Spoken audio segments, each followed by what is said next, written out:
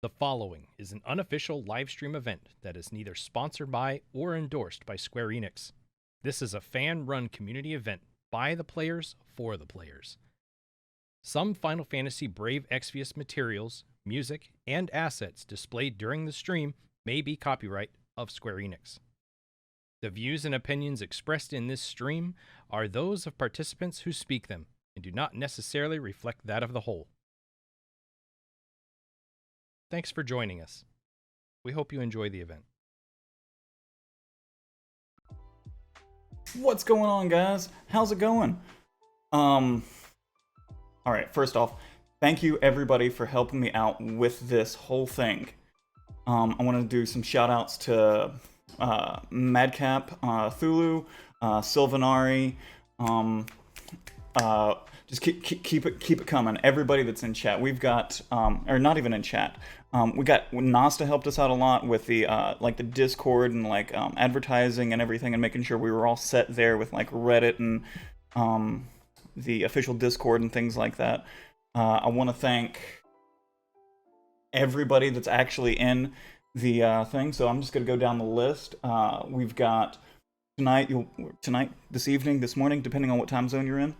We've got Madgaru, we've got Archaic Werewolf, we've got Ari, Claic Uzult, Cottonseed, Deus, Eric Arxtel, Genie WH, Hal, Liv Dilly, Max Gone Hunter, Muspel, Neostalk, Saiyan Knight, Session, Shadow Walker, Shadow Program, Shaly Monster, Sinzar, Spidey Gaming, Worship HK, DK Fit Nerd, Dream, Ink Cross, Pot, KCS, Ray Ayanami, Square Enix Justin, the Community Manager, SXM132. So, last year was kind of rough for everybody, right? We didn't have a whole bunch of community things, and I couldn't stand another year coming in and us not having that. Whenever our fan festas used to happen, they were a really cool thing. I remember meeting up with Cooley, for instance, at the last Fan Festa, and then the one in New York, and it was just so cool being able to hang out with everybody at these large events and just talk FFBE.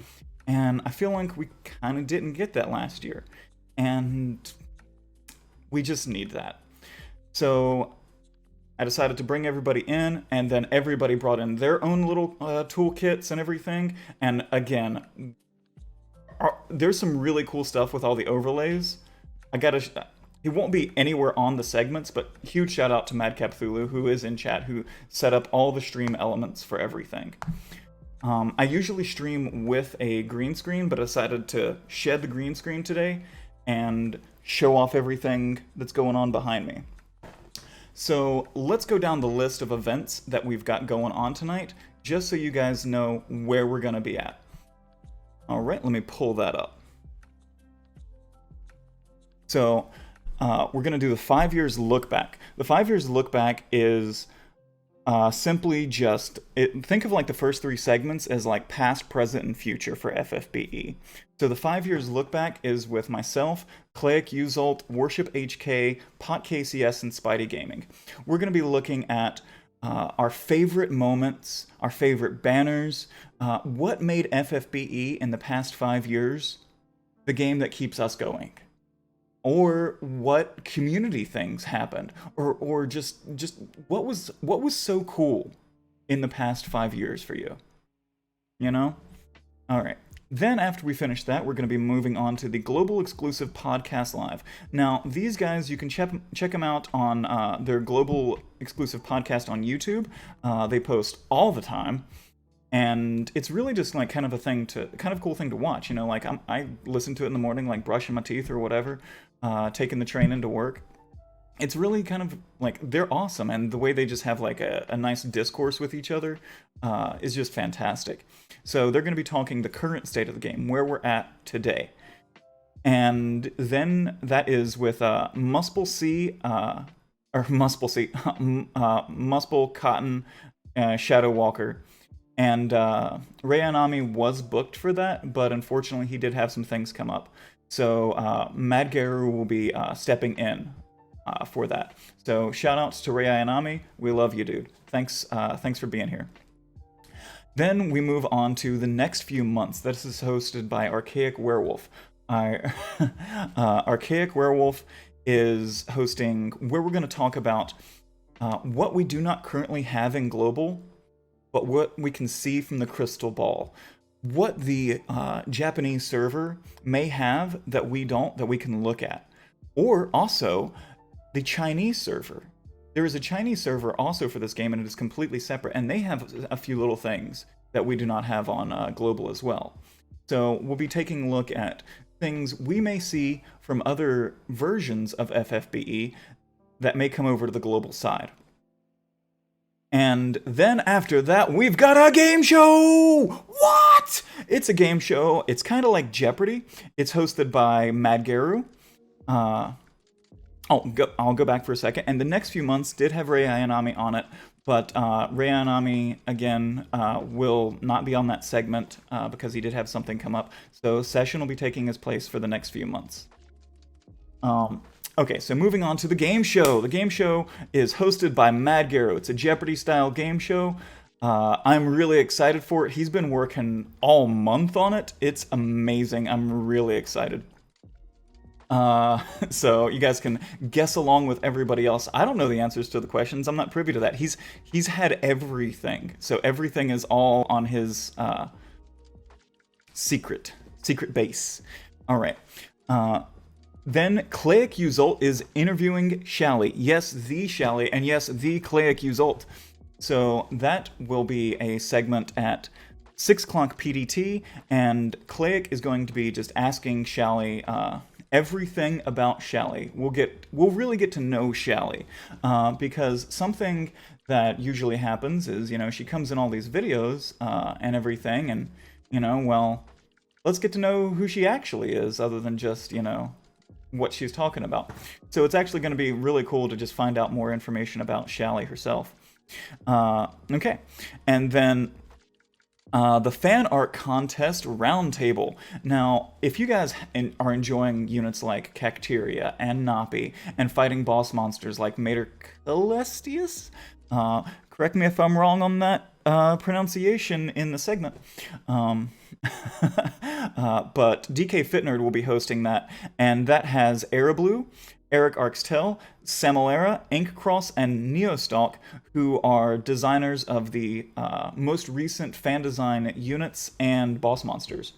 So I am really excited to have those people on. They are... Being able to talk with the artists has been so cool, and they're such a good group of people.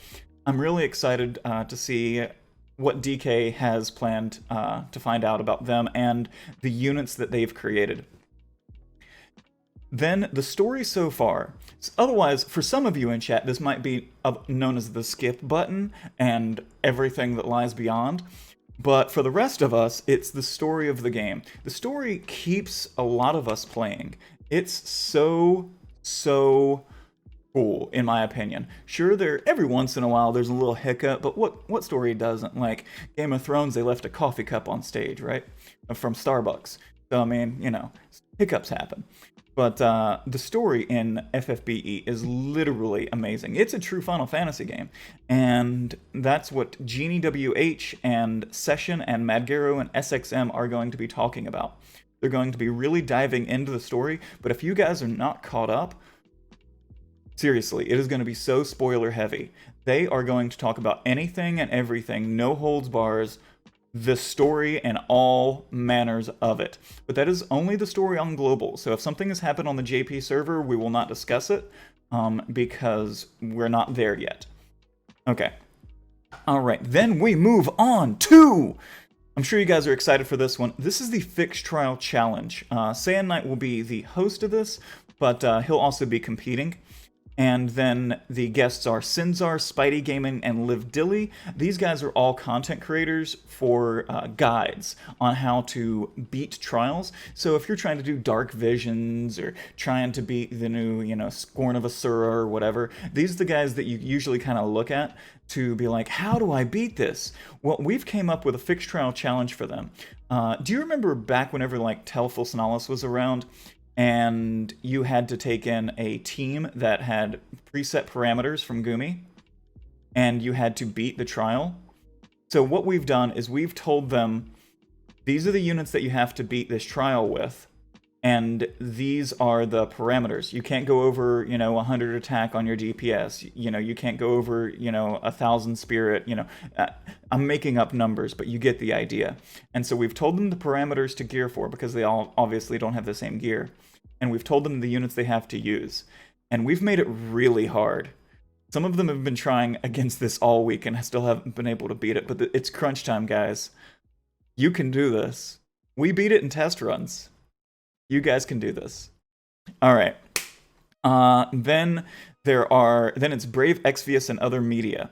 Brave Exvius and Other Media is everywhere that Brave Exvius has popped up in other places that is outside of FFBE. I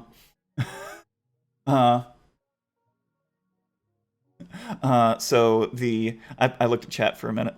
I'm usually not reading chat for this whole stream, just so you know, guys. I'm not trying to be rude to chat. I'm just trying to stay focused and on target for our 25-minute time limit for each segment. I know it says 30 minutes, but it's really 25 because we have to have setup for the next one. Okay, so then Brave Exvius and Other Media is everywhere that it's appeared outside of the game. So, like, for instance, the clothing line. Did you guys know that there was a Final Fantasy Brave Exvius clothing line? Who knew? Or that an entire subway station was once sponsored by FFBE in Japan. Right? These are kind of interesting little things that we're going to be showcasing in the Brave Exvius and Other Media. So in Brave Exvius and Other Media, we're going to be talking about all that, and that is also Shaly Monster is going to be helping us out with. She helped us find a lot of that information because she was such a wealth and such a plethora of all of that data, and then SXM is going to help us out with that as well. Then this might be, if you guys were to ask me what my favorite segment is going to be, it's going to be the FFBE Artist Pictionary. Now, that is hosted by SXM132, and it has all the artists in it that we corralled, including the host for the artist interview roundtable, and also Sinzar.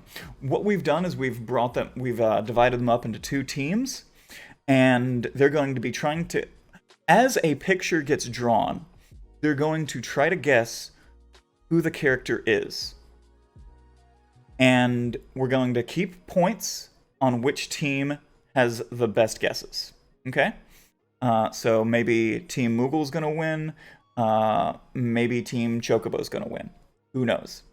But we'll see who's on which team between Aeroblue, Eric Arxtel, Semalera, Worship HK, DK Fitnerd, Ink Cross, Neostalk, and Sinzar.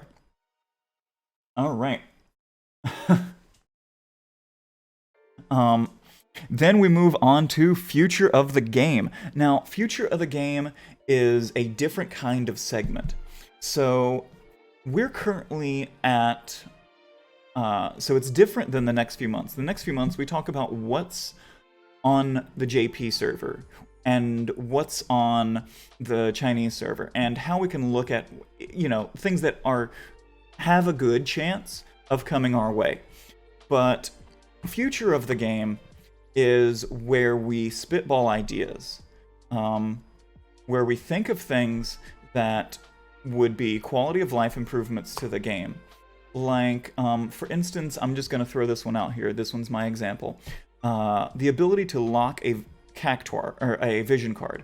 Have you guys ever been trying to, fuse Cactuar cards into other Vision cards, and you almost fuse your level 10 because you don't know what to do with it, and you can't lock Vision cards? That's a quality of life feature that doesn't exist on any server yet.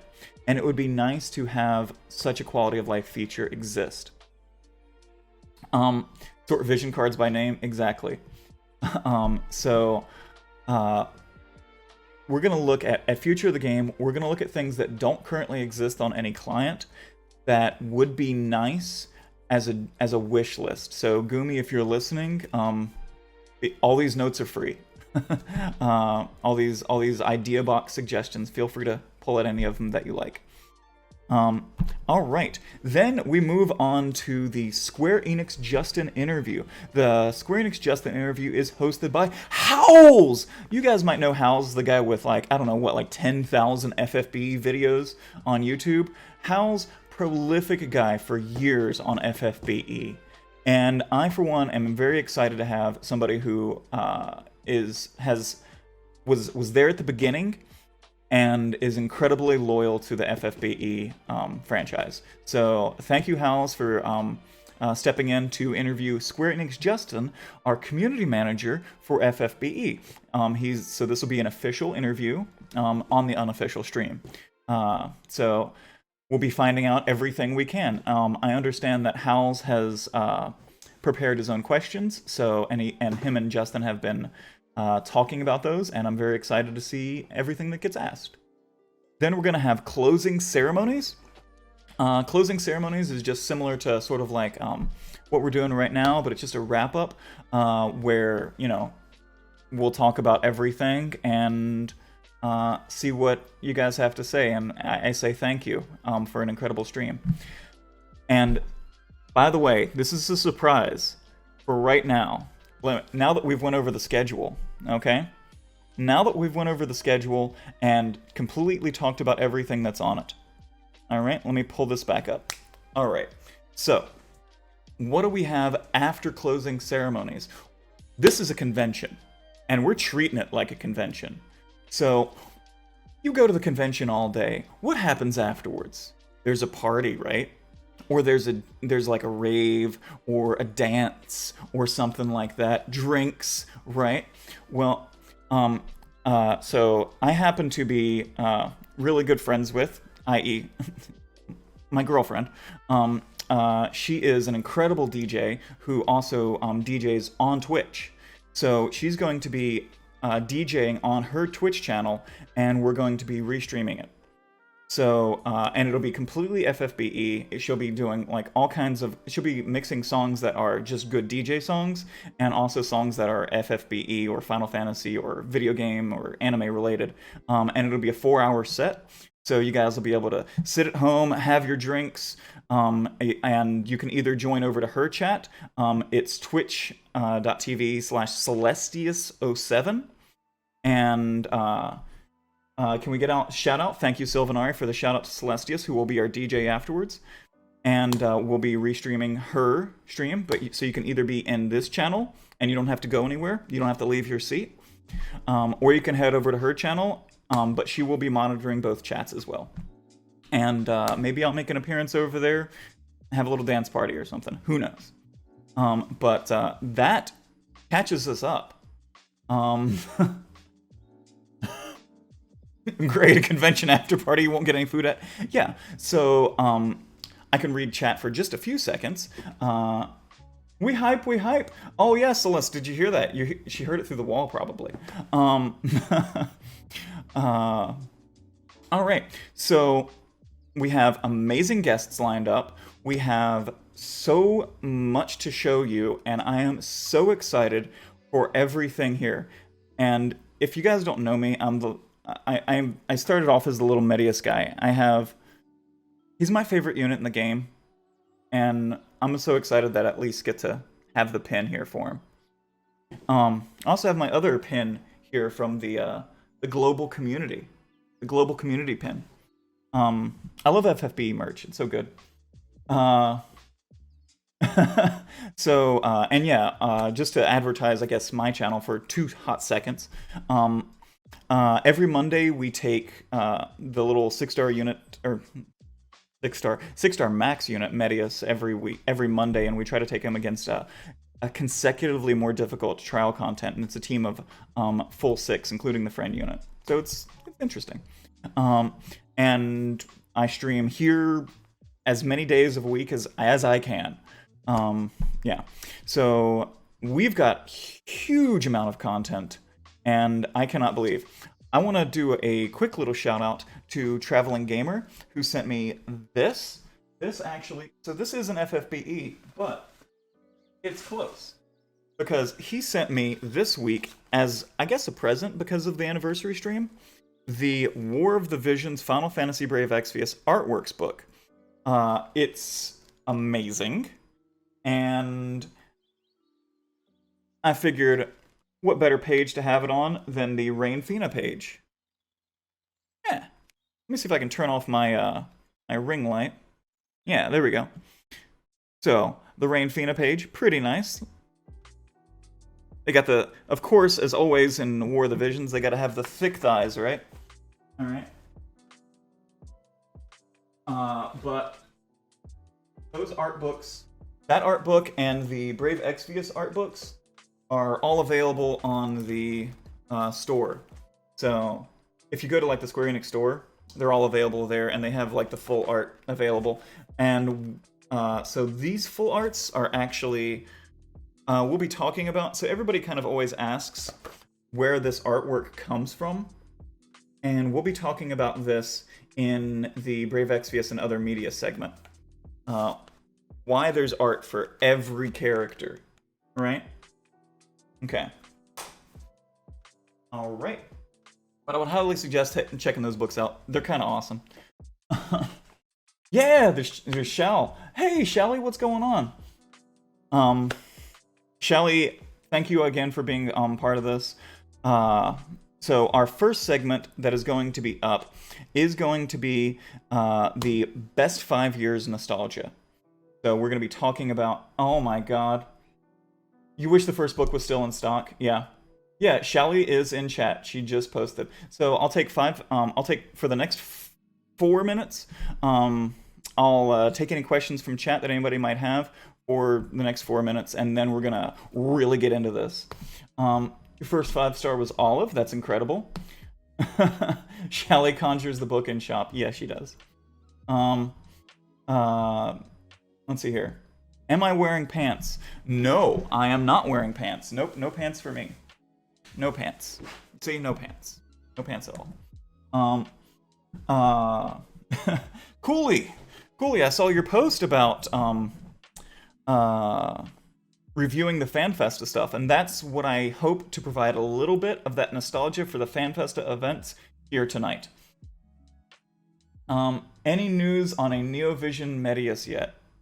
Your guess is as good as mine. Although I don't know if we could use him. Shaly's the MVP of that footage a little bit. You expected me to be wearing a kilt. Johnny, maybe? I don't know. Stick around for the stream, we'll find out. Is Deus on the stream? Yes, Deus will be here. Deus is in a number of segments. I can bring up the schedule again. So Deus is in the next few months segment and the future of the game segment. So he'll be talking about what is coming down the line, and then what ideas we may have for what could potentially develop in FFBE that we as a community might enjoy and make the game a little bit better. So what could come and what we'd like to come, you know? So he'll be in those 2 different segments. Boop. You gotta put your face. Oh my god, you have a pet? Oh my god, I didn't know that. Fix trial is hard.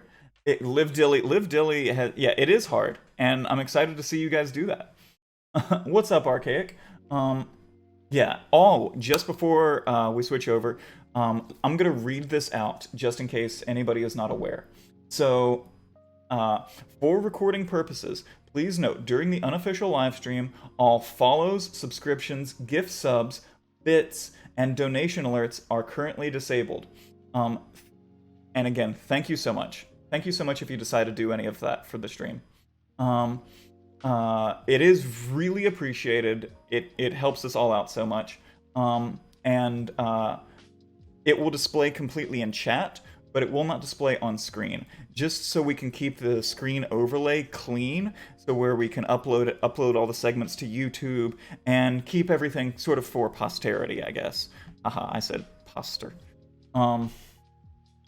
Posterity. All right, so we're gonna switch over, and I'm gonna get the next segment ready, the best 5 years. Okay, so I'll see you guys soon.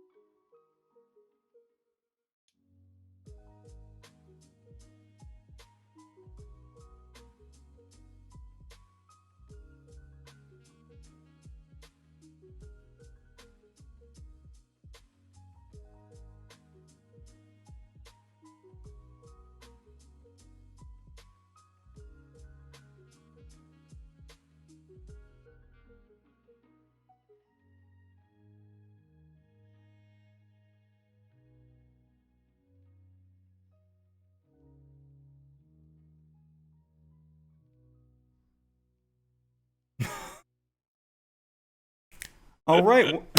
So I've got Spidey, Worship HK, and Clay Exult here with me right now, and we're just Hi.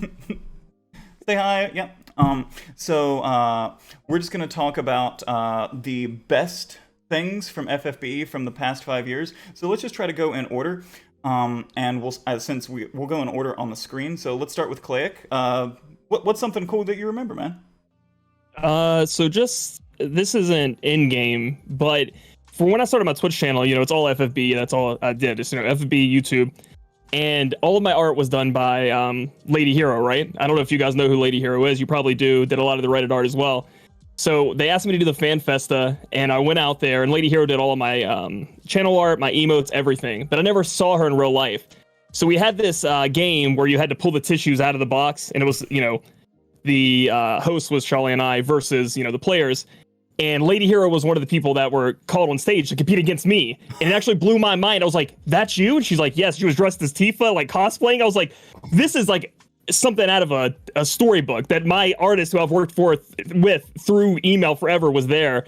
And we were doing the tissue box, but I was so excited by meeting her that I started to win. Like, I started going super ham, and then the Japanese producer had to grab me. I don't know if you guys remember that, if you guys saw the fan fest. He had to grab me to stop me, like a joke, but he was actually stopping me because if I won, you guys didn't get the prizes. So I was like, oh yeah, totally, you can't do this anymore. So that was a really funny thing that happened with me. But and that goes more into everything, where like you start meeting people that you talk to online through the years of FFBE, and you meet them in person, or like they came to fan festas, and it was really crazy to see everyone in real life and meet them and learn everything they love about the game. And then the last thing I want to talk about, which would be my favorite trial, because you were asking like our favorite trials, it would probably be Marlboro, the first one ever, because it was the first trial where things were extremely difficult for whales, free-to-play dolphins alike. It was extremely hard to get through. It took a long time for whales to get through. It was like A2 that actually got us through that. And so I remember doing the trial, failing, but always getting close to the end, because the chaining had to be perfect spark chaining and stuff to be able to beat it. You know, you had to kill everything all at once. And I remember beating it, and I was screaming at the top of my lungs. I wasn't on stream or video, and my wife was like, what is wrong? And I'm like, I just kicked this thing's butt, dude. I finally won. It was just like the hypest moment. So for trial-wise, it had to be that. And then, like, I guess other FFB moments is probably meeting Lady Hero, because it was just out of nowhere for me. That's really, and it wasn't like organized in any way that she was going to come up on stage. Nope. That's why it surprised me so much. It was like, and they announced her like Lady Hero, and I was like, oh really? Like, that's a little bit different for me, but okay. That's awesome. Yeah. It's a lot of things, like getting to meet other people in the community is just why I sort of like love and miss those conventions, like, or the fan festas. Oh yeah, for sure. So that lets us go right into the so Worship, you've been to every fan event and you've cosplayed at every fan event. So what are you cosplaying right now? You guys are getting a super casual Melia. So I have a thing for the Easter units. I don't know if anybody can tell. A little bit. Smidgen. Baby amount. Okay. So I think that my favorite things about FFB, I'm gonna have to say, so the first fan festa that I went to was the one in LA. Wasn't there one in New York like right before that one? Mm-hmm.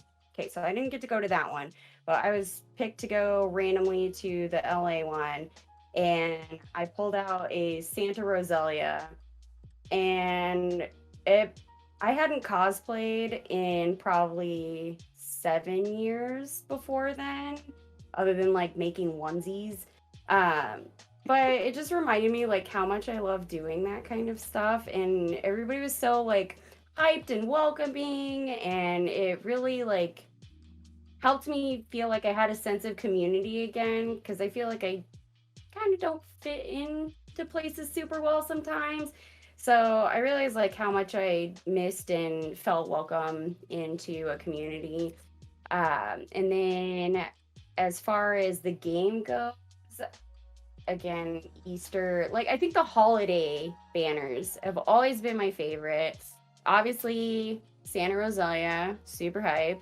My every Easter unit has been just a blast. Melia is super cute. Frevio is adorable. Esther, ow. Oh, anyway, so Esther's super adorable, and then Ibarra, I think. Yeah. Oh. Yeah. I did not get her, and I could have, so I was super salty about it. Mm, I didn't understand how the coin exchange worked, because wasn't I think that was like the first instance of that. I pulled so hard for her and had like more than enough coins, but regardless, yeah. You just didn't spin them? No. Oh!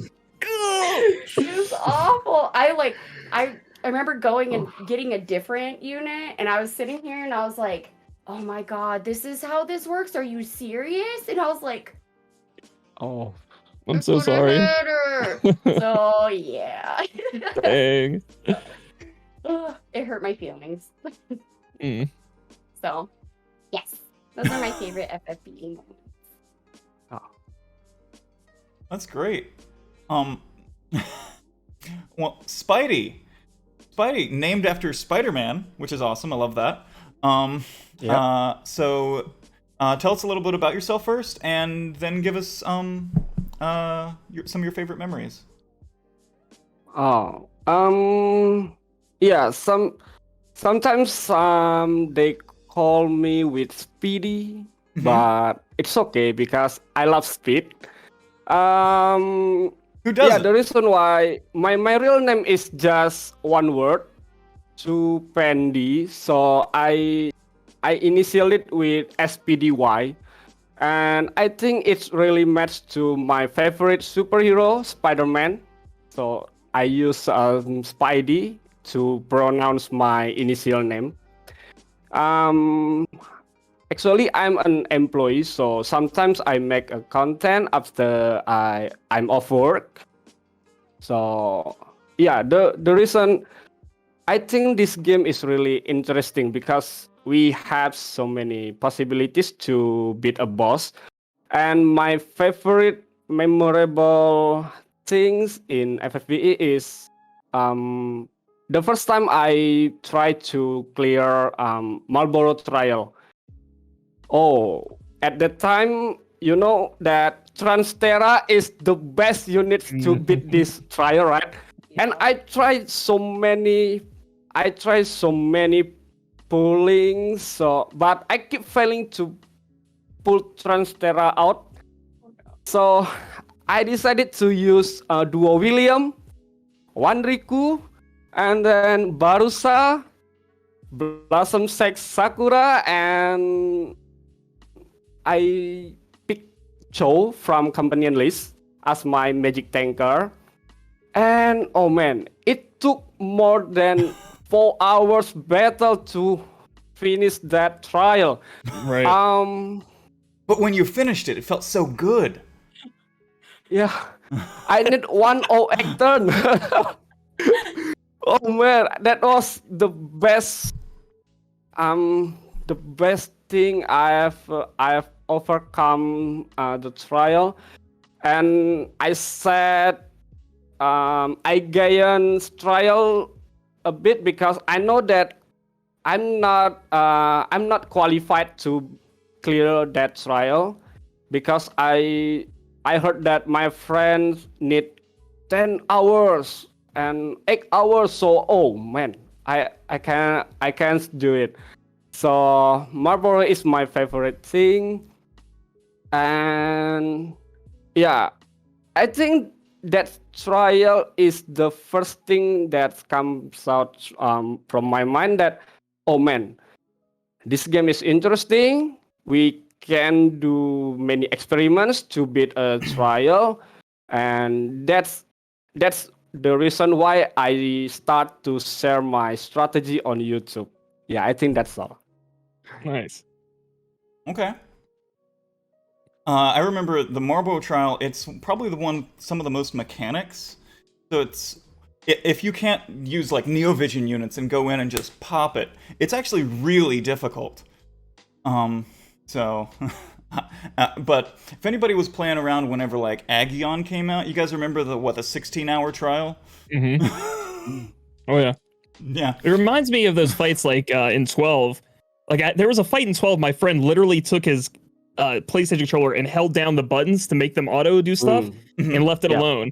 And that's what it reminds me of, is how long you have to stay in a fight like that. So yeah, I remember that. I remember the long streams people would do just to beat that fight.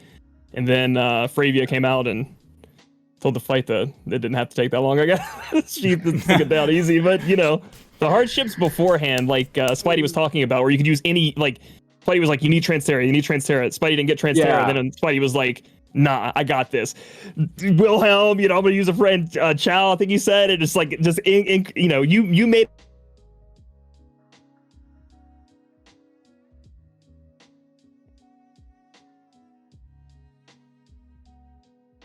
Hello? Hello. Okay. I was like, where'd it go? Sorry, I don't know what happened. To finish that trial with Deletion the assistant. struggle. Oh, Go ahead. Yeah, sometimes when we finish the long battle, we can feel satisfied because that's the struggle that we face, and yeah, I think this is the most interesting in this game. Yeah. I love challenging. Mm-hmm. I feel way more casual than everybody. Oh, yeah, but that's okay though. You bring a different aspect to it, you know. Like, for me, when it comes to trials and stuff, like I like watching other people do them, but it's not my thing, I guess. Like your main thing. Yeah, I really like this, like doing story content. Like I haven't actually played too many like actual Final Fantasy games like front to back. And so every time we get new stories, like little snippets, like I feel like I'm being exposed to those games and it makes me interested to actually go check them out.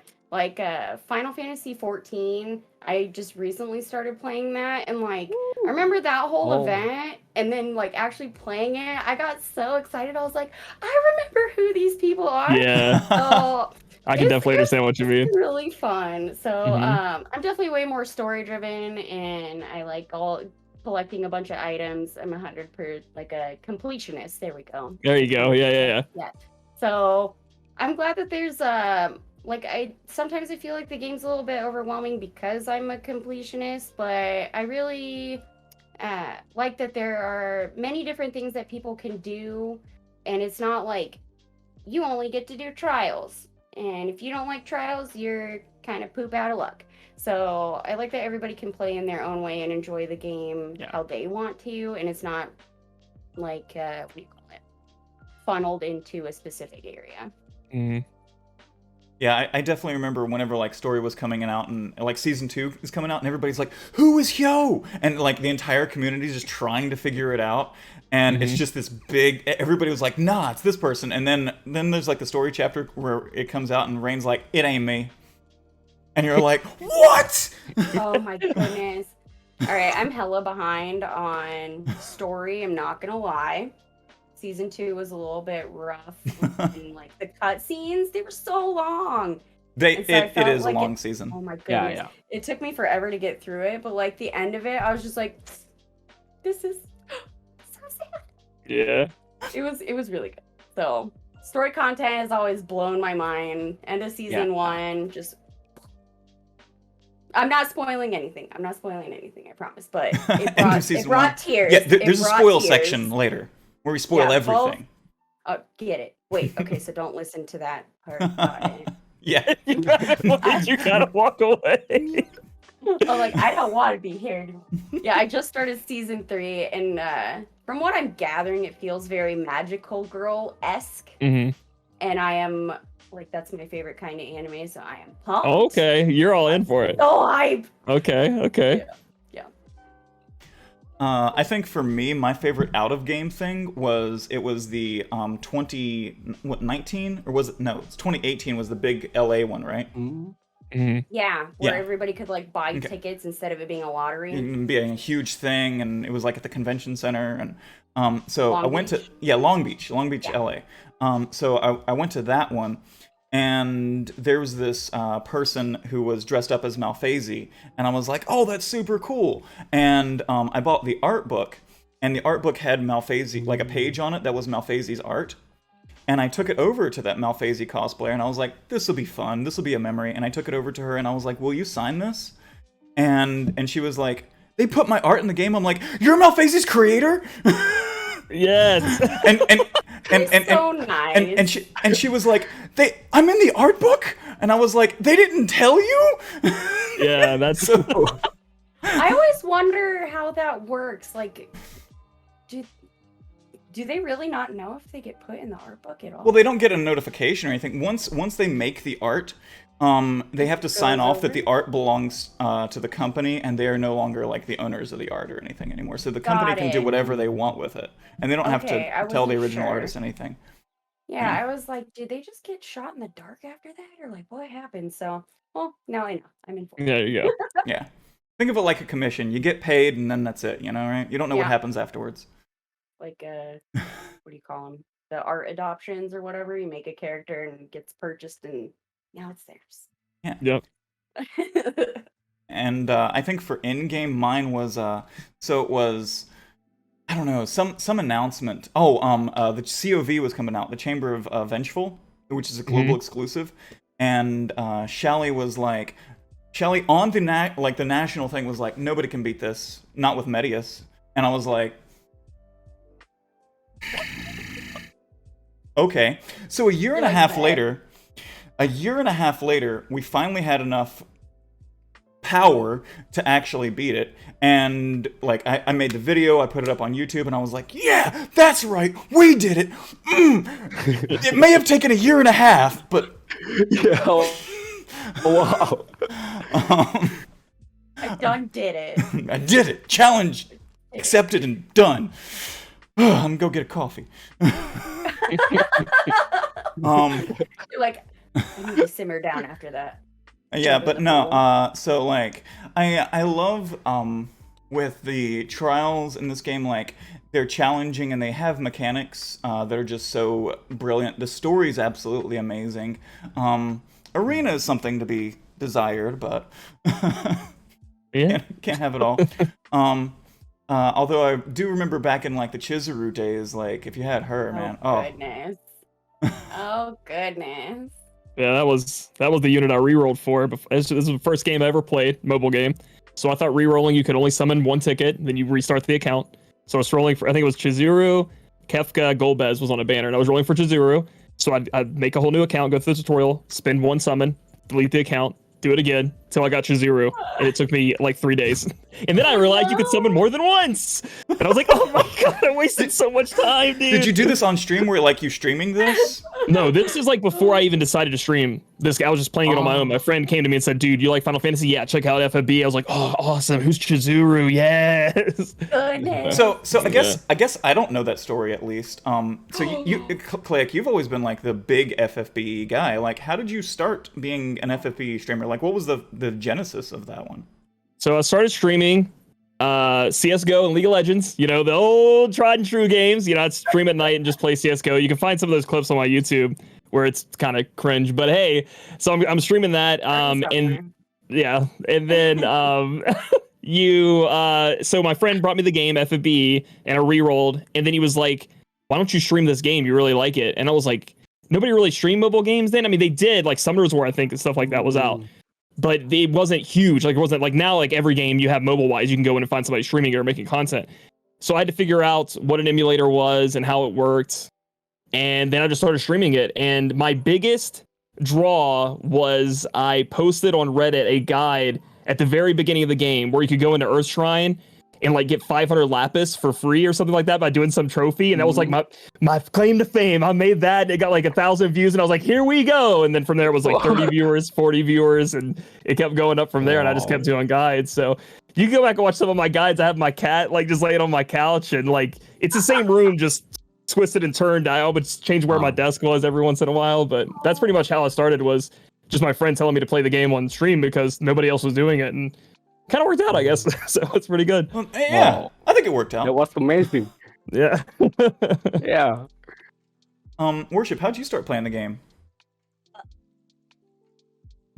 Question. Don't remember. Okay, so I think that what happened was, I remember when it was like very first released, one of my coworkers was playing it and told my then partner that he should play it. And so we were like driving out to a DJ gig in California, and he just hands me his phone and he's like, here, play this.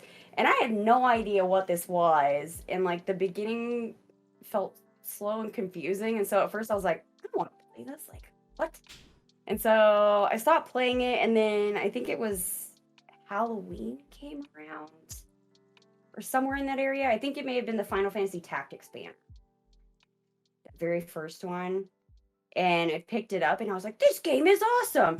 And he's like, you said you hated it earlier. And I was like, that's the same game? Things have changed.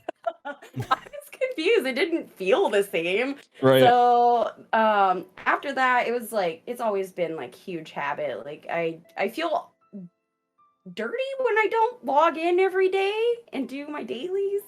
It feels very awkward. So I think it was after, actually, I think it was after the first Christmas banner where I was just like, sold. Santa Roselia. That's what did it. She's the babe. That's what got you in. And you now ended you've up been here cosplaying her? forever. How cute. So cute.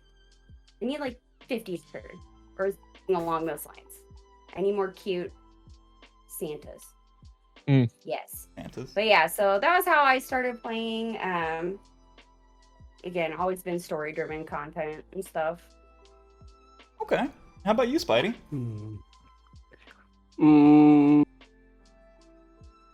I always searching new games in Play Store, and at that time I found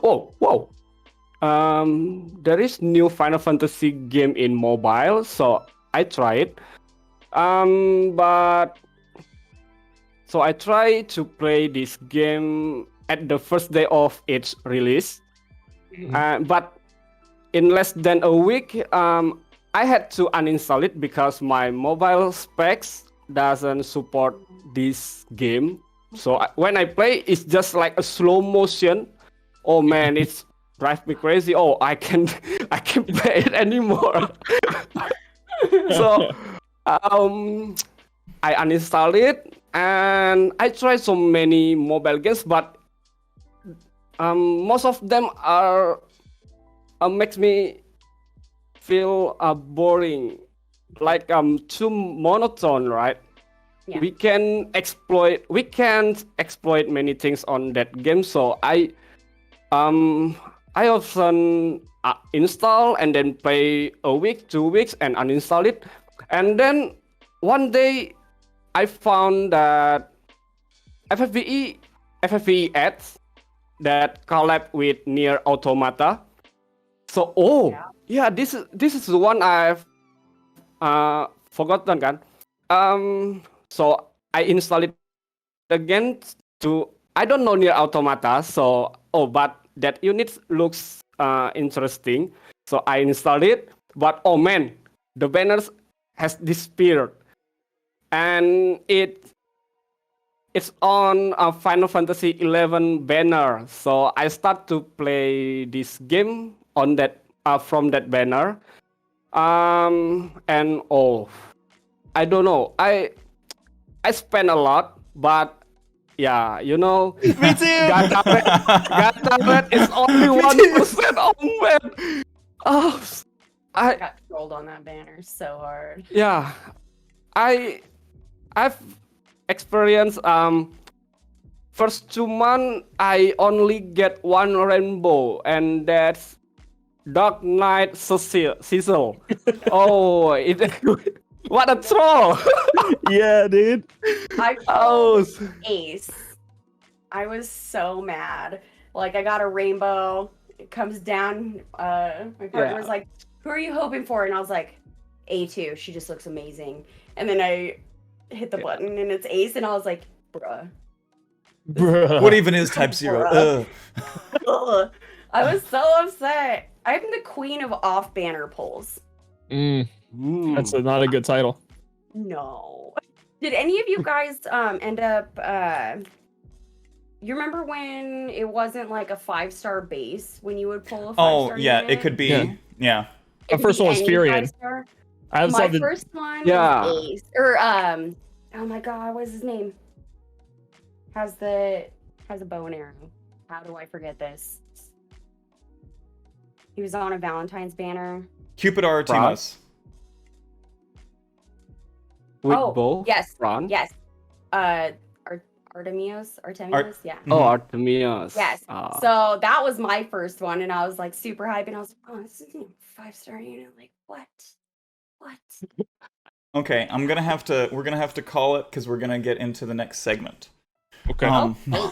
Yeah. All right. So we gotta keep going. We gotta keep the momentum. Cool. So Quit copying me. so thanks, Clayk, Worship, and Spidey. I'll be seeing you guys in segments later. Clayk, Yes. get ready for that Nice to meet Shaly you. interview. All right. Nice to meet everyone, and thanks for the last 5 years, everybody. Yeah. Yeah, Bye, that was guys. amazing. Bye. Thanks a lot.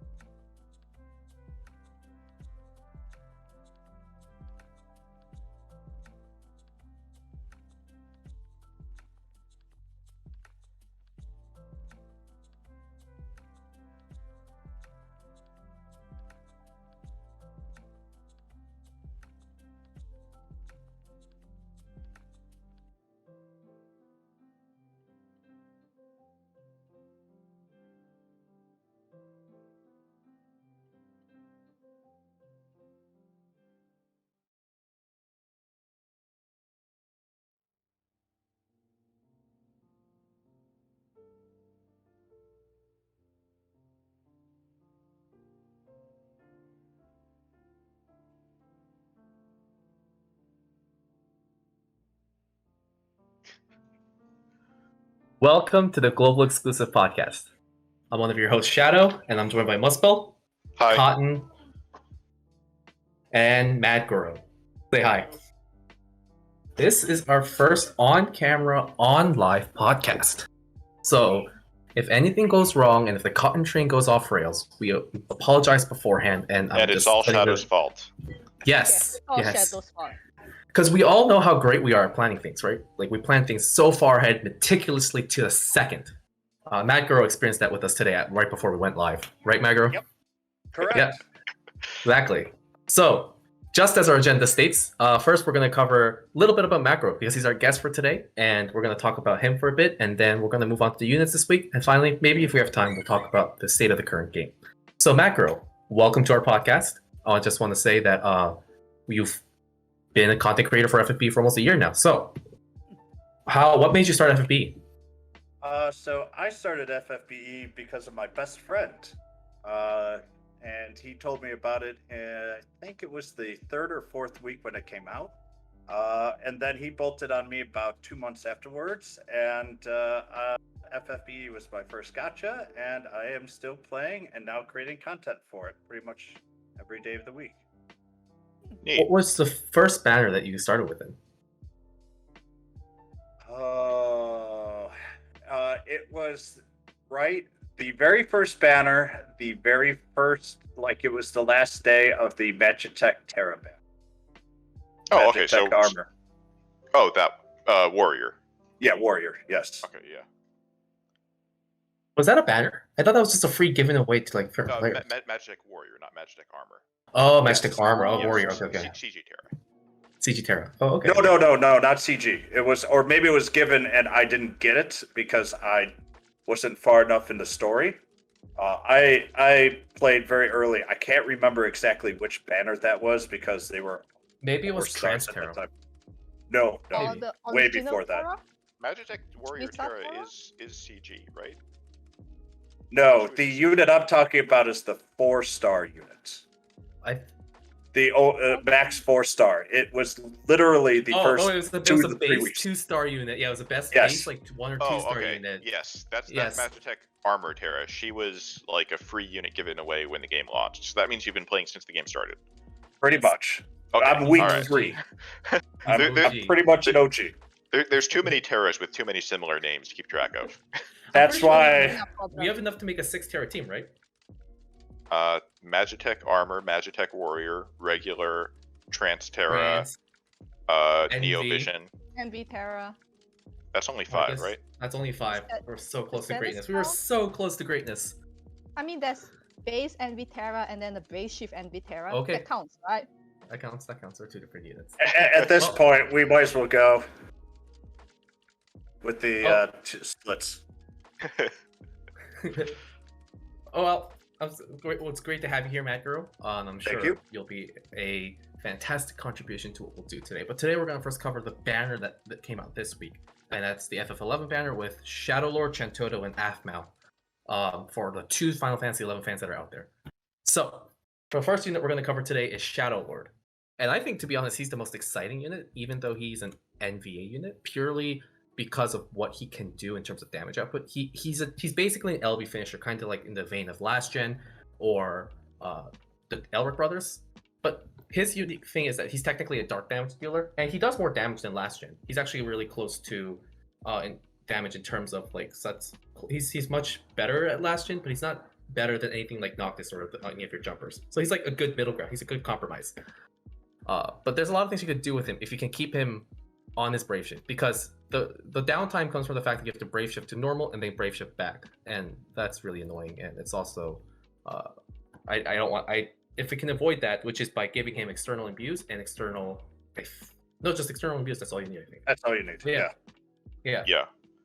One other thing about his kit I want to mention is he has 95% mitigation abilities for physical and magical grandest abilities, and these aren't like, you don't want to use these in Dark Visions because you lose score if you take damage, but for morale battles that are coming up, those could be useful. It kind of did confuse me. Were they trying to make him into a tank at one point? Like, or is this a flavor thing? Because I never played FF11, so I'm sure none of you I think it is a flavor thing, because like his enhancements in GL, he got like 5 copies of Guts or something. Remember? Oh yeah. He Yeah, was my I- favorite arena unit for a while, just because he won't die. Yeah. So I'm assuming that in Final Fantasy XI, there's something about him being incredibly tanky or durable or whatever. Also, just his Brave really Shift sprite shows looks up. incredible. Yes. So- He just shows up like cockroach. You know, it just refuses to die. He was known to have a lot of abilities to rise up again. I remember still raiding against Shadow Lord in 11, and I don't want to Yep. know how long ago that was. But yeah, he was very hard to die because he had like many forms, and so they just, I guess it was 5. I think it was 5 because that's the way that they did it. Probably chat yelling at me. No, I can't remember. It was way too long ago. But yeah, it Yeah, I was found- very much flavor for the raid that you'd have to do against Shadow Lord. I don't think Chad is yelling at you because I don't think anybody else played Final Fantasy XI to call you on Yeah. Matt, you're I'm you're old. one of the 2 people that played FF11. So congrats, Yeah, we found and- like a gem. And the other one is Barros, and he's not here. So If we get any law horribly wrong or just plain out wrong, feel free to correct us. And by the way, oh, Barros it's and Dream it's couldn't it's the make it internet. You today. don't have to give them the go ahead for that. Yeah, don't put it in. Barros and Dream couldn't make it out today because time zone is a thing, and we can't, and it's not daytime ever. So Barros and Dream, we miss you, but hopefully in the next bit of things we'll see you again. But anyways, on to the next unit. The next unit, Cotton. What will you talk about? Shantoto. Okay, before I do it, I have a question to ask Matt Girl. What is Shantoto's race? Like, I know if she was in Final Fantasy 14, she would be a Lalafell, but what is her equivalent in Final Fantasy 11? Lalafell. Okay then. Well then. A potato. Yeah, Is it a potato. trick question? With how out there Final Fantasy gets something, sometimes it's good to check, just in case I call her a Lalafell when she's not a Lalafell. But potato seems Or a good choice. Taru. There we go. Yes, that's what it is. It's officially Taru. That's right. Unofficially a potato. Got it. So, Limit Shantoto is a mage, which good and bad things. Bad things is she can be imbued because she's a magic mage. The good thing is that she comes with a lot of different elements, so she can be very versatile, and her damage isn't too bad, so she is useful on trials. Now the thing is, there's not that many trials coming up left. A lot of the old trials have been power creep, and the only big content that we have now is Dark Visions. And when you come to Dark Vision, Shantoto herself isn't too useful because her main damage skills are AoE and her chain is Chaos Wave, which means she doesn't have a chain partner. Yeah, But other than that, if you want to use her for content and stuff, she's still relatively useful. Yeah, to clarify, that's Chaos Wave, not Chaos Wave Awakened. Yeah. Most people are probably familiar with Chaos Wave Awakened. Older players are probably the only ones that remember Chaos Wave. It's a different family. She has like 6 different elements. Yeah, 6. And- Fire, ice, lightning, water, wind, earth. Everything but light and dark. So the 6 different elements actually help a lot in terms of her usability in other content outside of DP, purely because she works for literally almost every magic trial, and she has the damage for it too. And her chaining is brain dead. Like, I think she's the most brain dead chainer available right now. Another thing I wanted to mention, this was historically an issue for her, but on modern trials it's not a problem. She has no HP. Like, she has the hit points of like a 3-star unit. That used to be a problem when bosses hit your damage dealers. Nowadays they don't, so it's fine. But, just be aware of that. But I didn't realize the HP was also that low even as an NB. Like, who has less than 4,000 base HP? 5 or 3-star units. But yeah. Just disappointed that none of you spoke in rhyme for Shantoto. But yeah, like, she would probably be really good for the Scorn of the Genius trial, I imagine, just because she can use all the different elements and she's AoE, which is exactly what you want there. But for Dark Visions, probably not somebody you're going to use. Yeah, and I then mean, the last unit that we have. wait, before sorry. we go on, I need to talk about one thing about Shantoto. her Brave Shift form is absolutely incredible, just like Shadow Lord before it. And I think both of these NVAs, we need to hit the point that like Alim did a fantastic job on their Brave Shift forms, which, let's be honest, they don't always do. So, anyways, yeah, that's my 2 cents. Yeah. So the other unit on the banner is Royal Puppeteer Athmau. I'm assuming I'm pronouncing that right. And she's she can actually do 2 different roles. She can either be a tank or a breaker. So in her base form, she's a breaker. She can do 83% full breaks on demand or 85% on her LB. Her LB is a little expensive, so maintaining those breaks is going to be not necessarily the easiest thing. It's probably, I don't know, at least 2 or 3 turns before you can get it up unless you're interesting her or something. But 83% is not that much worse. So that's fine until that gets up online. And her break LB also has a perfect dispel attached to it, so it'll remove buffs without removing debuffs from the enemy. So that's super useful for dealing with enemy units. And then her shift form, she's a physical tank. In terms of effective health, she's probably about on terms with, or about on par with Gabranth.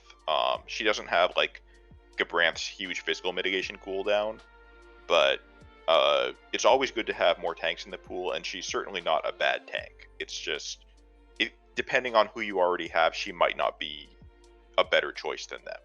She does have a huge AoE machine mitigation buff, though, so against a machine boss, that could be very handy.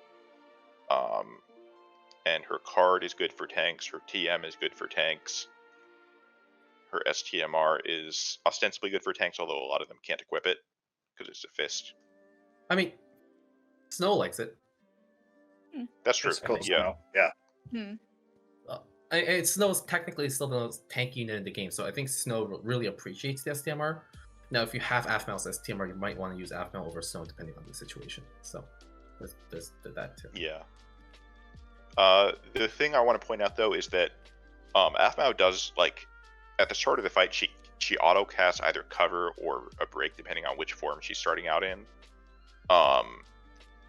The problem is that these are weaker than normal, like it's a 70% break or a cover with 45% mitigation, or sorry, 40% mitigation. So this is not necessarily, like, she can break by starting out in her base form and then shifting to tank, or start out in tank and then shift to break, but she's not going to have the mitigation, or the breaks are going to be too low. It's probably not going to work out that well for you unless you have somebody else to handle those breaks on turn 1. Well, do you know if her autocast cover overrides her active cover? No. Covers only override each other if they're different kinds, like physical and magical. So her autocast covers aren't going to interfere with her stronger regular cast cover. They just like overlap underneath each other like regular buffs.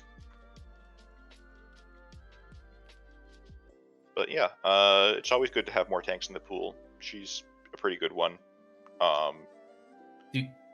Do you guys think that people would have been slightly more excited about Aphmau if Bahimi wasn't a thing? Because that's what I get. Like the timing of it all is what I think it is. So I think Bahimi was really unique. Like, you could look at him, and even though he wasn't the best at everything, there were some situations where he was clearly the best. So it was really easy to get excited about him. Aphmau just kind of feels like sort of a smaller side grade. Like, even when she's better, she's not much better. And when she's worse, she's not necessarily much worse. So there's just not as much of a difference there to really get excited about. Really, you're going to be excited with Aphmau with machines, and if you are fighting with fire. Otherwise, or Earth. Not really. I mean, Earth teams. Yeah. Well, but lately we've had a whole bunch of Earth, Diverti, etc. Yeah. I guess I should have mentioned the Imperil, because she does have a 135% fire Imperil, which is, I believe, the highest in the game right now. And it also imbues That is at the same correct. time. Like, well, Yeah. herself, Well, which is kind of useless. it imbues her. So It doesn't imbue anybody else. So unless you have Zon to copy it, that's not going to help anybody else. Yeah. Well, those are the 3 exciting units for this week, but that's okay, because for the rest of the podcast now we can finally talk about what we really want to talk about, and looking back at the last year of FFB. See, tomorrow is the official anniversary stream. So before that happens, we wanted to take a look back at our favorite moments in FFB in the last 365 days. So when I say last year, I don't mean the calendar year. I mean literally 365 days since this point. So I'm gonna go around and ask people what their favorite moments were. I'll start myself first so that I can give you guys a little bit more time to think about it. I mean, like I said, we plan things so well. So my favorite moment, I think. Sorry, I just want to put in context. Exactly 1 year ago was the Selfie and Irvine banner. Thank you for that context. We didn't even have Envy. Technically, we didn't even know when Envy was coming. So that's the sort of world we were living in almost exactly a year ago. So with that said, what was everyone's favorite moment? And I think my favorite moment was probably the quality of life changes. And I'm going to steal this one from people. The quality of life changes include things like, searching your equipment, the auto merge, the ability, the shield changes, all these quality of life, I think, were probably a life changer in DV and other things that were happening at FFB. What about you, Matt Guru? What was your favorite part? I'm going to actually throw a curveball out there. It's a season 3 story. And I know there's a lot of people that will go, wait, what? And it's Bruce and Doom Train. I really got excited with Doom Train. A little disappointed that we don't have it as a Esper for ourselves. But I really did enjoy that portion of the story. I am very story-driven. And at the point that you gave there, the really big season 2 spoilers were just released a little bit beforehand, so I'm not allowed to talk about those. So we're going to go with 3 from there. And you also stole the other one where it's the merging of all the 3 and 4 star units. That's something that was a absolute godsend. No longer Final Fantasy Brave inventory management. 100%. All right, what about you, Cotton? I guess the best part for me would be that we actually get to see the fan design units in game.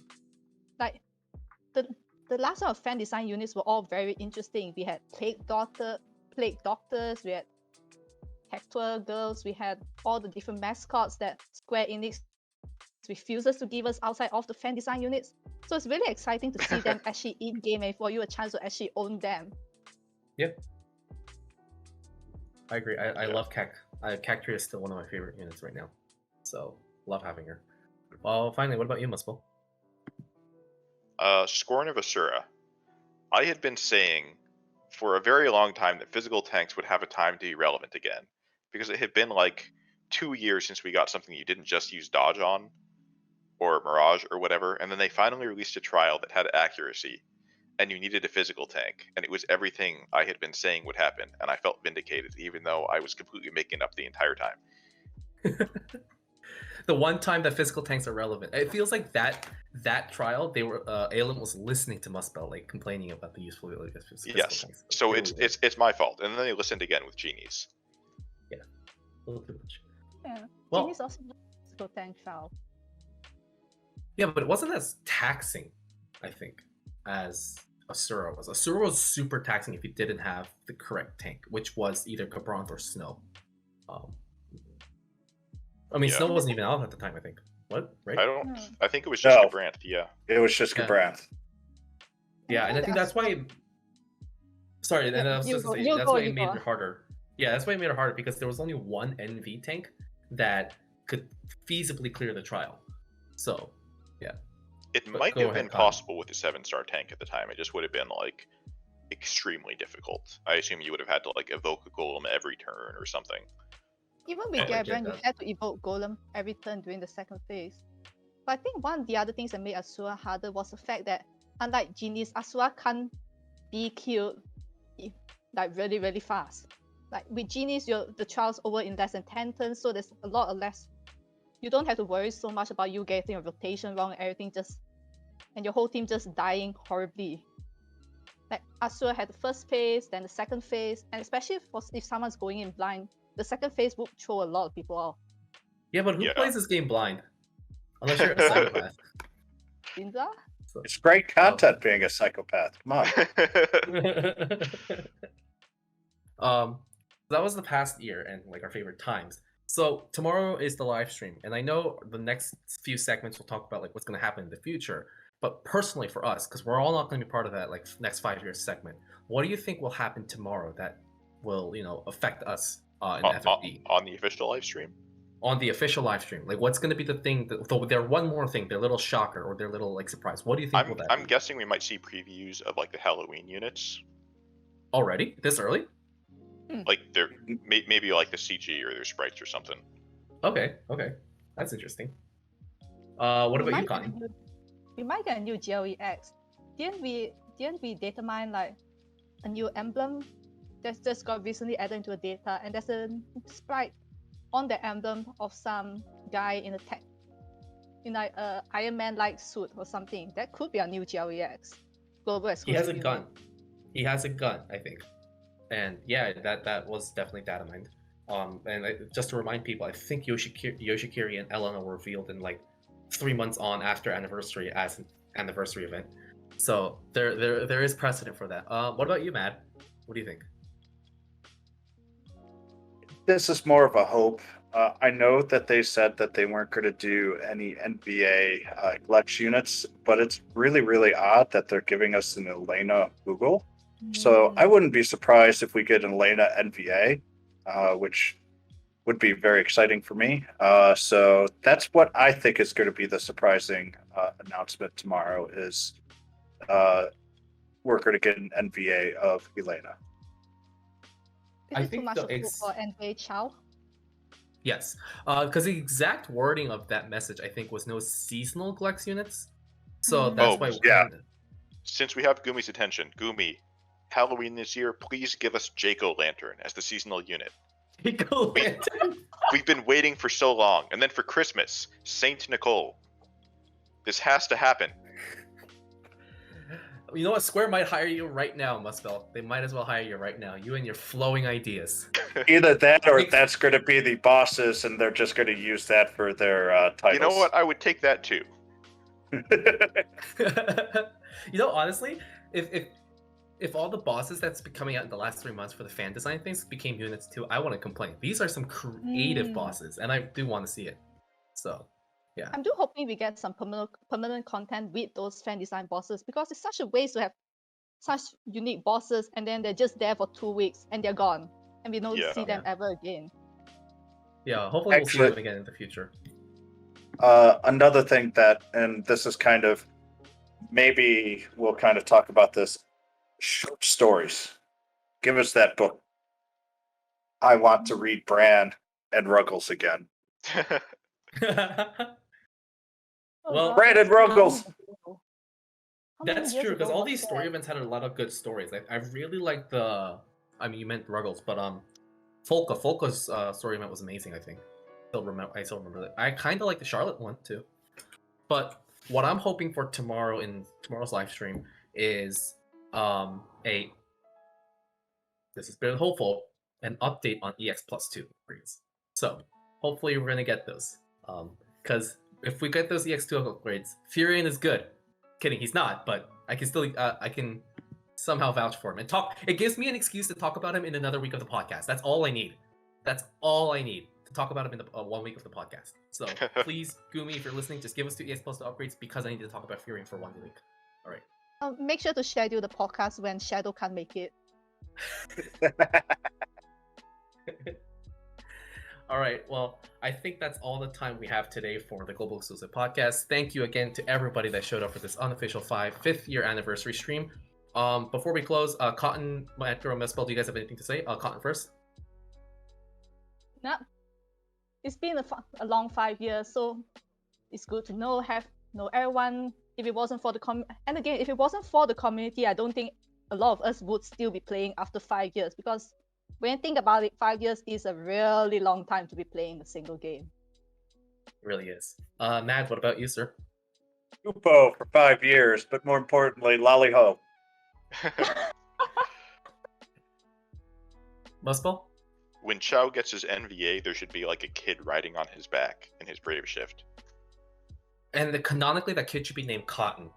It should be Aang and Yan's kid. Oh, okay, that works. Who got that? Well, thanks again. Well, thanks again to everybody that came out to watch, to support, and that made this community stream a possibility. Hopefully, we'll see you guys all tomorrow when the official stream is live. But until then, keep playing FFB, and we'll see you guys some other time. Bye. Hi, everyone.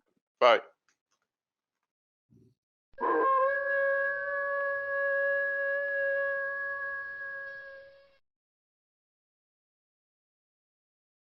This is a Brave Exvius Gameshow short.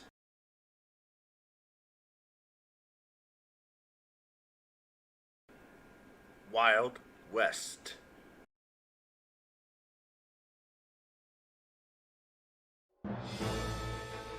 He has always believed that he was the leading man in his story as a sky pirate of Olympus to prize his freedom from all else.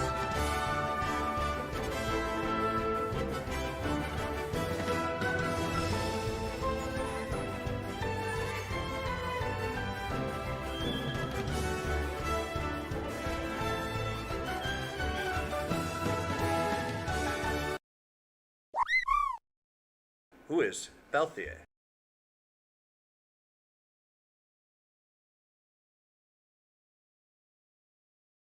The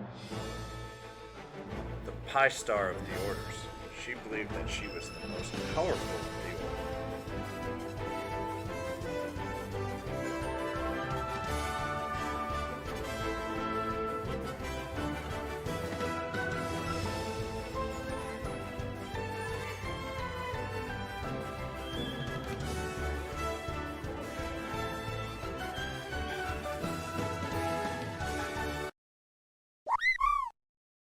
Who is Physalis?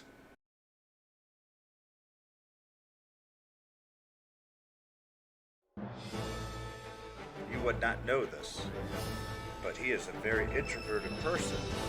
But when he takes out his camera, he becomes very outspoken.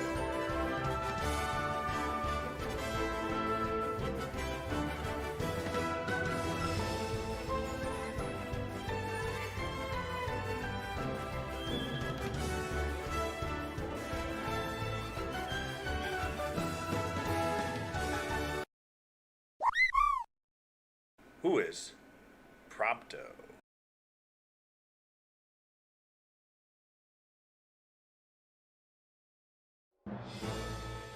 This growth egg wielding inventor of guns who devoted his life to promoting guns as a means for the underprivileged to stand up against the powerful elite. This made him a fugitive.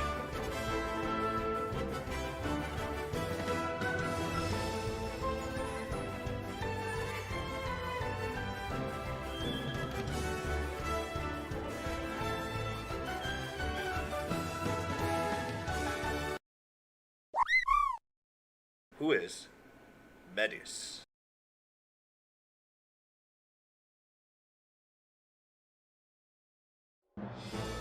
If the out branch does not work, this shocking hand cannon is able to shake the most stoic of hearts.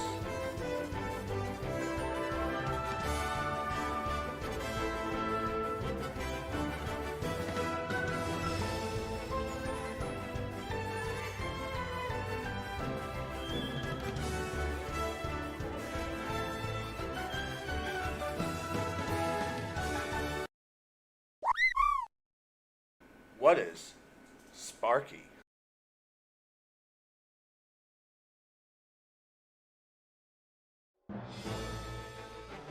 This engineer who specialized in weaponry for units instead of airships that was constructed in her hometown. One would say that her weapons were a work of art on their own.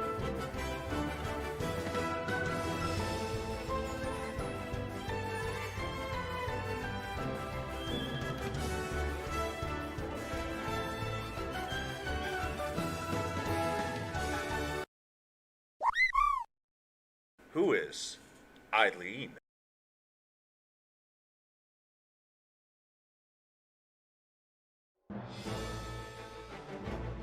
This weapon was the main reward after a very long quest with Madame Adele. It was a beloved memory of all the battles we fought in with Madame Adele.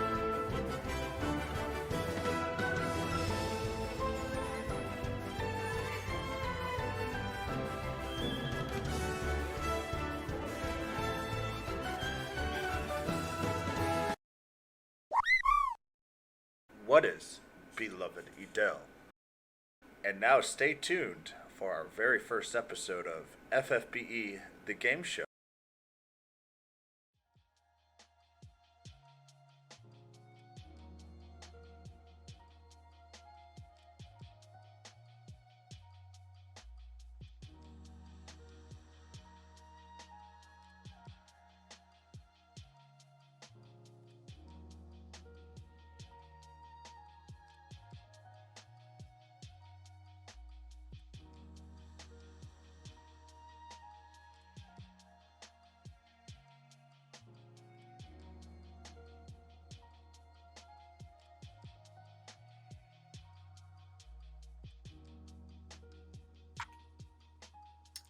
Hey, Twitch, what's going on, everybody? Good morning, good evening, good afternoon. Thanks for showing up for us tonight. This is the unofficial 5-year anniversary stream, hosted by the man, Flip Method. This session, we're going to be going over FFBE the next 6 months. Keep in mind that this is unofficial, but we're going to be going over some topics for stuff to look forward to, some units, some abilities, some cool stuff, some banners. It's going to be great. With me, I've got Deuce, Session, and Shadow Program. All right, guys, you're up. Take it away. Hello. Hello. Hello, chat. How's everybody chat. doing today? What is up? We're here. It's amazing. So, all right, so oh, you go ahead. I think everybody here wants to know about Sephiroth, so why don't we get into it already? Let's get into Sephiroth. Yeah, so I'm looking at the damage chart that I got from an Excel sheet on one of the websites, and it looks like he's still the highest burst damage in the game, and possibly right on par with the highest average damage per turn as well, which seems like pretty huge to me, and probably an obvious fool for me anyway. It's like no surprise, because whenever you think of a Final Fantasy villain in the universe of Final Fantasy, like Sephiroth is the one that everyone knows. So for him to do the most damage, it just makes sense. Yeah, I think he is locked to Dark too, though, and I don't know if that will be an issue for Dark Visions or not. Or no, it's not. It's not. Dark Vision, you can basically use him for any situation. That's Sin's already shown that. Insane. Nice. So we'll just pull Sephiroth and just use him for everything like we do with Ibarra. Literally saving every single ticket lapis I have in my entire arsenal to just get that unit at least once. If I can get one of them, then I'm good, at least for a while. But then Tifa comes out, I'm sure, same time as well, so that's not going to help the situation at all either. Yeah, I think she's like right before him, if I remember correctly. Yes. Mm-hmm. Correct. And Deuce could probably talk about it more, but I think they had a shard banner too. There was like a 9 step up shard banner, like kind of like War of the Visions, where like when you pull for him, you get the shards, right? There was a step up for that. Yeah. As you progress, you can get more Sephiroth shards, pretty much, and then when you get to the last step, it's like a 10% chance to get Sephiroth. It's like a Neo Vision guarantee, but 10% chance to get Sephiroth. That is crazy. Yeah, so it's a pretty good banner, because I feel like, I don't know if you can get like almost EX3 on it, but that would be pretty cool if you could. I did. Nice. Yeah, that'd be easy then. I don't think I have any units EX3 at this point, and I'm still playing like on global. So that's a nice, just a nice feeling to have that you can get that unit to be way too overpowered. Yeah, the shard banners, I don't know if they keep doing it, but it was pretty nice for that one. And I think there's another unit coming in called Roka, and she has some time mage mechanics that seems really cool too. I don't know how useful that's going to be, because I haven't actually played her myself, but she can like reduce the turn on your cooldowns, which seems pretty useful too, and like new mechanics that might come out and make it interesting. That sounds so broken. I mean, I'm sure in some capacity, like it's not going to be overbearing, but I can just imagine how a unit who might have like a 2-turn cooldown thing is just a 1-turn cool. Oh, I can't even. I'm gonna go nuts about it just thinking about it. But yeah, that sounds so much fun. I also love that her sprite keeps little Boomer. It's such a cute little design for it as well. Oh, does it? Yeah, I mean, from what I was saying, yeah, like he's still there just chilling from the wiki page. Yeah, nice. That's really cool. Do you have her, Deuce?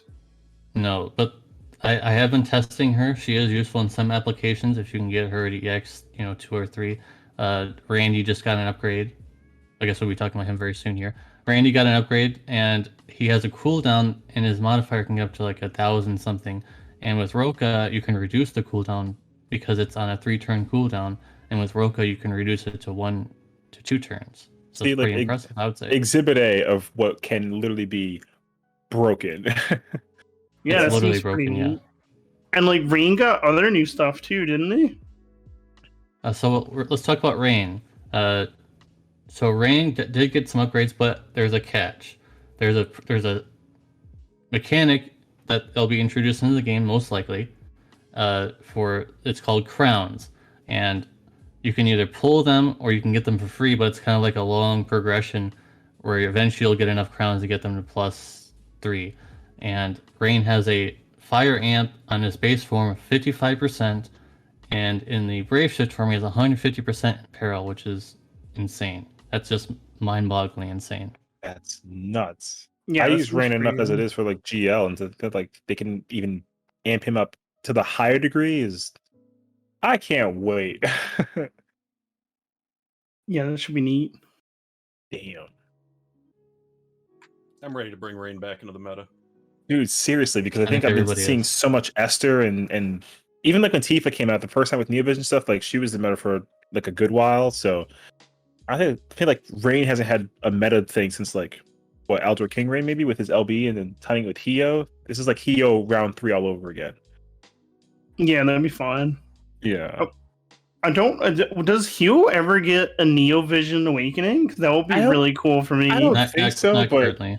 I hope so, because I mean I feel like with right because obviously this is like a perfect segue to like the whole like sprite changing or skin changing thing, but Hio is definitely the unit who's been around for so long and was everybody's like go to for just everything that like he deserves a awakening to New Vision because he got like buffs at some point where they increase his like cooldown to get like a 250 buff and he had like 100 human killer I think it was, but like he got the same treatment like Esther did, but not like an awakening for Neo Vision. So I think like he should totally join that list of being able to do that, but only time will Speaking of tell. skin changes, there is going to be a feature in the game, and there will be skins.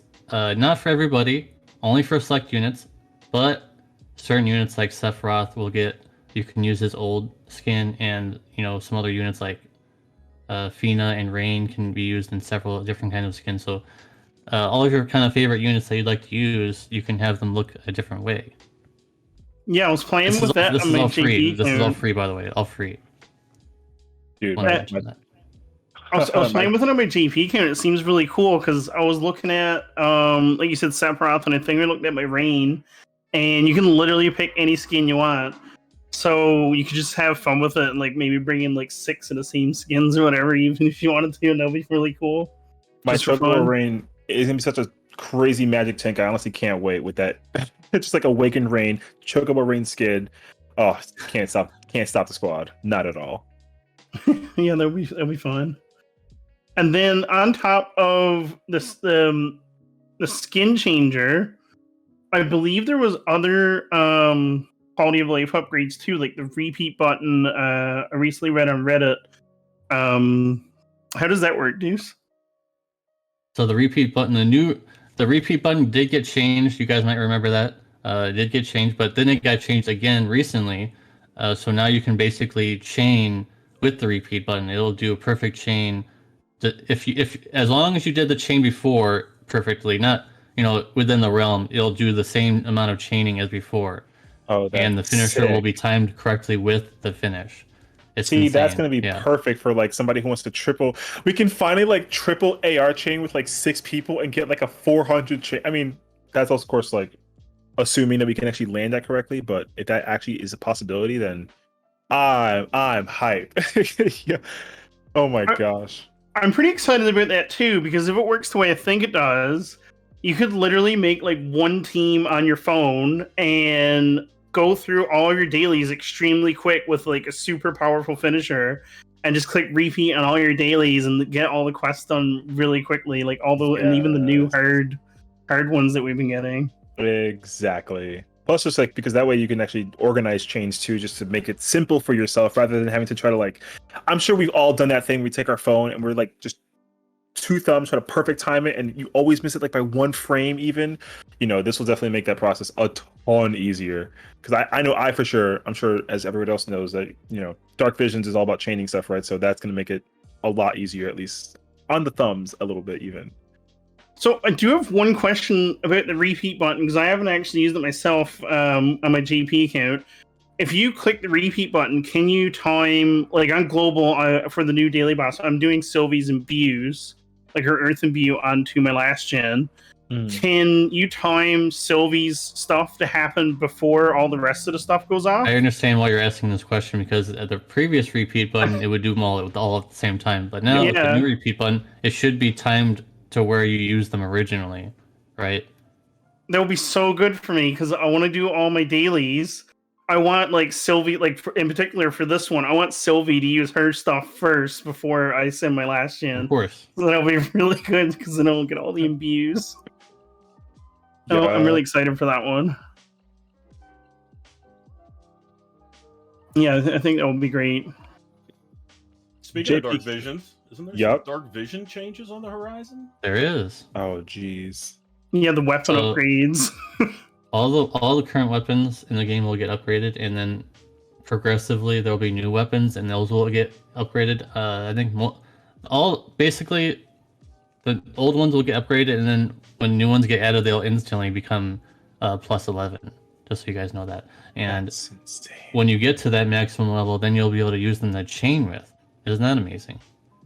So, what chaining abilities will they have? Chaos Wave Awakened. Interesting.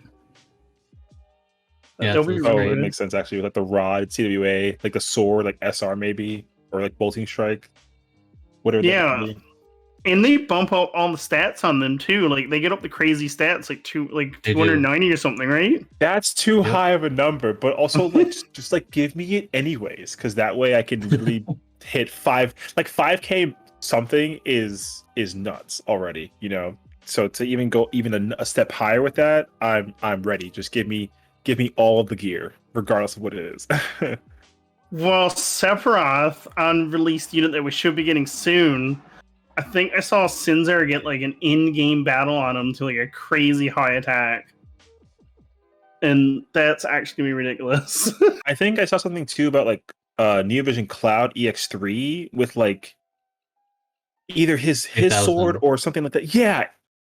I couldn't even fathom that because like for me hitting like 4K is already tough enough as it is. To go to 7, that's like my brain doesn't compute that right now. And that's before you go into battle, right? Like yeah, in the character pretty sheet? much. Yeah, that's like a build out, like a loadout created for the unit specifically, like not even buffing the unit up too. So imagine getting like 300 attack and like extra human killer or LB damage or whatever that it is. Like Cloud's gonna hit anything with one shot and not care at all. It's gonna be amazing. Yeah, it's gonna be some high numbers that we're probably gonna be getting. Oh my goodness.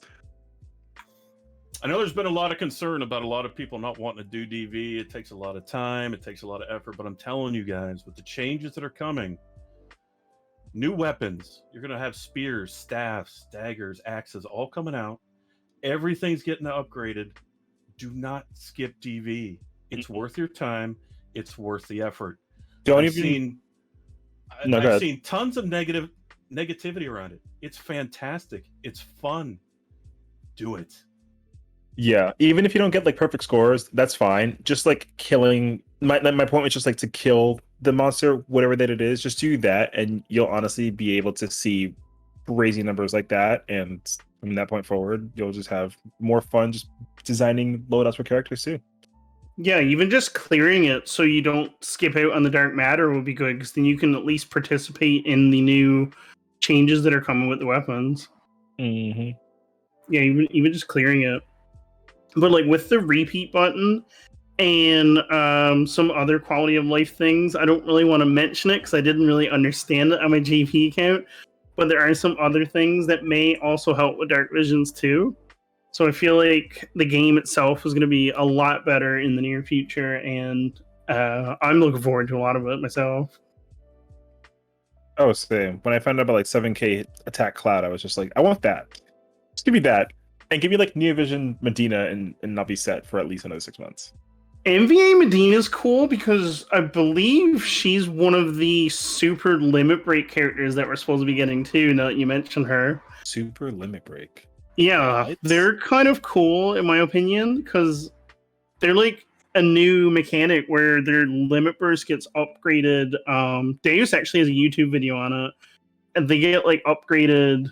I think their limit break gets upgraded after so many turns, but at the cost of not having a brave shift. Oh, interesting. I want to mention very quickly because this is big contention. Neovision Awakening or Brave Shifts are not going away. They're staying. It's just there's a side with SLB and there's a side with Brave Shift. So it's kind of like they're coming together and seeing what you guys might like. And Medina herself is probably one of the best SLB units in the entire game. She has a Iced Holy. Holy does get a rework. We're not going to get into that. We don't have enough time. But Holy gets reworked, and she has the ice version of it, and she does massive damage, like incredible damage. She one-shots Genie, for example, on turn 1. That's interesting. It looks like on the damage sheet I got pulled up here, I don't know how accurate this is. She's like on par with the new Kurasame, who I think is also super limit break, right? Yep. Yeah, so she's like an old unit that's like just as strong as Kurasame according to this unofficial sheet. There are some SLB units that are like Kurasame, for example. Kurasame has a chain in his regular limit burst, so if you want him to be a chainer, you could do it like, I don't care about the super limit burst right now. I could just use him as a chainer, and when you use his SLB, he becomes a really strong finisher. And that's like kind of like the flexibility of an SLB, pretty much. Can you choose when you want to use the SLB versus when you want to use the regular? No, that's the downside. You can't choose. That would be really cool if you could like choose between them, like an extra skill or something. I don't know. So now that means that SLBs are going to be very strategic and not just about like, hey, let's just power everything up to the max, and then because then you got to actually time it now. And also, I'm sure SLB units have different varieties too, because you probably have like the one hit finisher, the chainer, and you got to actually like put all those in combination together as well. So, you have to actually pace your timing, your turns and everything. Oh, see, I didn't know this. See, now I'm excited for that because that's going to be so much fun to just strategize. And plus, it's Medina. Oh, dude, that's the one I wanted. And see, now I'm ready for it. Right. I'm not exaggerating when I think that she's one of the strongest units in the game. She's like incredibly powerful. Yeah, she's on like one of the top on this burst sheet. I see like she's like right next to Kurasame. Her STMR gets changed, as you can see on the screen there, stream viewers. That 50% loan first damage is for everybody, so get excited for that. You should possibly have that by now. 50% loan first damage for everybody. The 20 times modifiers for her, but 220 magic on an STMR is definitely a thumbs up for me. I have a 2 at this point, honestly, because that's insane. So on our STMR, you said it gets 50% LB damage. Is that like what we just got with Shantoto's? Yeah, it's for everybody. Nice, that's really good. That's good upgrades. It's automatically buffed instead of having you Chronicle Battle. It's just automatically similar to the Magister's Robe or Minister's Robe. That's actually Shantoto's really nice. Robe. I'm sure everyone has like 5 of those Medina rods, so to have all those be upgraded and be usable now, it's gonna be wonderful. Right. And for like future collabs that you think we're gonna get, I'm thinking we're definitely getting the Dragon Quest one. Is there any other ones that will be worth mentioning besides Dragon Quest? And the reason why Dragon Quest is definitely coming is because Global had it before. S-Stark, you can look at the Global Wiki. It'll be the S-Stark Global page will be there, and a lot of other things. But there is a collaboration on the JP side currently, Legend of Mana, that got a port to the Switch. So shout out to that. But it's kind of in the air because some units in this collaboration we did not get, but some units we did get. So they could do it where we don't get Hawkeye, we don't get Hero, we don't get Duran and Angela, but we do get Randy, we do get Flamey, and all those kind of things as well. Oh, I can redeem myself and I'm sure that those bands will come out and you can get like a pull for 4, get 1 free kind of thing too, because that way you can just like massively hoard all of them in. Because I think one of the few people who like missed out on Randy entirely, not knowing that that unit was like limited time. So it'll be really nice to get that unit back again and to just wake him up into New Vision. I haven't logged into JP this week, but you said Flamey was there? You can technically get him, but I think he's kind of like, he's there, but it's kind of harder to obtain him. If that makes sense.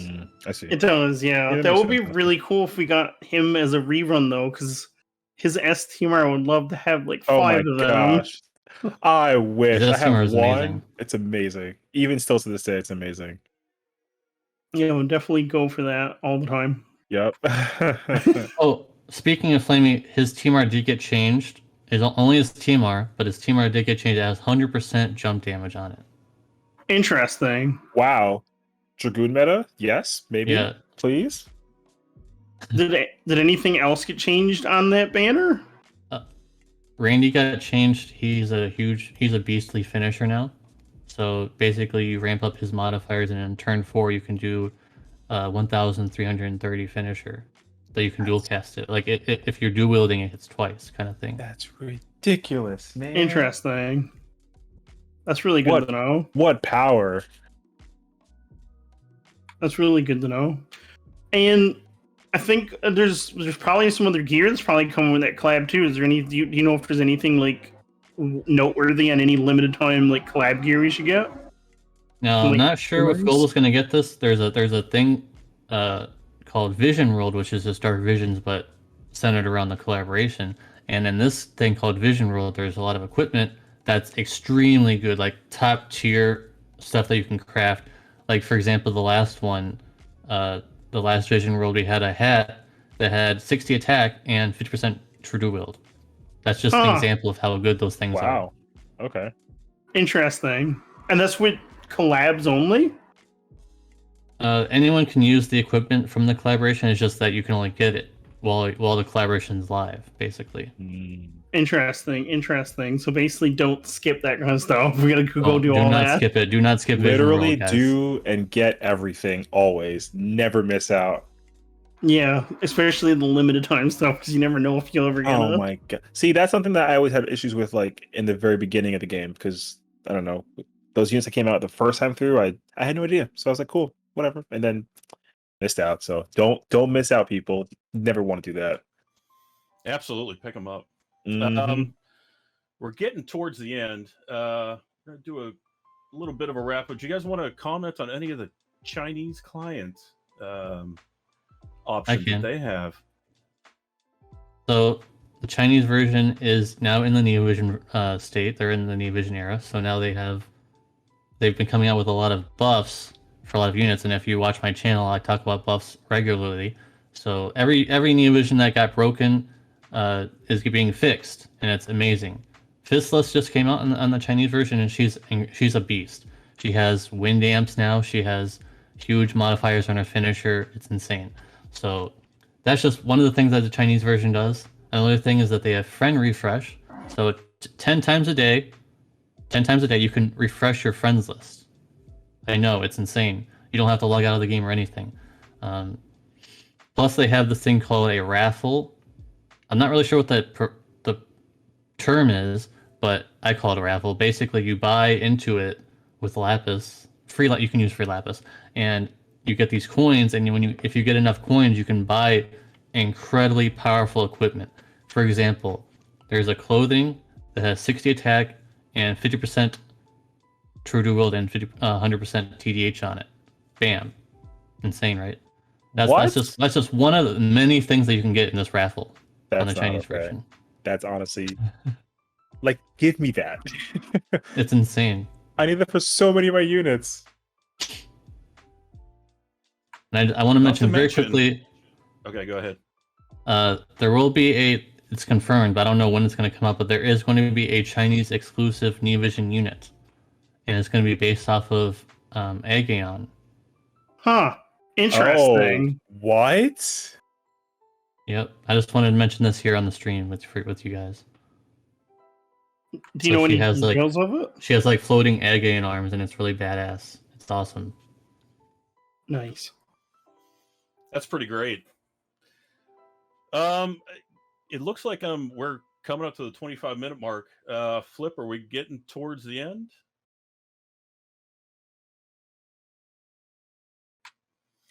All right.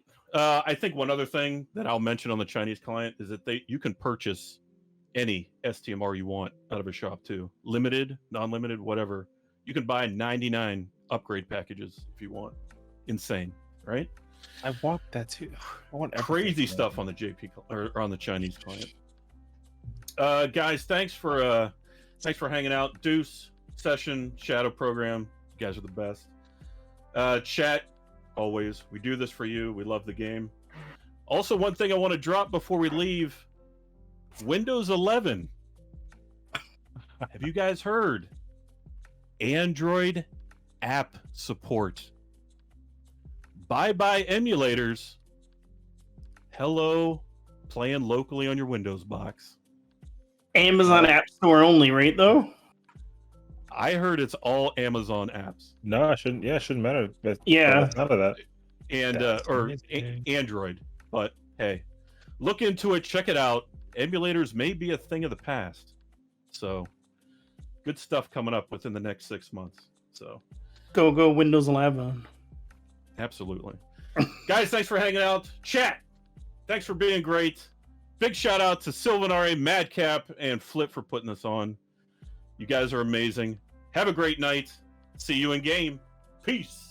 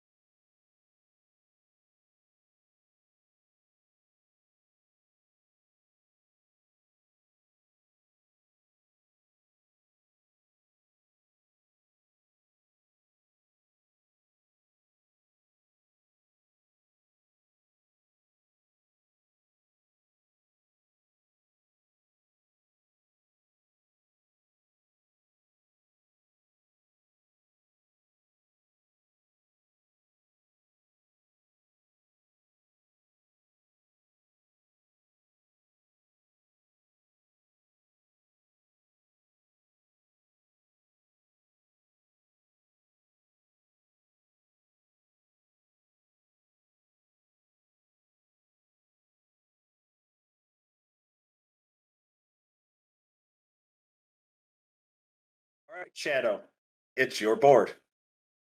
Can I get before and after 1,000? All right. This is the title of Bahamut, the global exclusive unit made by Bahamut Axiom. I'm so lost. Buzz in? Yes, Shadow. What is Malphasy? No. Anyone else? All right, it's Dragon King Behemi. Shadow, you still have the board. Right, that one was way too hard considering it was the first one. So let's go with Potent Potables 200. Potent Potables 200. It's a daily double. So Hey. you could go up to 1,000 points. How much points are you willing to go for? I'm at negative 1,000 right now. Yeah, you could go up to, you could say 1,000 and go back to 0. I'll go with 1,000. All right. Almost no trouble and no toil. This basic item heals a small amount of HP to one ally. I can't buzz. I'm trying to buzz. Yeah, you could go. It's okay. What is potion? Correct. Now you're back It must to 0. have been a split second. All right. What's up? You've still got control of the board. Can we get rhyme time 600?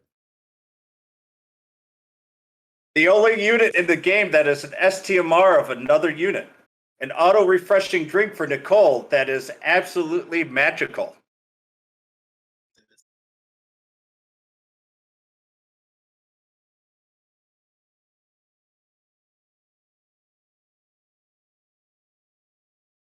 This is Your hard. Night and Tropical Delight.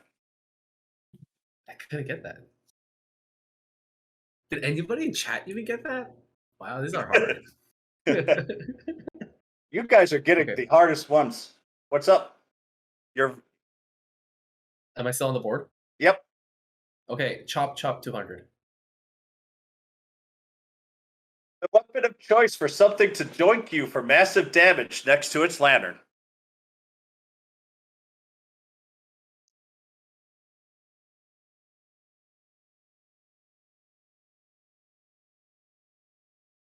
Yeah, Shadow. What is fallen angle? No.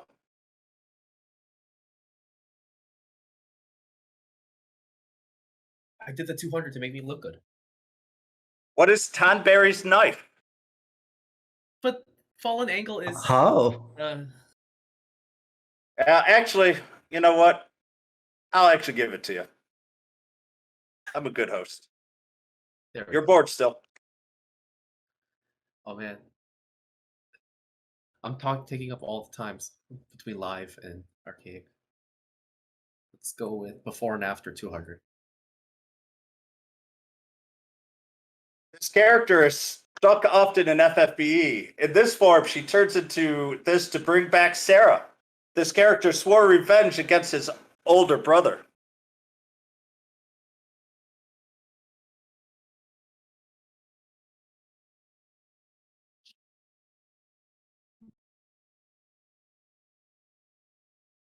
There's a character called Sarah in FFBE.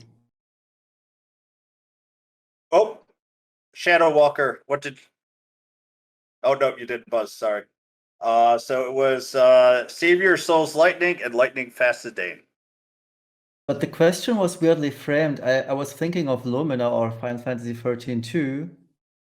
Okay. I was thinking of something along the lines of It's all lightning, based but- on lore. Oh.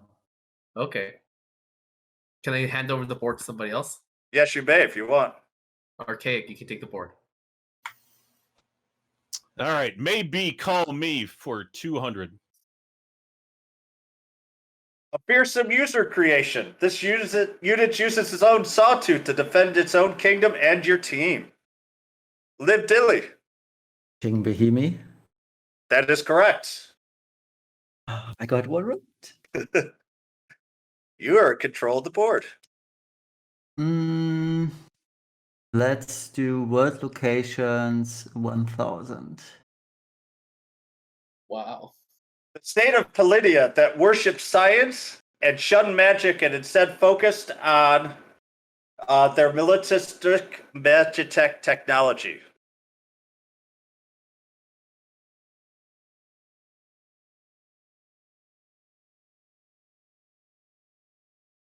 Shadow Walker. What is Aldor? Correct. There we go. Now we're starting. I to knew get it started with A. That far I got. I was thinking so hard. Like this is like season 1 to stuff. It's season 2. Was it season 2? Oh, okay, yeah, it gets mushy. You're bored again. Let's see. Maybe call me 400. A mysterious voice helped awaken a power within this unit. Beware enemies of her powers of sexiness. Shadow Walker. What is Dark Fina? No. Archaic. Who is Blue Mage Fina? That is correct. Remember, they have all got to start with B. Oh. Archaic, you're bored. Sorry, I need to calm down. All right, where's the board? I can't see it. All right. All right. Maybe call me 600. Many people assume this character to be a child, but in fact, she is over 7,000 years old. Awesome. Shadow. Who is Blossom Sage Sakura? That is correct.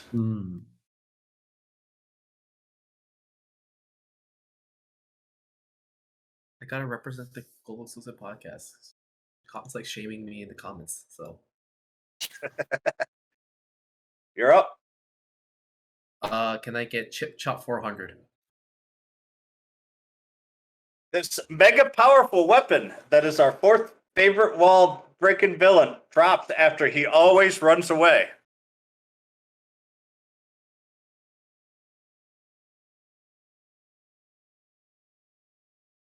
Shadow. What is Excalibur? Correct.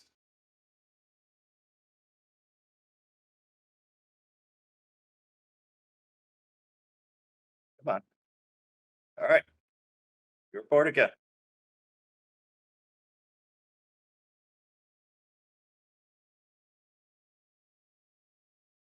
Be careful, this warrior does not make you cry after he slices his vegetables. Plus a costume member of the Tantalus Theater Troupe.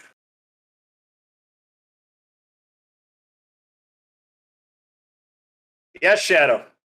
What is Onion Knight and Zidane? I'll give it to you.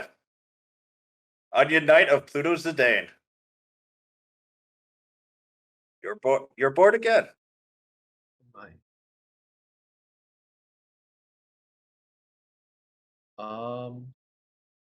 Can we get Potent Portables 1000? In your quest, this item, as rare as a Rainbow Road, has the ability to heal HP to all allies. It is named after a famous leap from another game.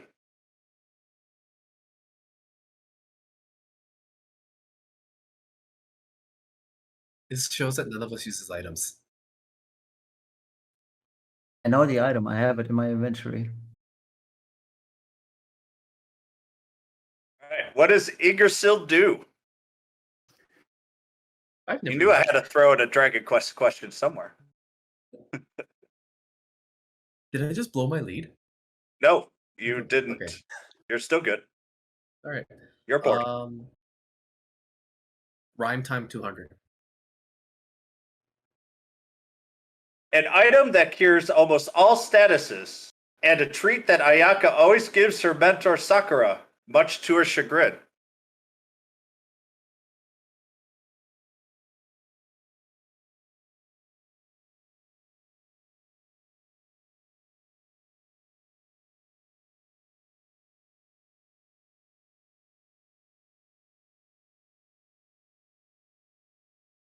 What is remedy and candy? You're bored. All right, I'm gonna give the board to Liv. Let's pick World Locations 200. A kingdom known for its artisan art. The Hollow took away its namesake at Corral's behest.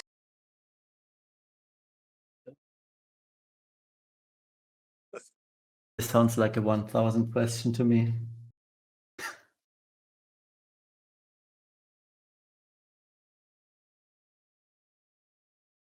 It's not Aldor because Aldor already came out. Archaic. Is it color or color? That's correct. What is color? There we go.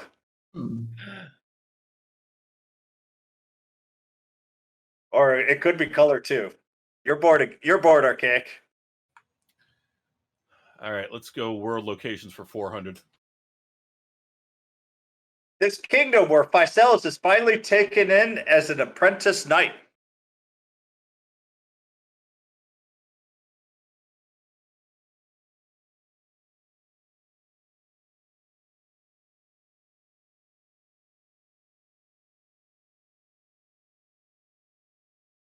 Archaic.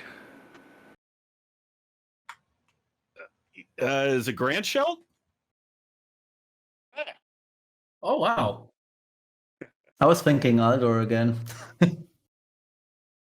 Grandchild would stoop as so low as to make Facilis their knight? Dang. Well, that's season 3. Let's go potent potables for 400. Right. It's a daily double. At Archaic, you could go up to, well, you've got 1,000 points. How many points do you want to risk? Let's go 500. All right. And this is only Archaic can answer. Using the fabric of space, this tonic restores an ally's magical energies by a small amount. No, it can only be answered by Archaic. It's a daily double.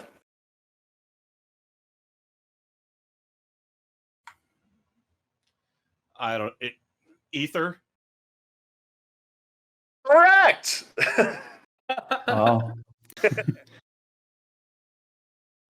That description was so weird, I would have not guessed either. If you read the title on, it's so obvious. It's your board, Archaic.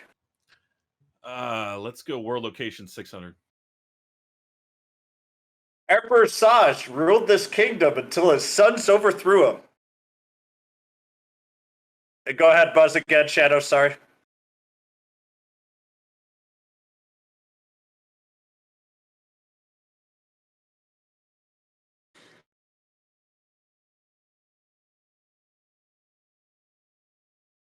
So long ago.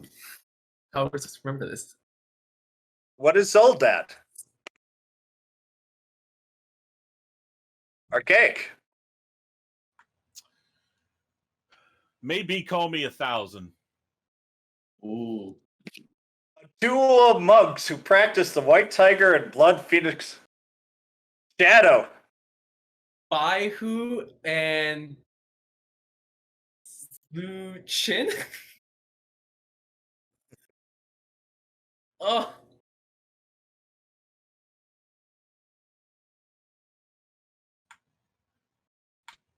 Can I answer?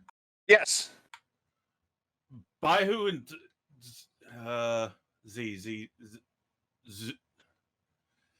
Zue? Yeah, that's closer. Yes, that is correct. If you butchered the name, I would have been okay, but all right. So, you know who's actually in the lead now? Cake. Oh no. Something is I'm wrong. still not here. negative. You're bored, Archaic. Something is wrong. All right, maybe call me 800. This head soldier of an elven tribe initially disliked humans and dwarves alike, but before tragedy befell him and his wife Lunera, he managed to respect and befriend Ruggles.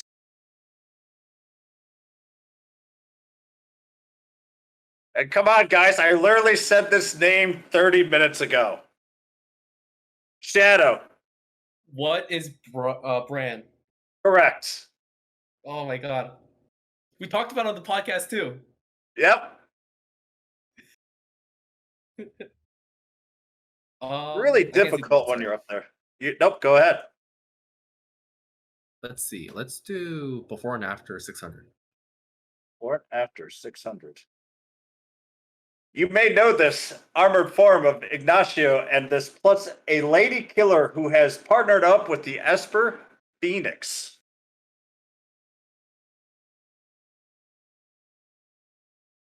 Can you read? Oh yeah, I'm buzzing. I buzzed too. Oh. I couldn't buzz. Shadow, yep. What's the answer? Okay. So the first one is. Oh no, the names. Give me 5 seconds.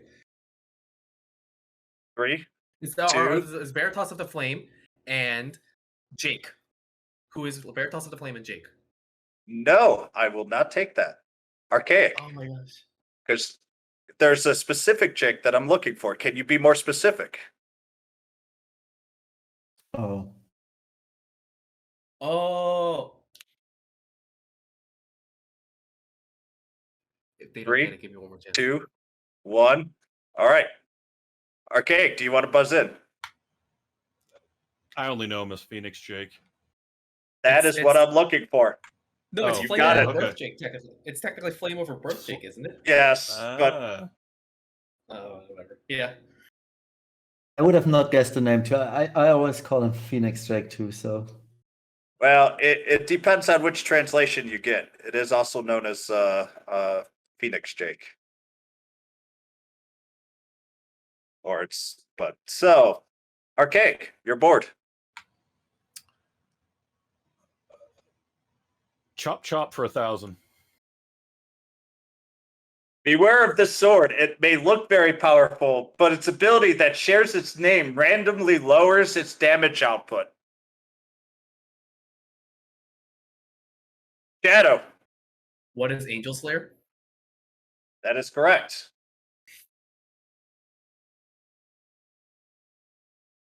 You truly are a podcast guy. We've got a couple more to go before Final Jeopardy. Potent Portables for 800. Stop feeling down. This is a very rare item that can only be obtained currently 4 times. Use it, it disappears like into the flames like its namesake.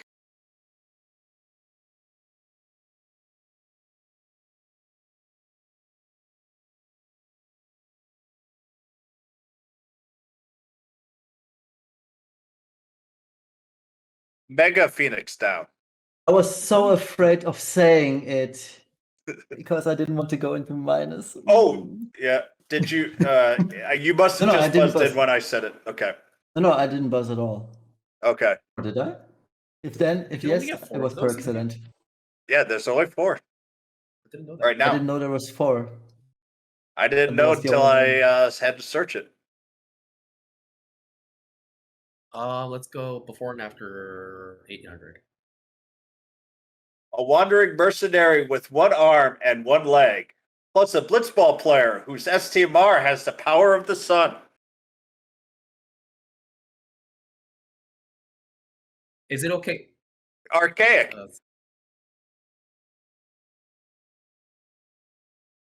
You're muted.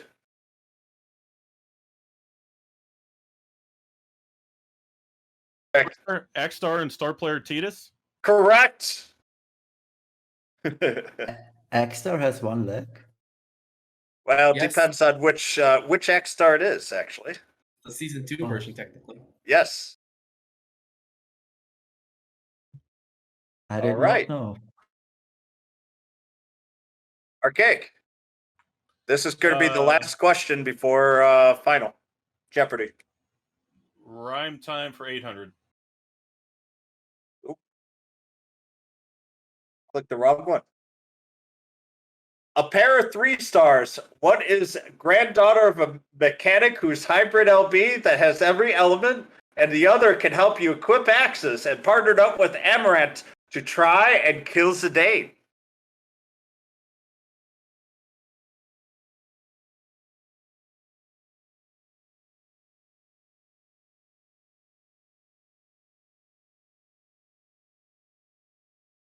I know the first one.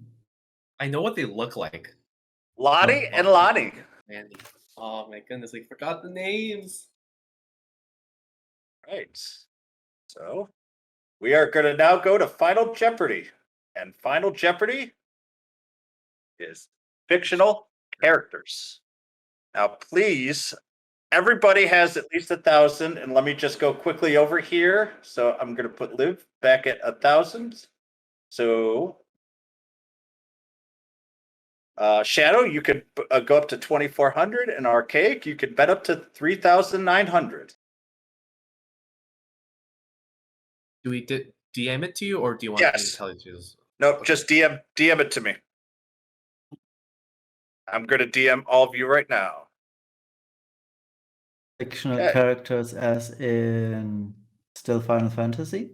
It's going to be all Final Fantasy based.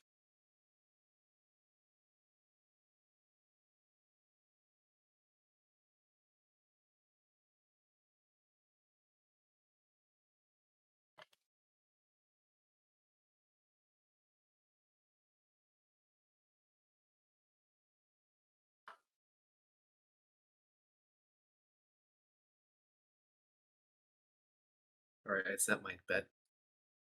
All right, I'm still waiting for Liv Dilly's bet. Oh, sorry.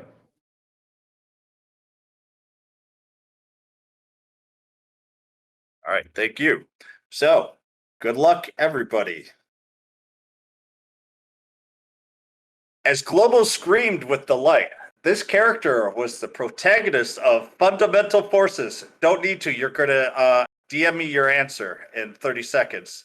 Fundamental Forces captivated the hearts of both children and adults alike.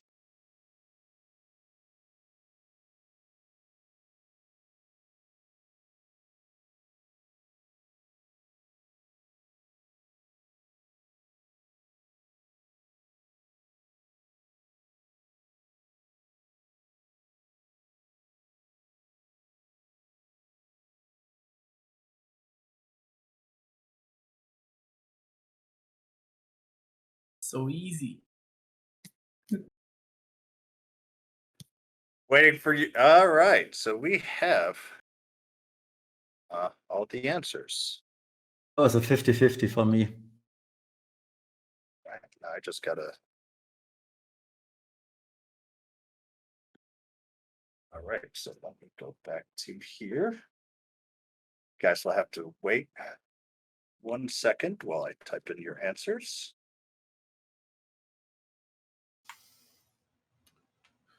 By the way, man, that's cruel.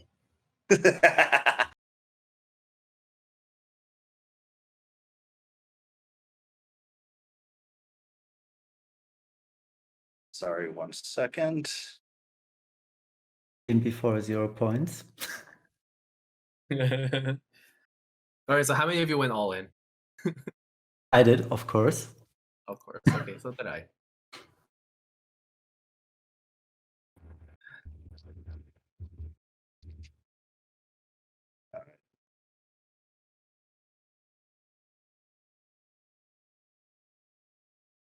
Sorry, my typing is not as good as I. And actually, theoretically, there are 2 correct answers, and both of you, 2 of you, actually did that correct. Oh. I can see who didn't. All right, so we are going to go to scene 2. Going to start with Archaic just because that's how I had it set up. Archaic, your answer was, who is Starlight Elena? And I spelled it wrong even for you. You're welcome. That is one of the 2 correct answers. And you bet 100 for a total of 4,000. Next is Shadow. You also said, who is Elena? And you went all in for 2,400 or 4,800. And Liv Dilly, you said, who is Yoshikiri? Fortunately, that's incorrect. And you went in for 1,000. Ooh. I typed in Starlight Elena first and then went with Yoshikiri.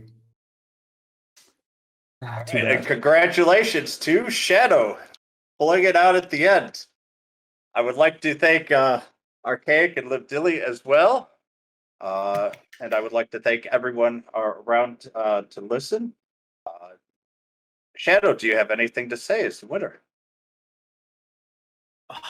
So this is what happens when you have to prepare for a podcast every week. You have to read the wiki and everything. So that's the sort of the experience that I come back from. But all right, but I am a I would like skipper. So I would like to thank everyone. More importantly, I hope you all keep your lapis full, your slime slurped, and more importantly, keep CG Celis in your hearts. She is the best go around. Thank you, everyone, and good night.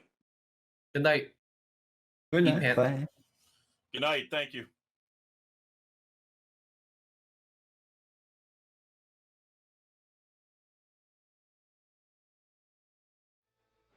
Hey, what's going on, guys? It's me, DS Gaming here. So, what I do on my channel is I cover multiple mobile games, including Final Fantasy Brave Exvius, of course.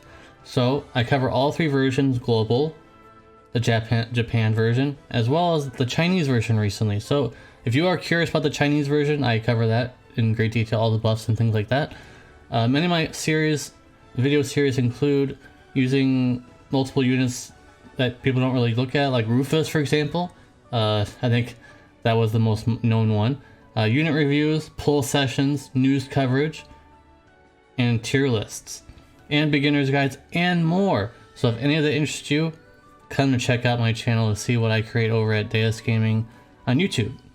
So recently, I just uploaded a video talking about slime, how to use slime, because slime just got a New Vision Awakening from the Dragon Quest collaboration on the JP side. Incredible unit. So if you're interested in seeing 3 stars become New Vision Awakenings, I talk about that on my channel, as well as I'll be making a Randy rework video in the coming days as well. That'll probably be out by the time this is shown on the stream. So by the time that, hopefully you'll be interested in seeing Randy. I'm trying to work out best I can. So I try to give units spotlights as best as I can with units that people don't look at very often. And I'm going to continue to do that. I'm going to continue to do all the things. I'm still sticking with Brave Exvius. I told you guys, I'm sticking around until the ship goes under. I want to be the captain of that ship. So all the things that I listed there are just a small portion of what you can expect on my channel. And I hope that interests you, and I hope that you guys enjoy the rest of the stream. Happy 5th anniversary, Final Fantasy Brave Exvius.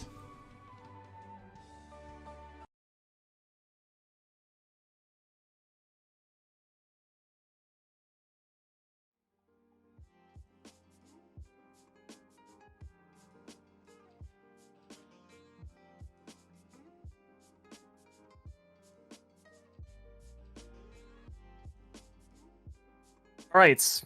My name is Clayk, and I'm here with Shaly. Shaly, introduce yourself. Hey, I'm Shaly. I'm the weird lady that's in all of the official YouTube videos. Should I move my chair? Am I centered? I think you're good. Okay. They definitely move it like to make sure that we're adjusted correctly, like behind the scenes. So we'll be good there. Right. So today we have Shaly here, an amazing person who you guys have seen a lot of the time through working with me when we did FanFests, or through the, like she said, amazing YouTube videos. She's not a creepy lady. She's awesome. And today we have a lot of grueling questions to get to know her more. And we're going to test her. Yeah. So it's not really going to be completely centered around FFBE, but more of to get to know, her more personally, and not too personally. And so we're just going to start with, where did you grow up? And how was that for you? Like, where did you grow up? And you ended up getting into Japan somehow. So how did that all work out for you? All right. Well, first of all, hi to everybody in chat. Thank you so much for being here today. And thank you so much to Flip, Sylv, and Madcap, everybody who is part of this unofficial live stream. This is so cool to just be here today. So let me just thank you from the beginning. And also just give a small disclaimer that when I get really comfortable, I curse like a sailor. So I'm going to try really hard not to curse. We legit talked about that because we both do that. So we have to be like, yes. We have to stop each other. Yeah. keep it professional. Keep it professional. All right. So back to your question. So I'm Puerto Rican. I was born and raised in Puerto Rico until I was about 13 or 14 years old. If you haven't heard me say I'm Puerto Rican before, I don't know where you've been, because Puerto Ricans shout it from the rooftops every chance that they get. So that's that. But when I was about 14, my mom got remarried to my stepdad, who is in the military, and we got orders to move to Germany. And so we left every single thing I knew. I didn't even know what Germany was. I was like, Oh no. what is that? So we moved over there. It was a crazy experience because like we moved in December, and when we arrived, it was like snowing everywhere. And it was the first time in my life that I had ever seen snow. And I remember it so vividly because in the movies, everybody has so much fun with it. And they're always like throwing it at each other or doing snow angels, blah, blah, blah. And so I was just like, I'm going to do a snow angel. And then when I got up from that, I was so wet and cold. I was like, why do people do this? This is not as awesome as it looked in the movies, dude. This is not what I thought it was going to be. I've been living a lie. They so tricked me. Yeah, it was a wild experience. I was there for most of my adolescent life, and then once I graduated from high school, I moved to Seattle, and I went to university at the University of Washington. Shout out to any Huskies out there. I did not know that. Yeah, Huskies, huh? Yeah, Huskies for life. Okay. Once I graduated from university, my plan since I was like 14 around, I had always been to go to Japan to some capacity. I didn't know if I was gonna end up like living there or what I was gonna do, but that was like my only goal in life, and I was gonna see it through. And I graduated from university, and I was like, it's time. And it was a crazy time for me to go because my graduation happened right around when the huge earthquake of 2011 happened in Japan. And so everybody was like leaving Japan, not going to Japan. So I had a lot of family members tell me, you can't go, it's too dangerous. There's crazy stuff happening over there. And I was like, you don't understand how long I've been waiting for this to happen to me. I already bought my ticket. I'm going with my best friend. We're in this together, and nothing that you say is gonna be able to stop me. So just make peace with it, because I'm going. Right. And I went, and I never went back. So did you plan to go forever, or was it a trip? So it wasn't a trip. It was more of a quest. How appropriate of a word. It was trying to find whatever place I could have here and whether that was an actual possibility or not. Okay. Because there was nothing guaranteeing me anything from taking that leap, right? I didn't come here with a job already or with the promise of anything. I just knew that I wanted to come to Japan. And then once I was in Japan, you know, that dream was kind of like checked off, and I was like, now what do I do? And then that's when I was just like, well, I could try getting a job here and see how that goes. And I think my initial plan was to probably like work for like a year or two and then see if I wanted to go back. And you know, I think I decided very quickly that I didn't want to. I found a job.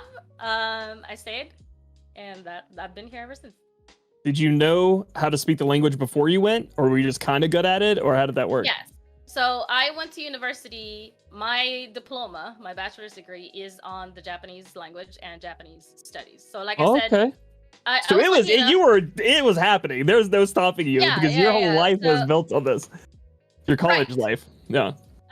Some people are not they don't have like a goal set in their mind. Like freshman year. And then they find they find that later in life. But I knew from like adolescence that I wanted to come here. And so I spent basically my whole adolescent life preparing for that moment. I started teaching myself Japanese at 14. And when I hit a huge wall with that, because you can only go, you know, so far, that's when I, you know, started university. And then I chose my university because they provided like Japanese lessons and Japanese studies. So everything was going to be centered around just the one goal that I knew that I had. So I studied my ass off in Japanese linguistics, Japanese politics, Japanese economics, Japanese anthropology, like any subject that you could think of. I took it in preparation to coming here to have the best base knowledge that I could. And of course that helped me immensely. to do my transition. But of course, there are some things that are just you can only learn while on the job, so to Sure. speak, right? Yeah. So yeah, there was still a lot of learning here. Yeah, this is live for midnight. Yeah, we're not This is all recorded happening right robots. now. Yeah, so any mess up that we do is gonna be for posterity, like right here for you guys. So. Right. So you're in Japan, and were you looking for a video game job, or were you just looking for any job? And then how did you get into where you are now with the company and video games? Right. Okay, so anybody who is looking for a job in Japan might know this already, but if you don't, I'm going to tell you. The easiest job that you can ever get in Japan is as an English teacher. As long as you can speak English fluently, shout out to Nasta in the chat, I see there. As long as you can speak English fluently, almost any English school will hire you. And of course, there's different types of English schools. There's like chains that are really big all around Japan, so you can always find the same school there. There's local schools. So you go and interview with them, and most of the time you'll be able to find a job. And so that's how I started. Okay. I moved to the boonies in Japan, the countryside, and I was teaching English over there. And it was fun. I really did have a good time, and I enjoyed my time with all of my students. But I wasn't sure that this was like my calling in life. I never saw teaching as like my future career. So I just kind of kept my options open, and I moved English schools here and there. And in one of the English schools, there was a coworker there, and he was like, just one day out of the blue, he was like, "Hey, Shaly, you love video games, right?" And I was like, "Yes." And he was like, "Well, my wife's friend works for a video game company. And they're looking for translators to translate their games. You might want to like look into that." And I was like, "That's really interesting. Yeah. Just give me the info and I'll see what comes off it." And I didn't expect anything at all to come from it, but I simply just reached out to that particular person, and the person was just like, "Cool, let's have an interview." And I was just like, "Oh, okay." And so I went and I did the interview, and the first interview was pretty okay because everything was in English, and I think it was plain to see that I had a really good understanding of video games and how they work and how they should be presented to an audience, etc.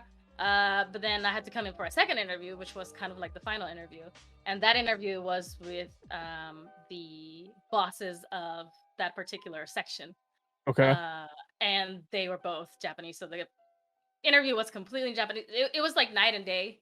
I had to come in with like my blazer on and like my dress shoes and all that, and It was like, much more scary. It was much more of like a scary yeah, oh thing. yeah, Yeah. like yeah. And then when you're trying to speak in Japanese, there's various degrees of formality that you can speak in, right? And when you are in this type of situation, you should definitely be using like the most formal type of Japanese at your disposal. And in my mind, I was just trying so hard to get that part right that I'm not sure that I made myself like 100% understood all the time. But they were just like, "Great, cool. We'll be in touch." And then like, I don't even know, like a few weeks later or something, they were just like, if this offer looks good to you, you're hired. And that I've been in Gumi ever since. It's Nice. So that was it. That was it. 7 You were years? with them, and that's who you've been with this whole time. Okay. Yeah, 7 Nice. years now. Which Gotcha. is crazy. And you were like a big into, was it called Brave Frontier, right? That was the first big game? Yes. So that Yeah. was the first game that I was assigned to. And I was just, the game already existed. So all I had to do was take whatever text was passed to me and translate that into English so that then we could send it out to different vendors, and those vendors would translate it into all the other languages that were required for the game. So I was working on Brave Frontier for, I want to say, a year and a half or something like that. And then after a year and a half, that's when rumors started surfacing that there was a Final Fantasy game in the works, and I was just like, no. You got to get in on that, yeah. I was like, nah, you're messing with me. And you know, lo and behold, it was a thing. I don't know if people are aware of this, but Takahashi-san, who is the creator of Brave Frontier and the CEO of Alim, he is really, really good friends with some of the biggest names in the Final Fantasy series. So Okay. Brave Frontier is actually his version of what a Final Fantasy game would be. A lot of it is based on that game scheme, if I could call it. Right. And so the idea of Alim cooperating with Square Enix to then make an actual Final Fantasy game was never that far off the table. So some people might think that this just came out of nowhere, but that connection, that pure business connection that resides within that particular person and the Square Enix side basically made all of this happen. And then Final Fantasy Brave Exvius is the Final Fantasy version of Brave Frontier. Right. If that makes any sense. Yeah, it definitely does, because the name yeah. is there too. You know, Brave Frontier, Brave Exvius, like it still holds true to some of it, and even the game. It's not it's completely different, but at the same time, you can definitely see similarities from Brave Frontier and Brave Exvius, for example. Yeah, like, I mean, I can, for example, the word spark chain, that word is from Brave Frontier. Like that is where it comes from. The word limit burst instead of limit break is also from Brave Frontier. So there's a lot of things that people probably would not notice unless otherwise told. But the influence of Brave Frontier in FFBE is undeniable. And yeah, I'm telling you right now, like this is fact. I'm not making it up. So, yeah. now you know. Now you know. Without fabricating these stories. Okay. And so did you do both Brave Frontier and Brave Exvius? And now with Brave Exvius, you're still doing translating? Is that what you do for the game? Besides be this amazing person on camera that we all know and love? Brave Frontier has only been doing English for some time now. And actually April of this year, I believe, we kind of finally stopped uploading new content for the most part. So, you know, the Braves have been pumped. Brave Frontier, which is going on 7 years, 8 years, something ridiculous like that. So Chronos, yes, actually I named Boomer Boom because I thought it was hilarious, because I wanted somewhere in the story where you could actually read the sentence "Okay, Boomer." I thought that would be hilarious and a stamp of like the times that we live in. So yeah, just, you know, that's a little tidbit for you there. So so I haven't really been working in Brave Frontier at a palpable capacity for a bit. But for FFBE, as soon as I knew that these rumors were actually true in the company, I flung myself at my bosses, and I was just like, please, for the love of God, you have to let me do this project, because you know, Final Fantasy is my life. Like, I played my first Final Fantasy game, Final Fantasy VII, when I was about 10 years old. And the game just literally blew my mind. And I have been obsessed my whole life with Final Fantasy as a franchise ever since then. So it was this crazy point in destiny where I was given the chance to work on something that I had basically been preparing for like my entire life. Right, yeah. Especially because it's not like a new Final Fantasy title in which, like, you know, it has only new characters and only the story, but FFBE is basically a collection of all previous released Final Fantasy titles, which I have all played for the most part and all cleared for the most part. So I already have this like crazy amount of knowledge in my brain that I could put directly into my work without, you know, having to. You already did all the back work because you played the game. So like when they were like, yeah, you know this character, you're like, yeah, this is this character. His age is this. He's this tall. He has this relationship. They're like, yeah. You're in. Yeah, it's funny. Like my coworkers call me like the FF encyclopedia. Like every time that they need to like look anything up, they just like poke me like via chat, and they're like, "Hey, Shaly, what was this again?" And I was just be like, "Oh yeah, that's the dude that's like running with the chocobos and like this one side quest." And so it was very that. And from there, all I wanted was just any part in the project. Like I just needed to be part of it for my own sake. Mhm. And when we were like officially told that Gumi was going to publish the game for a global audience, the team that I was with at that time was composed of like literally 3 people. And I was one of those 3 people. So there was no really like going around it. Like I was gonna have to work on this project. But I cried at my desk.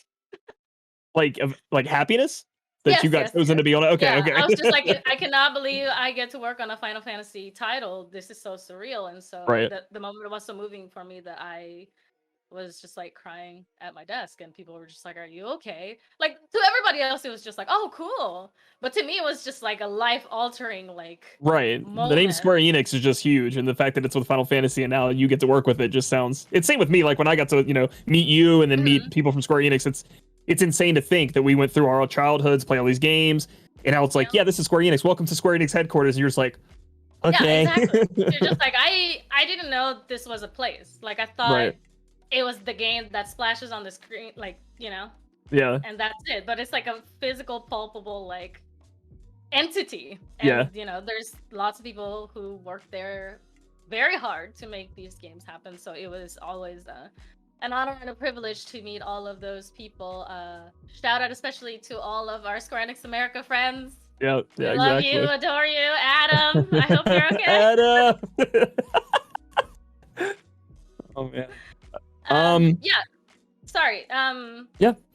Long story short, so I started off just translating, and a lot of things happened from there, where kind of people around me started recognizing that I had a lot more to offer than just sitting behind the computer and translating things. And so I eventually worked myself up to basically the top of my team. And so now I'm the head honcho of my team. Oh yeah. Big boss lady out here. Yeah, of course I still have like my bosses on top of me. Sure. But whereas before at the beginning I was translating for a lot more people over me. Now it's the reverse, where a lot of people are translating under me to make the game happen. Yeah. Okay. So Hopefully I covered everything. No, you definitely did, and I actually learned a lot because we've talked a lot about this, but you definitely gave details that I didn't even know, and especially the Washington Huskies thing for me is just surreal. I didn't even know that, so that's kind of crazy. So the next question we have here is: do you play a lot of games regularly? Like, do you play FFBE all the time? And if it's not just FFBE, what game do you find yourself sitting at the computer and playing, or on your phone, or PS5, whatever you have? Like, what are you playing right now? What's your like favorite stuff? I'm a total loser, so I don't have a PS5 yet, and I kind of made the promise that I'm not gonna buy a PS5 until there's a Final Fantasy themed one. Okay. My Final Fantasy PS4 themed PS5. Yeah, Like the because outside. Okay. Yeah, my PS4 is Final Fantasy Type 0. It's this really cool like vermilion color with like the Type 0 in Japanese characters. Really? Written on it. Yeah. It's like my things like collector's edition. And as crazy as it might seem, because it to most people who don't know me, maybe it just looks like a job. Like Final Fantasy is like such a huge part of my life. So when it comes to games, like I take forever to clear a single Final Fantasy game because I love doing every single side quest that I can find. I have to get the platinum trophy every single time, 100% ending. Like it's like a self-appointed job that I have given myself since FF7 kind of broke me to pieces when I was a child. Right. So I guess you could say Final Fantasy is like 90% of the games that I ever play. And I play FFBE religiously every single day. How much I play varies. So sometimes I really just have time to only log in. But I also play both versions simultaneously. So my main account is actually my Japanese version account because that's where I started. I've been playing since beta was released. And my global version account is kind of like what I check to see the progress of our work. Like everything is working, or this bug is happening. Can I confirm the bug? Can I see it, etc.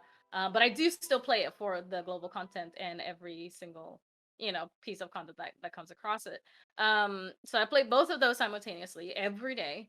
If I miss a login, I get really pissed. So I sympathize with all of you who have gone through something like that. I also play War of the Visions, both the Japanese version and the global version, but I have to be honest and tell you that I don't play it to the same degree that I play Exvius, because it's not my project, and so I don't have to delve so deep into it. I try to kind of give myself a break from having to take it so seriously, and I mostly play it for like the fun of it. Right. And just to keep track of things, because as you guys have seen, there's a lot of crossover content that happens between Wars and FFBE, so I have to be alert, as to like, oh, there's this potential like event that's coming up, they might need our help, have to provide them with this information or with this data. I'll check that in my calendar, etc. I play Record Keeper. I played a lot of Kingdom Hearts. Oh my god, Union Cross. Yes, thank you. I changed the name like 8 times, so it's fine. Yeah. So I did that. A random one that I am obsessed with recently is Animal Crossing Pocket Camp. I play that also. Oh goodness. Yeah. Yeah. What else do I play? Nier, the new mobile version, the Japanese version. I'm playing very like here and there, just to kind of keep an eye on things, hoping for maybe a collaboration in the future. Right. Yeah. So, I mean, it looks and sounds so biased, but I'm just a real huge sucker for Square Enix games. Like, they have been the games that have really just kind of seared in these memories that I can never like replace with anything else. Oh yeah, I totally understand. I feel the same way. Yeah. Like when E3 comes on and it's Square Enix's time, I'm there with like I'm watching intently. When it's random Xbox games, I'll look to the side, see if Master Chief shows up or something. But I'm not as like I watched the entire Square Enix Presents for E3, but I didn't watch everything else super intently. And Chaos Must Die. I don't know if you've watched that trailer for freaking Chaos. Chaos. You guys. I think Chaos and Feener should have a baby. Feener, Chaos, no. and let's just see what happens like after that. Like that would be a very interesting thing to see evolve. But yeah, besides that, obviously the Kingdom Hearts games. I'm also a huge like Disney like maniac. So yeah, we've talked about that before too. The first time that I saw that there was a Final Fantasy and Disney crossover, I lost my freaking mind. I thought that literally somebody had invaded my thoughts and made a game out of like what I dream about. Yeah. So the Kingdom Hearts games are also a staple. And then just like really random stuff here and there. Like I haven't finished Death Stranding. I'm like halfway through it. That was a weird one. Yeah. Red Redemption 2, I've played only like a little bit just because I have no time. Sure. When you devote your whole life to like a particular series, it just kind of takes a lot. So, but I mean, I'll play anything. Like fighting games, Street Fighter is my go-to. I love Street Fighter. I don't know, just like random stuff. You play FF14 too. Yes, so that's my other recent like thing where I'm trying to play catch up because I started FF14 so late. About like 2 years ago, I want to say. At the behest of Adam, our friend in Square Enix America, and I just finished Heavensward and started Stormblood.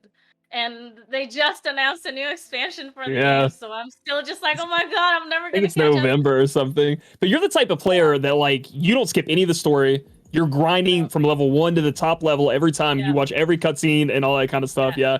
See, I was kind of, I wouldn't say I was late into it, but I'm the type of player like I want to see the story, but at the same time I want to do the in-game raid. So unlike you, I will just power level all the way through and go. But I know that's not your style, so I know that's why you're a Yeah. little bit behind because of that. Yeah. That's the complete opposite of what I am. Like I refuse to, with a passion, to take that route unless, let's say for example, it was for like a game that I was working on where I needed to be at a certain level in order to check something. That would be the only time where I would ever excuse doing something like that. But Final Fantasy is like so sacred to me. Like I cannot. And then if Final Fantasy 14 has also like a bajillion side quests, like all the way through it, and I just never get to the main story because I'm stuck doing these side quests that I chose to do. Exactly, because you talked about your completionist. You got to get all this stuff done. Like 14 just got to be a wall for you to get through, and then like you said, they're adding. It's a curse. Yeah. It's a curse, but it's also like it gives me such a huge sense of fulfillment. I can't really describe it, but when I do it, I feel like I don't know, like another notch in my belt. You know what I mean? Right. Like, Yeah. You can say that. You know what I mean? You can say that you did it all the way through, and I definitely understand. Did you play the new part of the remake, Final Fantasy VII remake yet? No, because I don't have a PS5, and it's only for PS5. I didn't. I cannot believe it's only for PS5. I know. I was still told forget by a that friend who every worked at time. Square Enix, so I was just like, oh, cool, great, thanks, goodbye, Yuffie. I guess I won't see you. Yuffie, no, dude. Yeah. I guess So no that's when you'll spoilers. be. Is it hard for you to get a PS5 in Japan, or are they just as rare as they are in the US, or? I haven't looked into it because simply because I already made the promise to myself, and I told my husband, I was like, look, I know that we need a PS5. Like I'm not contesting that. I'm not trying to fight you on that. But I need you to understand that I'm usually the one that buys the consoles in this house, and I'm not buying a PS5 until it has some kind of Final Fantasy like splattered all over it. So Right. Which they'll so do. it's gonna be a You would while. assume, right? Like. Yeah, I would assume. But then the problem will be actually getting my hands on it. So Right, because they're so rare, they're so coveted. I mean, I would assume for like 7 remake part 2, not this Intergrade, but part 2, they should have something like that. I would assume Square Enix would do it something. would be the smart thing to do because they would fly off the shelves, and I Right. might have to pull some strings and be like, "Yo, hook ya girl Shaly up, hook ya boy Shaly up." Listen, all this Come stuff I've done out. for you. Can you give me that PS5, Yeah, I mean, please? I'm happy to pay, but yeah, you yeah. just gotta I got kinda, the like, money. You gotta be the middleman. You gotta be the broker here to get us this this stuff going on. So let's see. So you are going to be there's an official live stream tomorrow. So tomorrow. I guess for you, because again, we're living in almost different time zones. It's already tomorrow Yeah, for for you. me it is tomorrow. Yes. Yeah, and you're gonna be I have there. a rehearsal like right after this flip stream is done. So Okay. yes, I am gonna be there. One thing that we've noticed is that there is a Facebook share campaign, as we always have, but apparently we haven't hit those numbers just yet.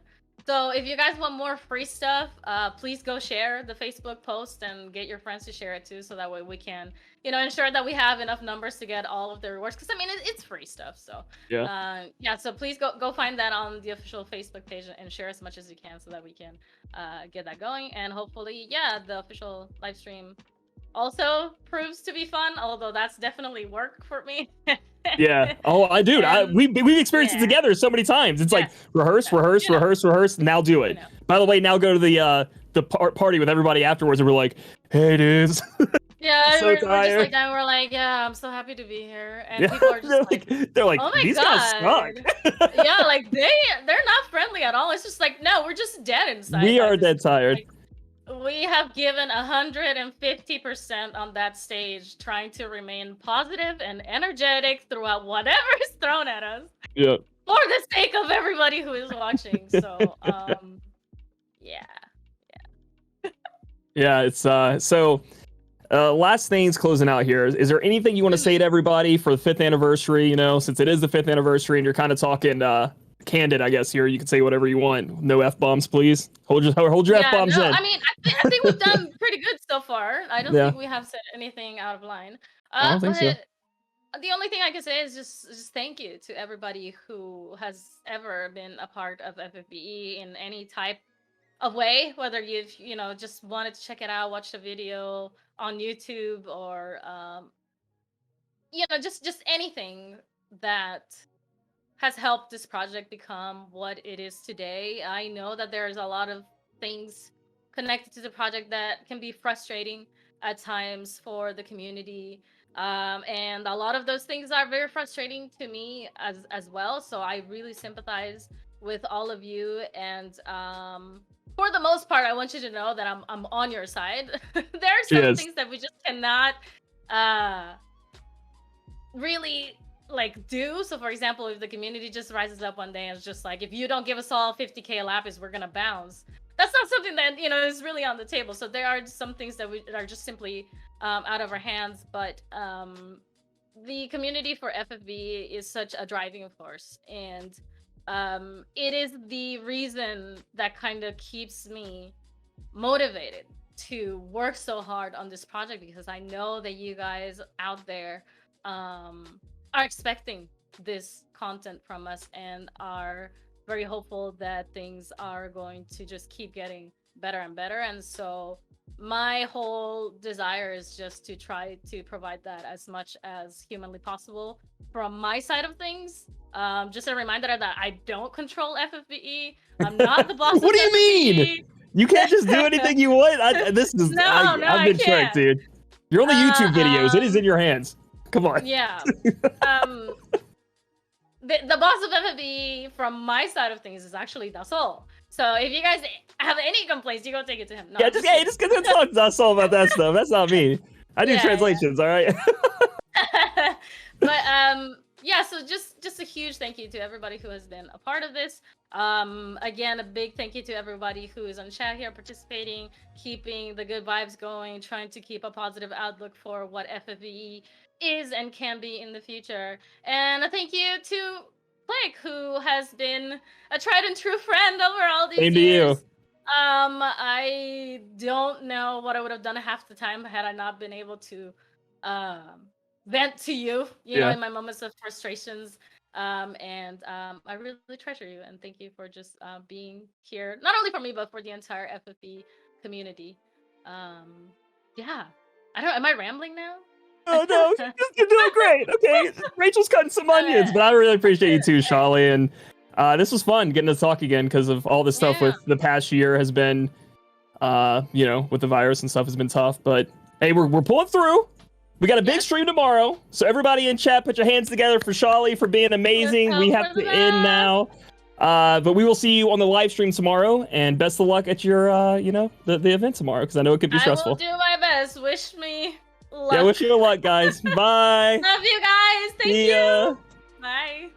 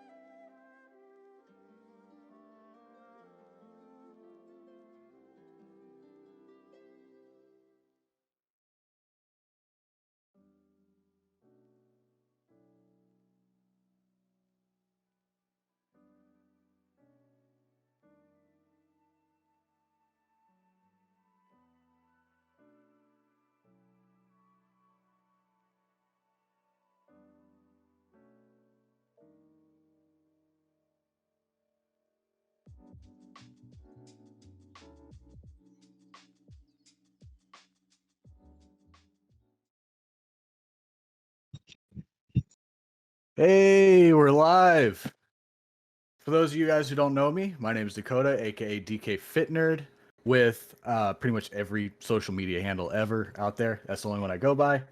I stream on Twitch and everything like that. I am here with the FFBE Fan Art Unit Design Contest winners, 5 of the 8. We've got Ari, Eric, Samalera, Inkross, and Neostalk here. We've got all of them except for one was a unit and the other one was a boss. The boss, awesome, kicking our butts all day long. So if we can go ahead and get around, I would like to have you guys introduce yourselves, starting with Ari. Oh, hello. So I'm Allie. I'm a traditional artist and web designer, and I created Mater Kailistis. Awesome. Awesome. What about up next, Eric? Do we have Eric still here? I think he disappeared. Oh no. I think he. Oh no. Oh no. All right. Well, moving on, we'll go to Samalera. Oh, hi. I'm Samalera. I'm from Australia. Long-time Final Fantasy fan, FFBE fan, a day one player. And what else? My favorite character from the original is Laswell. And I created Bulwark, obviously. That's why I'm here. We should have said that earlier. Yeah. Yeah. Fine. All right. And then next up, we have Inkross. Hey, hi everyone. My name's Inkross, and I'm also a longtime Final Fantasy fan and been playing FFB since I think halfway through the first year. And I'm responsible for one of the smallest sprites in the game, Nappy. Yeah, thanks for having me. Small and powerful Nappy. Great. And now also we have our 2-time champion over here. We have Neostalk. Hi, yeah, I'm Neostalk. I'm an illustrator. I am responsible of making Circe from the first unit contest, and this time Kresnik, which is still not out, but that's the Plague Doctor guy that you've been seeing on the images. Thank you for having me. Thank you for being here, everybody. You guys are all awesome. Seeing all your art in game, and even when the contest was going on, you guys were killing it. I looked forward to every entry that was released, and you guys did not disappoint. Loved every bit of it. All right, so we're gonna find out. Eric, how about we? Oh, Eric's still out of here. Okay, yeah, he still hasn't connected. Inkross, what inspired your unit design? Or how did you come up with the inspiration for Nappy? Well, for Nappy, actually, I was a fan of. There was this FFB did come up with this manga series on the JP side. It's called Riko Doku, which is actually whose main character happens to be a female Mugo. So she got saved by Rain and Party, and then the story largely revolves around season 1 of the game. So yeah, I mean, Riko in that story was really, really cute. Like, she had a crush on Rain, and she got jealous of Fina and Rain, that kind of character. And one of her biggest wishes was that she was human.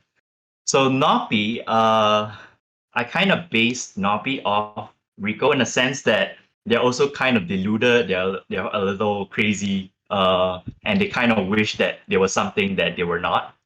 So that was basically where I got the inspiration. Nice, awesome. Yeah, no, that's definitely something I'm gonna have to check out. I did not know that about the manga. So like, Yeah. Do you know where they have that? The manga, I think, if I'm not wrong, was released in 2018.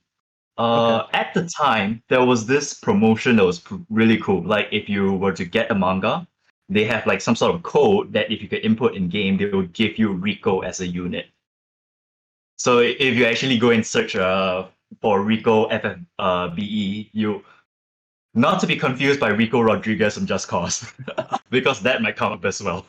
Yeah. Then we also but have she. the green Rico from a collaboration as well. Like that Oh green, right, yeah. it almost looked like Blanca from Street Fighter. Oh, that's true. Wow, lots of Ricos. Yeah, we're just full of Ricos. All right, Yeah. Sam Malera, you are probably going to have the largest sprite in the game. Beating when they put this thing out, it's gonna be one of those ones like just overcomes the whole team. There, it's gonna be awesome. The ones you dread to see in arena because they're going to cover up everything else. Yeah, But, you got to try yeah. and click around them and stuff. But yeah, Yeah. it's gonna be great. So what inspired your design? I see the banner behind there, which is very Oh, reminiscent of your character that you got. yeah. So it was basically listening to the Final Fantasy soundtracks that got me thinking about doing a bard. So I drew a few entries like most of us did, and Bulwark was the last one I did. My other ones were humans, and I really wanted to do something that wasn't human. So I was constantly thinking about that when drawing my other ones. And because I was thinking about that and listening to the music, I just suddenly thought, why don't I just draw a massive chocobo and he can have instruments? And then I thought, well, why doesn't he have his friends along with him? He's got space on his back. And I thought that would be fun to have all of them crammed in, I guess. See how big I can make this unit sprite without breaking it. So yeah. That's awesome. Oh, also the notes on the sprite. Yes. Go ahead. So yeah, that's from I went through looking through the Final Fantasy sheet music and I was trying to find one that would be cute, that actually looked nice. So the Final Fantasy VI soundtrack has the Mog theme, and so that's the opening bit there. I'd try to whistle it, but it would come out terribly. But if you listen to the intro to the Mog's theme in Final Fantasy VI, that's what they're playing up there. That's awesome. And you know what's really funny? Looking at your unit design right now, you can almost see how it ties in with the other FFBE unit designs because you've got the Cactuar for Cacteria, you've got the Moogle Napi, and then you've got the barrel-esque character with the triangle. Yeah. So like it seems like there's a healthy mix of like everything too, which is awesome. Yeah, I mean, part of the lore that I tried to write was that these guys are traveling. They're just they're just four buddies traveling around Lapis, having adventures and meeting new people. So I'd like to think that they'd run into each of these characters at some point and they could chill and hang out and be friends and all of that stuff. That's awesome. Yeah, that's really, really cool. Alrighty. Incross. Or not Incross, I'm sorry. Neostalk. I'm reading these down a list. It's kind of weird. But what about you? What about Kresnik? He looks like the old Italian plague doctors. Yeah, I love that unit design. Pretty much for that he is. I love plague doctors, and yeah, I wanted to make something that was pretty much that, a plague doctor, but also something that kept elements from Final Fantasy, because after all, that's the game where he was going. So if you notice at the design, he uses a white cloak instead of the typical black cloak that plague doctors used, and it's got the marks of a white mage. So that was the idea, making a mix between a white mage and the trappings of a plague doctor. And something that wasn't exactly purely healer, but also that he would deal with sicknesses and evil stuff. And the idea from the beginning was to make a mix of healer and debuffer. So that's kind of the way I went with the canister that he carries around that supposedly has plagues inside and stuff. So we weren't allowed to make suggestions about the skill set of the characters, but I tried to hint at it on the design. Nice. Yeah, it looks amazing. I even like even though it's the white robe, the red triangles too is definitely the callback to the Final Fantasy I original design for a white mage, which is great. All right, Allie, the one on this stream that has the boss. Tell us a little bit about your inspiration for the matter. Was it Celestis? Matter Caelestis. Caelestis. There you go. Yeah, let us know about your inspiration for that. Sure. Well, for starters, I have to really say that creating Mater Caelestis was entirely self-indulgent. Like, it was definitely a case of, well, if I were to design something for people to beat up in a video game, like what kind of thing would I want to pit them against? So I had two criteria. It had to be non-human, and it also had to be a lady, because lady monsters are cool and they're awesome, and I wanted to possibly help contribute to that. And of course, being a Final Fantasy title, I absolutely could not pass up the opportunity to give her a Latin name. It means Heavenly Mother, which is fitting because she is a mom. She's a very awful mom who eats her kids, but I mean, she still birthed them. So, I mean, what are you going to do? Okay, so I take that two criteria, and then I take three things that I really, really love. So I love space, I love angels, and I love seahorses. And of course, there had to be the twist, so that's where the whole cannibal mob thing decided to go in. And also had her eat stars and other space things, and she makes explosions happen when she gets too full. And you just get a sketch pad and throw in half a pot of morning coffee, and then Mata Kailistis was born. Nice.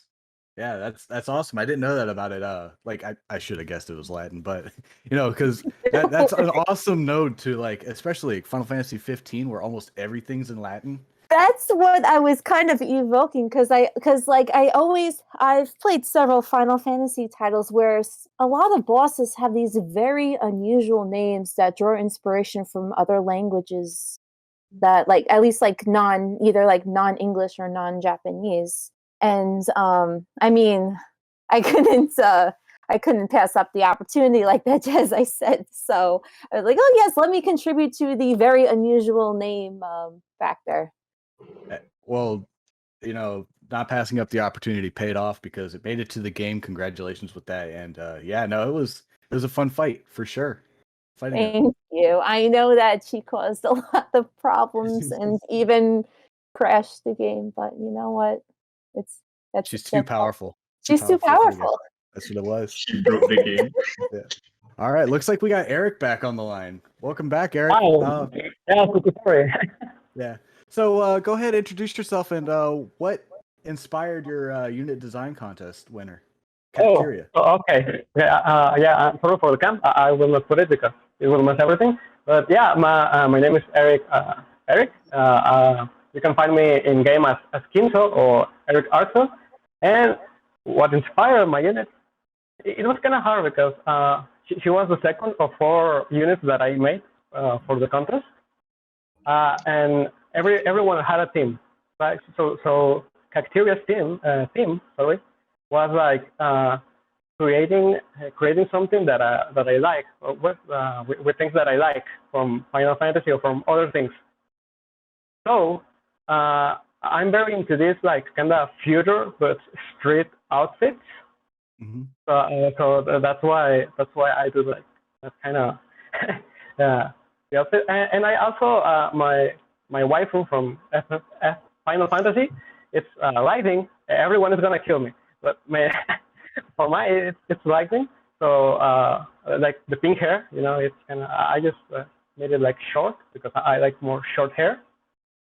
And yeah, the thing with the cactus is like some people thought that she was like a human cactor or something like that, a human cactor, but it's not like that. If you read, she's raised by cactus because they found her like in the desert and saved her from death. And yeah, if you want to hear the full story, it's on the image on the Final Fantasy Revexes when the page where you vote for them. So if you want to see it, it's in 3 languages like English, Spanish, and I think Portuguese. I don't know how to say it. But yeah, that's all. Oh yeah, no, it was a great unit design, and the background story I did read, and it's pretty cool. It's almost like how Tarzan was raised by apes. Yeah. Yeah, so Yeah. like it's a Cacteria kind of situation with that, and it's really cool. I just noticed that like on the unit design that her bare feet are glowing green. That's pretty cool too. I like that. It's and the pink lightning. Hey, lightning was awesome. In Final Fantasy 13, she was pretty sick protagonist. So it was It was Yeah, definitely a sure. fun play. So, Yeah. yeah. All right, guys. Your favorite Final Fantasy Brave Exvius unit design, besides the ones your own, which ones do you think were better? Let's start with you, Samara. Oh, you're gonna start with me. Yeah.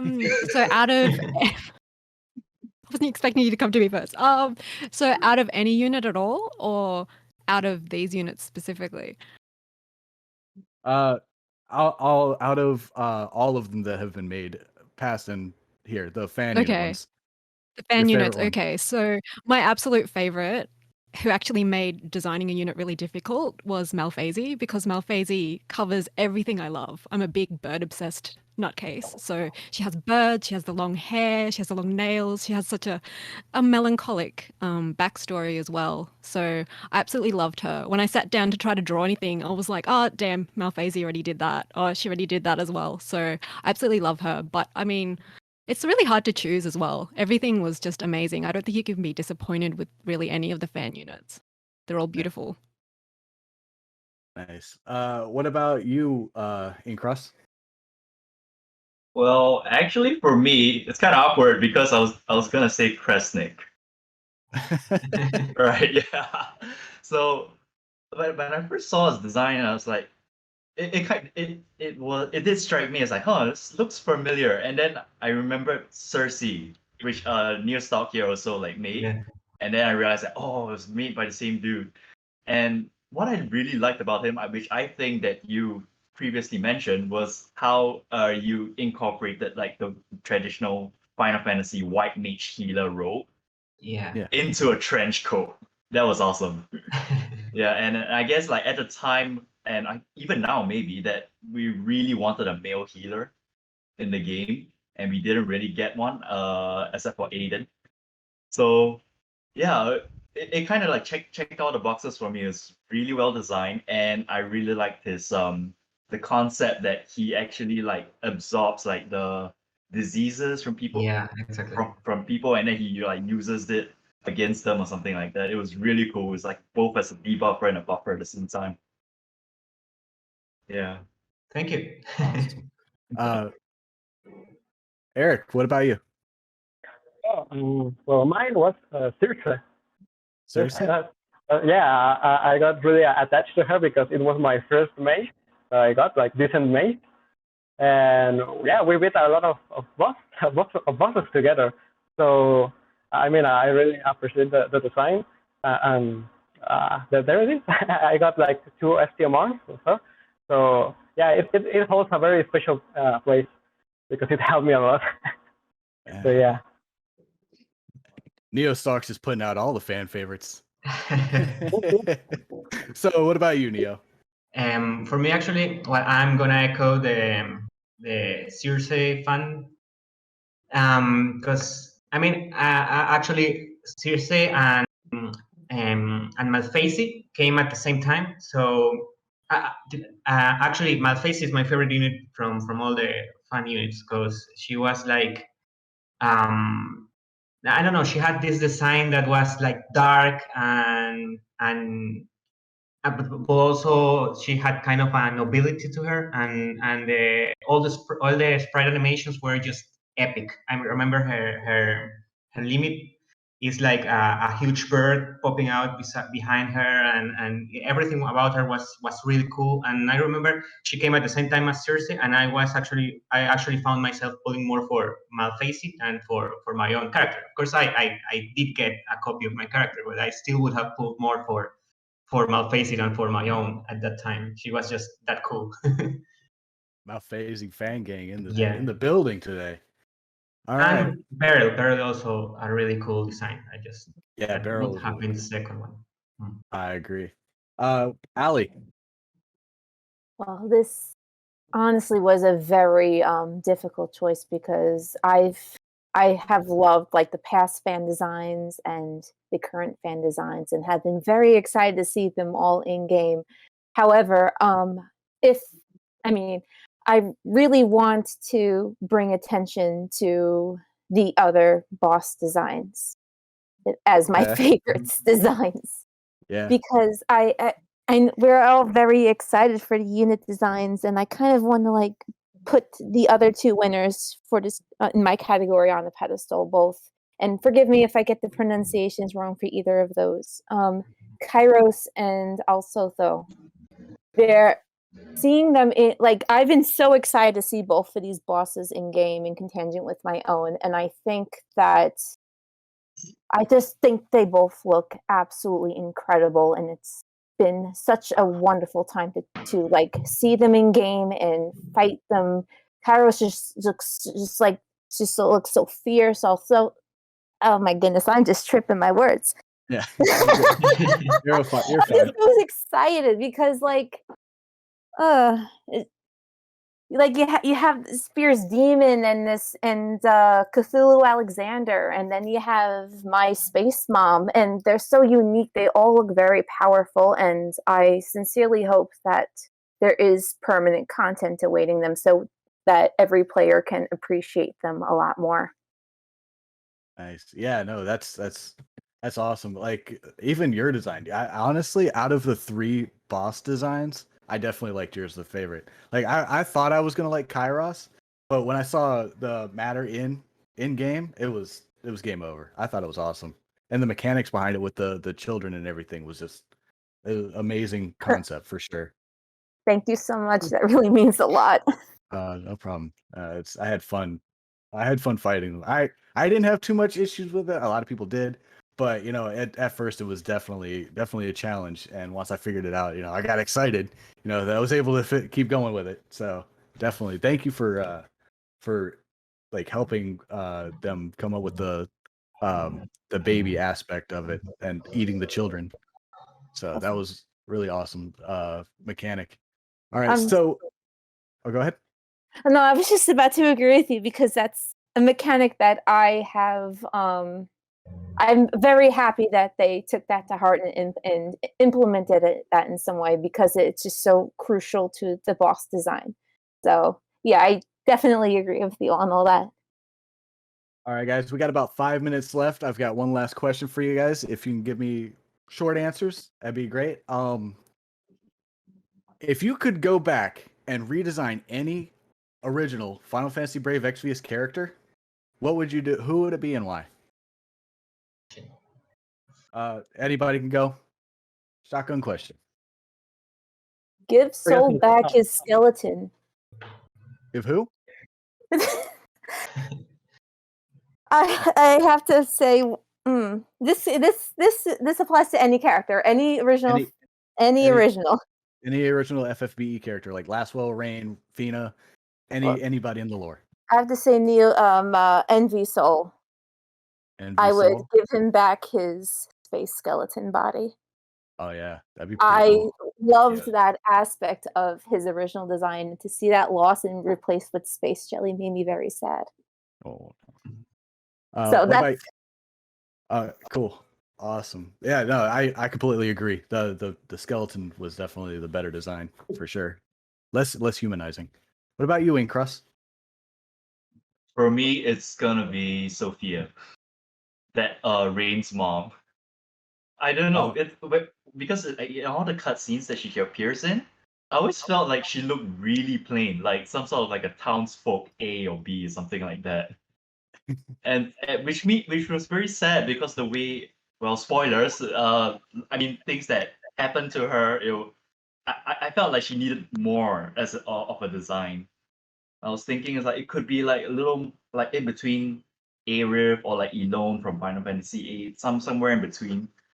Yeah, a little because right now she felt too much like a side character. Yeah, for me. All right, Neostock. What about you, bud? I would have to say Fallen.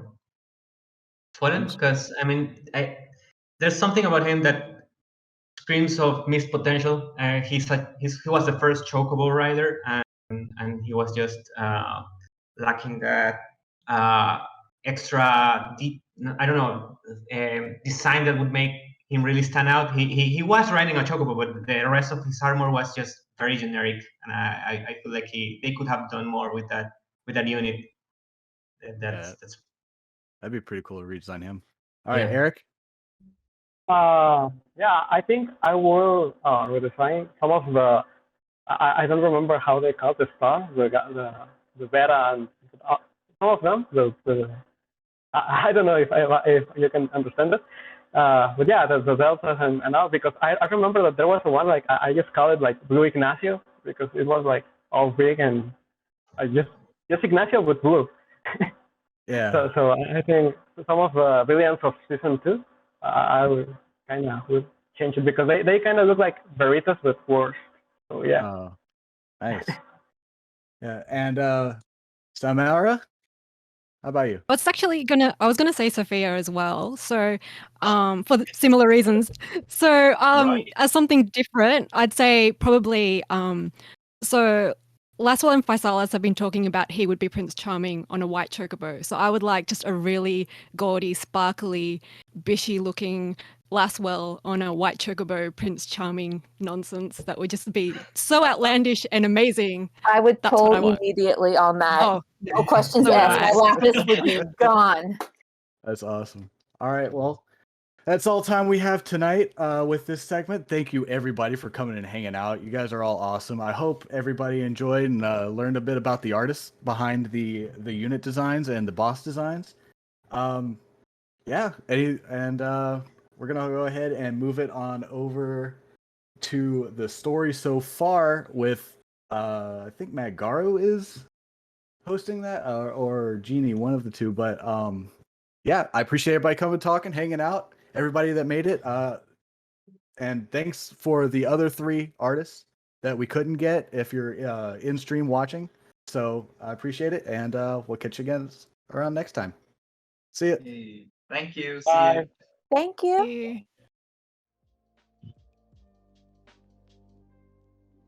Hey there. Happy anniversary. It's your boy, Say It Night.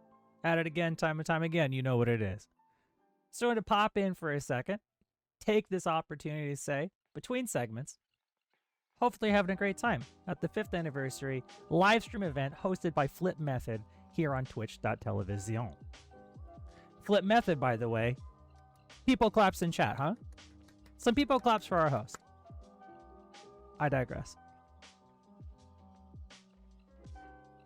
You know, I've been thinking about it. And while I have you here, I just want to say, what an opportunity. What a luxury it's been to be surrounded by such tremendous, talented, hilarious people. Incredible talent. And how different my life is because of it. Now, over the last 5 years, no matter how long you've played the game, one thing we can say is for sure true. It's true that we've grown. We've grown individually, collectively as a community. Even the game itself, light years away from where it was 5 years ago. And the game, some people don't like the way it grew, and some people did. Sometimes there's bugs. Sometimes those bugs get fixed. There's ups and downs in everything. In life, nothing is guaranteed. But when you think about it, the fact that we've grown so much together over the 5 years that it's been, because of Final Fantasy Brave Exvius giving us this community, I think that deserves some praise. So even if you have some beef with Gumi or Alim or Square Enix,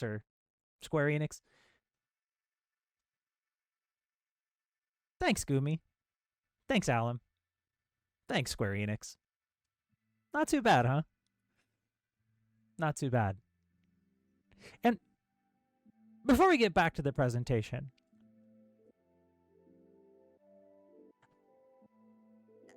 okay, hear me out. Speaking of growth, and I didn't know this until recently, so maybe you didn't either. You know how a coconut's hollow inside? This is crazy, right? If you just let it sit for a while, it turns into a coconut tree. Sure, we all know that. Coconut trees, they gotta come from somewhere. What else do they grow? They don't. It's coconuts. It's duh, right? Yeah, okay, but check this out. Did you know if you let it sit for a while and then it sprouts, you can crack it open and there's like a ball in there and it's like spongy and you can like eat the spongy ball of coconut? Like you know how it's like normally hollow and it's like you can hear like it's like hollow. You knock on it, there's water. There's like coconut water in there. But if it just is a spongy ball. That's insane. And you can like break off chunks. And the white part that's normally hard that you would scrape out to eat from like a hollow coconut turns like gelatinous, like liquidous. Like you can like scoop it up. What? And maybe I'm tripping. Maybe this is common knowledge. You know what I mean? Like, sure. There's a ball inside coconuts that start to spread. Where? I mean, okay, yes. Granted, a whole coconut tree a lot bigger than a coconut comes out of a coconut. Everything grows. It's got to come from somewhere. Yeah, I hear you. But what? What? Okay, well, I digress. Either way, growth, huh? Your growth, my growth, our growth, the game's growth, and coconuts. Happy anniversary, homies. Here's to 5 more.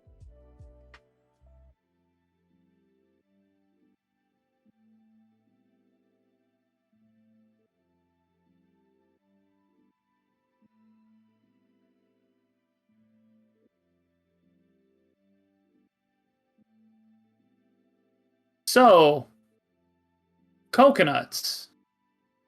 Okay. Hey guys, how's it going? It's Jeannie. Hope you guys are having a fantastic night here on the unofficial 5-year anniversary. So most of you guys may know me on Twitch, GenieWH. I'm probably the biggest Charlotte fanboy, and tonight I'm here with my friends to discuss the story so far. A little bit so you guys know, this will be a spoiler-filled story conversation we're going to have. And with that being said, I want to introduce all of my friends that are going to be joining me in this conversation. First up, we have Session. How's it going, everybody? Great to be here. Fantastic. Next up, we got Mad Guru. You guys have seen him already a few times, but... Hi, everyone. CG Celis. Oh, jeez. And last but not least, we have Oh, God, I screwed it up. SXM joining us as well. How's it going, guys? Sorry, I screwed that up. It's Anyhow, okay, you so tried.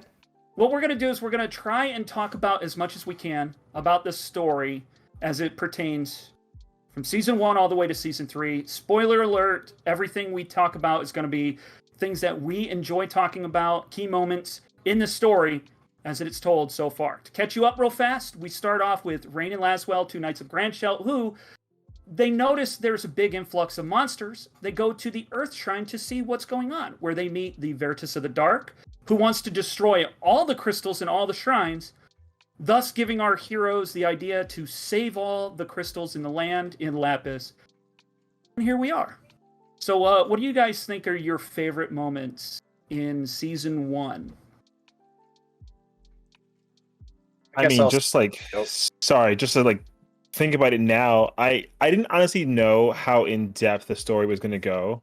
Like, it honestly threw me off like a wild goose chase, honestly. So the whole concept of like the crystal things got me like very FF5 related esque.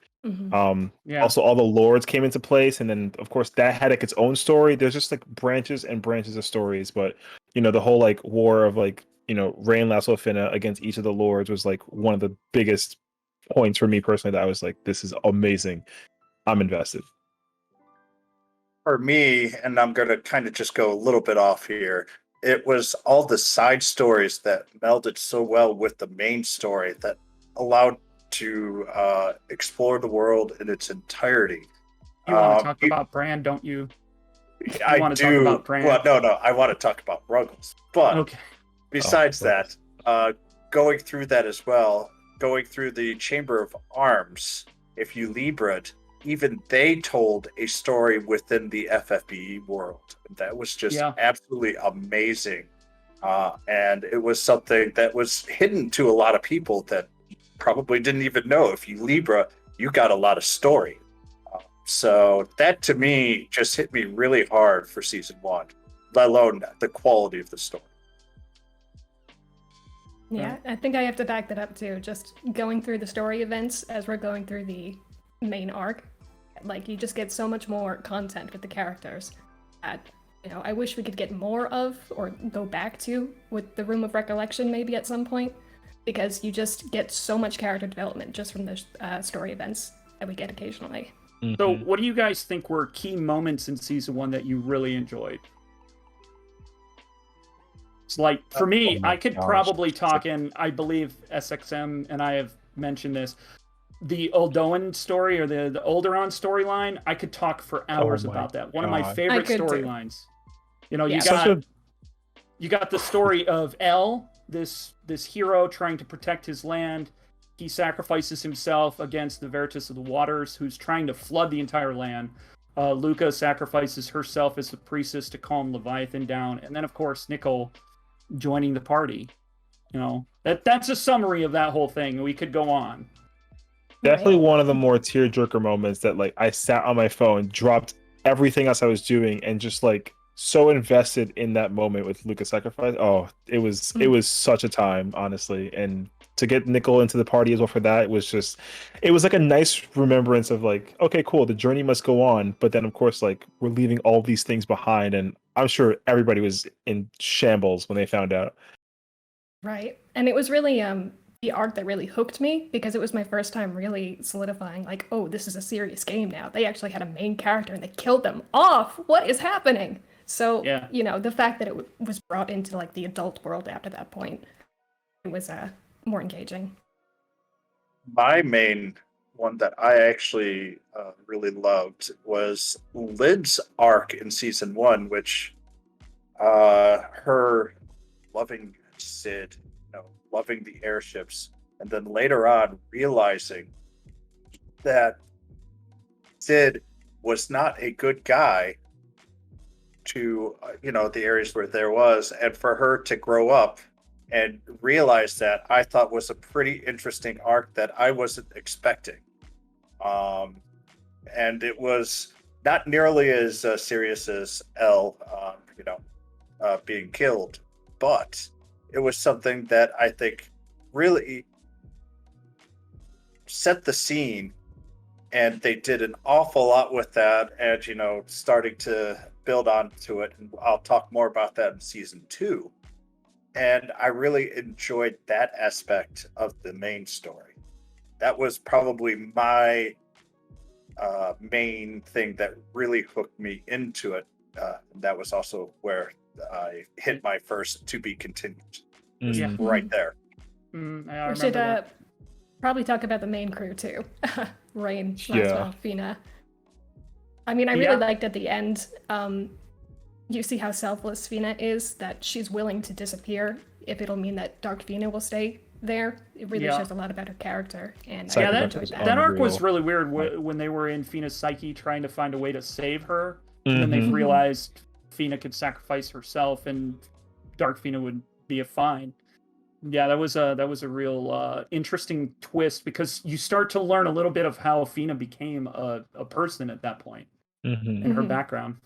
Right, and there's just so much good stuff by the end. I want to build on that too. You start learning an awful lot about season 2 during that entire part, and not even knowing how much it was foreshadowing what was going to happen till after you got there. And I thought it was a great idea and great storytelling by them, because it allowed them to make story 2 much more big, much more open, without having to have as deep of a story as story 1, because of how well that they built everything inside story season 1. Yeah. Yep. Yeah. One last thing I'd like to say about season 1, the build up to learning about the Veritas of the Frost, that whole story arc was one of my favorites as well. Key moment though, the build up to it was kind of, oh, everybody's got to fight each other to see who's strong enough to fight the Veritas of the Frost. But the ultimate reveal at the end that it was in fact Reagan dressed in the armor it blew my mind when I saw that. I was completely floored. I'm like, this is Rain's dad and he's an evil bad Right. guy. But then you learn he's not Especially the after bad the guy. other reveal. Yeah. Yeah. Yeah, you'd find out he's not the bad guy after all. He's there trying to help them become stronger because he knows the Veritas are strong opponents. They need to be on their A game in order to defeat them. So, Mm-hmm. does anybody else have anything they want to add about season 1? It I kind mean- of ties into Ruffles. season 2. No, I mean, I promise yeah. I won't mention Aldarian. I promise I won't. Okay. I just wanted to say that Folka had died such a glorious death at the end of season 1 that it almost cheapens it that she's back in season 2. I'll just say that I much. agree. Mm-hmm. Okay, Yeah, speaking of, let's move on to season 2 with the end of season 1. Our heroes come together to fight the chaotic darkness and try and prevent Lapis from being broken in parts and everybody dying. They succeed. Rain awakens the power of Aldor within him, but disappears. So it takes about a year and a half. The party searches all over Lapis for him, come to the conclusion he's not on Lapis. And they decide to move to Palladia through the portal. And that's where season 2 picks up. Everybody's looking for Rain in the new world of Palladia. Mm-hmm. What do you guys have as far as season 2 goes?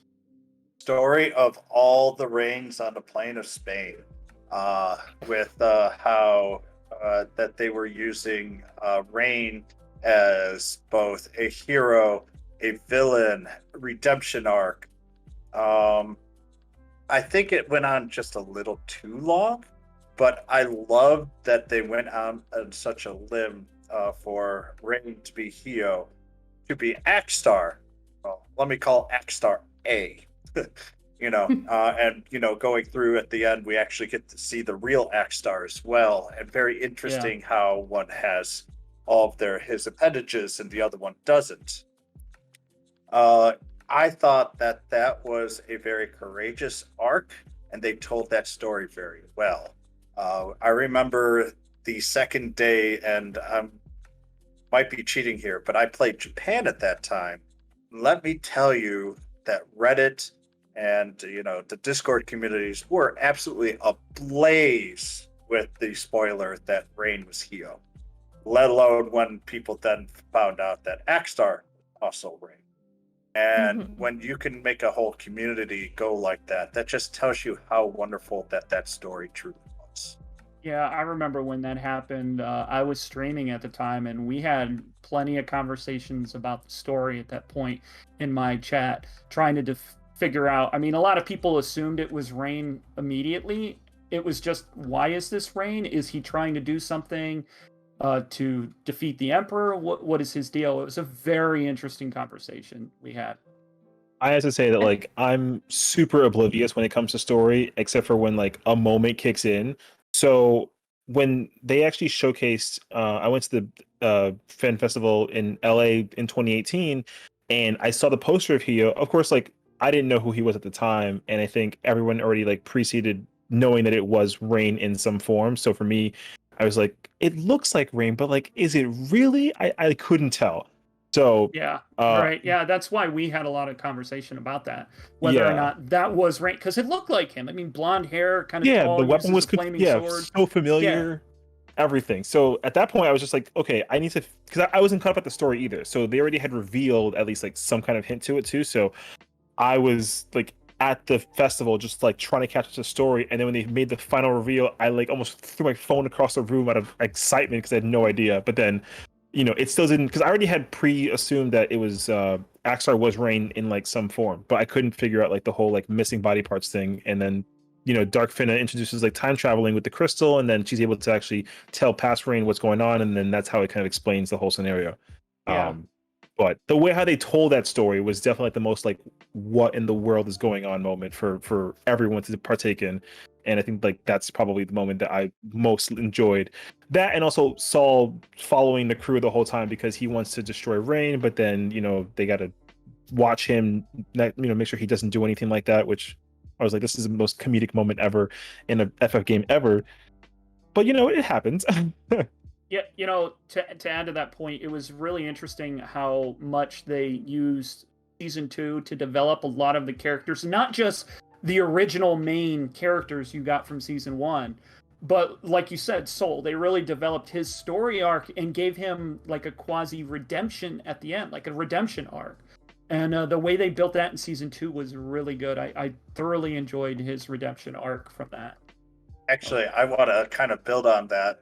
They built a huge arc on so many of the Order as well. Yeah. And how many stories do you get where you get almost as much backstory on the bad guys, some of them bad, right, compared to the good guys? And that is what I really loved. You know, as I say, it was Hio was, you know, really still the, you know, Rain and all that, but they didn't just stop it there. They did it with pretty much everyone there, even the lowest, you know, Gideon, who, you know, is a joke of a star. They even gave some backstory on him, you know, so it was very well in depth and something that you could just wrap your head around. Yeah. I mean, if I had one critique of season 2, it's that, you know, if you wanted to say, what is season 2 about, you would say, everyone is Rain. That's basically the summary of season 2. Pretty much. It started off trying to be basically Laswell's journey to understanding his strength and gaining his confidence and being a leader. And then as soon as Rain was reintroduced into the story, we kind of, you know, brushed him aside again. So I wish I'd seen a little bit more focus on Laswell at the end. Yeah, I agree with you there. Like, I think they did push Laswell down your throat pretty early season 2 to try and get you invested with him, and then kind of brushed him away towards the end. Because ultimately, it wasn't... I mean, it was him and Rain together that stopped the Emperor at the end. But the build-up was... How did Rain become this powerful so easily and Laswell have to work for it? And I think that's kind of why brushing it aside at the end, like you said, felt kind of bad, I guess. I don't know. That's how I would put it. Well, it's not necessarily the lesson you want to teach people. Right. I mean, with time traveling involved, honestly, it just gets weird, right? Because it's a matter of like future Rain teaching Laswell all the mirror of equity, so that way he's able to fight against the present time of things and then win otherwise. So, you know, the fact that they like using time travel is very difficult in any kind of story case scenario, except for like Chrono Trigger maybe. But like, I feel like they did a really good job with this game, considering the fact that they even deliberately mentioned avoiding like a proxy situation where, you know, future Rain and past Rain kind of like coincide together, and it kind of actually alternates time reality as we know it. They did really well to make sure that it all stays, you know, consistent with each other, that there's no weird mishaps like that, and then all of a sudden like the future is dramatically different just because of whatever. I'm actually going to be the naysayer here on your argument real quick. I actually thought that with Rain teaching Laswell everything, Rain was depending on his friend Laswell, and I just don't think that they really got that through. It was still Laswell's story. Even though, and I don't know how much people are going to hate this, Rain is just the main character in FFBE. Unfortunately, pretty much, you know, everything goes through Rain. So you still see too much of Rain through that. But Laswell, Rain depended on Laswell to learn the Mirror of Equity, to improve the Mirror of Equity. He depended his entire scheme on him doing that to defeat the Emperor. So I think personally, they still made Laswell the main hero. It's just everything is seen through Rain's eyes. And that's the main issue that I have with season 2, is you just see everything through Rain's eyes because that's how the storytelling is. I guess I think that... I look at it, Go ahead. I look at it a little differently, because like if someone has a Final Fantasy 13 game, they say, oh, the Lightning's the main character. It's like, no, there's actually 6 main characters. You're just focusing on Lightning. So I feel like Fina, Laswell, and Rain, all 3 of them are kind of the main characters. But I can see how Rain is, you know, the most protagonist. The direction they went in with the storyline kind of pertained towards Rain being like a supportive role and having like a strong impact on like Laswell's development, which allowed him to be able to fight against the Exostars and the whole Order and everything like that as well. So all that really made a lot of sense once they finalized the story from like start to finish. You know, when you watch it, you understand like, cool, no matter what the case is, that the both of them are in this journey together, along with Finna, of course, because they're a trio, like XMS said, pretty much. And that allows them all to kind of like conglomerate. I know I totally butchered them, sorry, but you know, they could conglomerate together to just like, you know, take on all the bad guys, regardless of the fact. So, I mean, like, again, this is just a a small piece of what is a gigantic storyline that is still unfinished as well. Right. And so, that will always just continue to segue itself over, especially kind of with, what happens in season 3 too. Yeah. Mm-hmm. Speaking of segue, one of the big moments where Mad said that they kind of glossed over giving Laswell the lead and kind of told the story from Rain's perspective in season 2.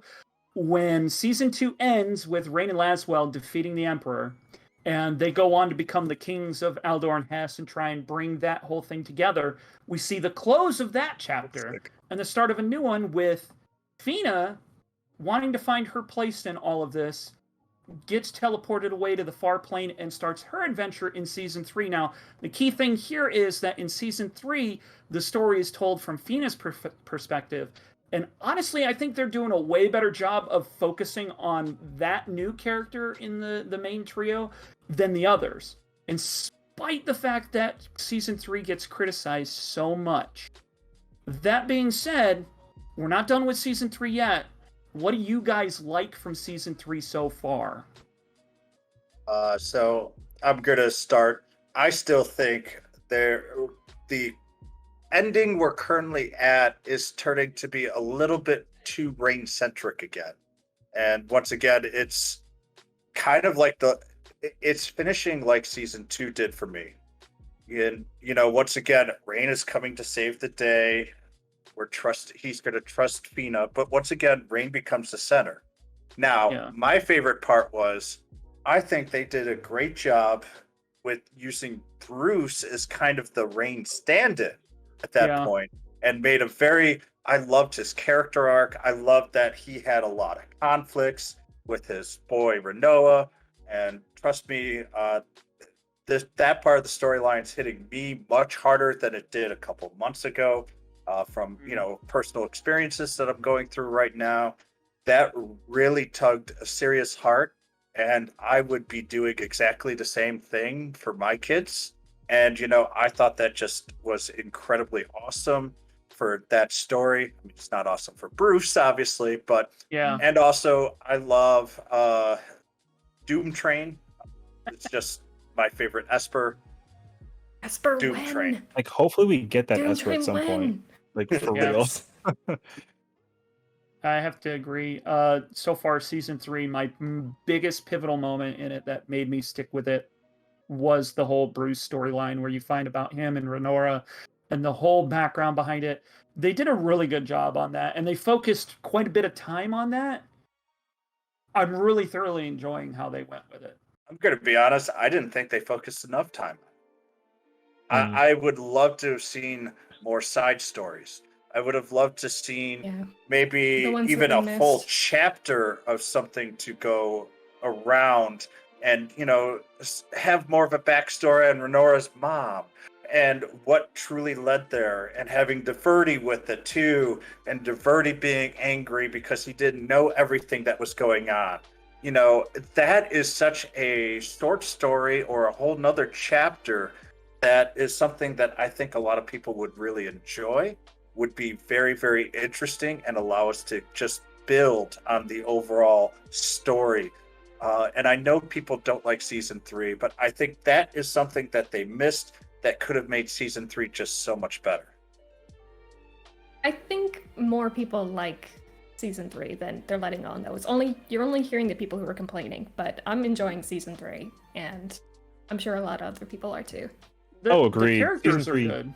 Season 3 is phenomenal, because honestly, the whole perception of like the Girl Squad now coming through and taking over the entire adventure universe of it all, I really enjoyed how Finn, met every single character, and of course, like, the journey of them joining the train and figuring out why they're unaffected by the Hollow was always like a weird mystery. And then, when they actually integrated the idea that Finna has known all of them for so long, and then they all kind of came together, like the moment that they all like conglomerated, and when they were children and then to the adult phasing of things, like it like tugged on my heartstring like way too hard, that I was just like, this is honestly like the cutest thing ever. And I think that as a result of that, it just allowed all of the girls in the storyline to be much stronger, where they were able to also not only back up each other, but also make sure that they can kind of play a pivotal role in the storyline for fighting against, the whoever the gigantic bad guy is in every single case scenario, you know, with the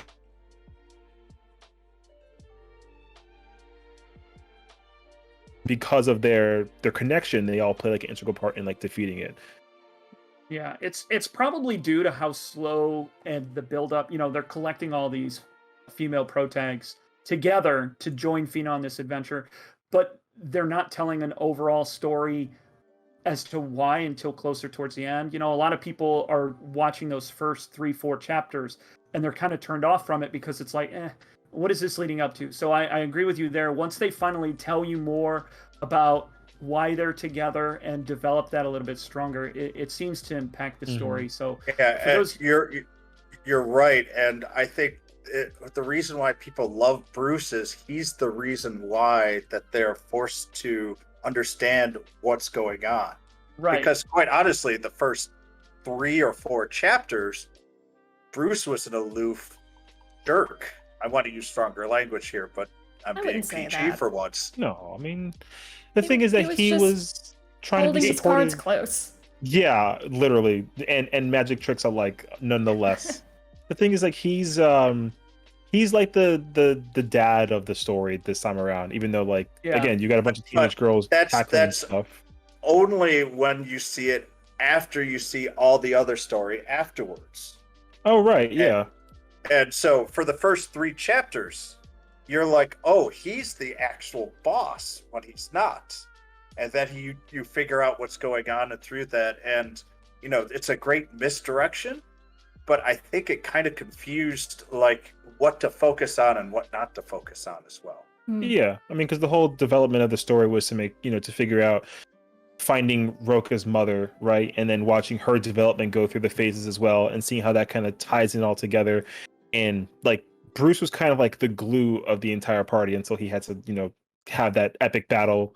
And then as a result of that, you know, all the girls had to pretty much continue the journey onward forward, granted without him as well, that, you know, it only let them continue the legacy that he like left behind, especially for Renora, considering, you know, Renora and the connection he had with Bruce, just like super like tight knit and just kind of also like left field, because I would have never saw that coming until they like told me like straight to my face, like, oh yeah, by the way, this is happening.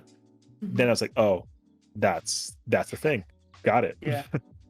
I do want someone to sit me down and explain if Dark Fina and Fina are 2 different people. We've learned now. Why were they the same person in the crystal? What happened? It's like it's honestly, I feel like that's still something the part that I they need have to figure explain. out still. Yeah. I'll because eagerly await there's the a lot of answer. seasons hopefully for us to figure that out. Yeah.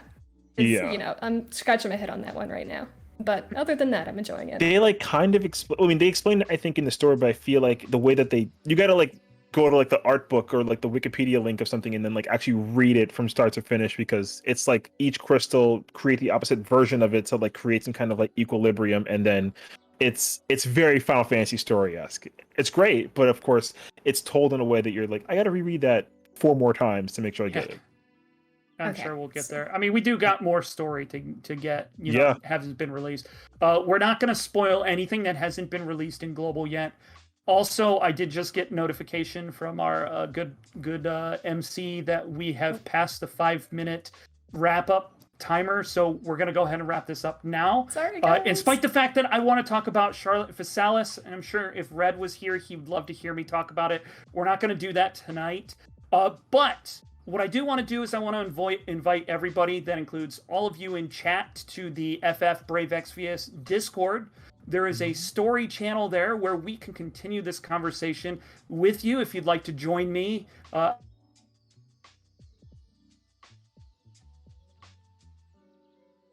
of our Redditors who may want to have a conversation there as well. Is there any final thoughts you guys would like to add before we close up? Love you, Envy Celis, but good night, everyone. Play Season story. 4 is going to be lit. Also, Play finish the story. I am super excited about Season 4. Finish the story. Guys, that's going to do it for the story so far. I hope you enjoyed the conversation we had. I'm actually surprised that we got so passionate there at the end for Season 3. I don't have a problem with Season 3. I'm enjoying it. But it was a real surprise to me that other people are passionate about it too. In the meantime, enjoy the rest of the show. Thanks again to Flip and everybody who put on this difficult task of stream this evening. And we'll catch you guys again real soon. Bye.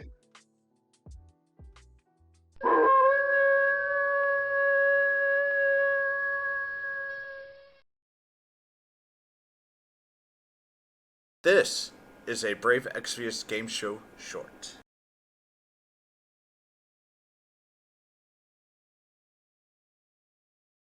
Famous summons.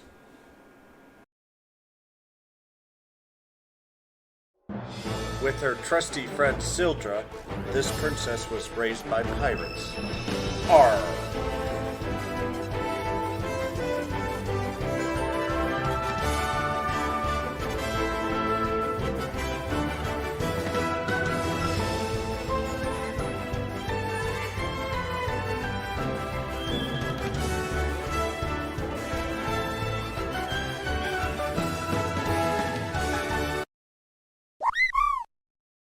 Who is Ferris?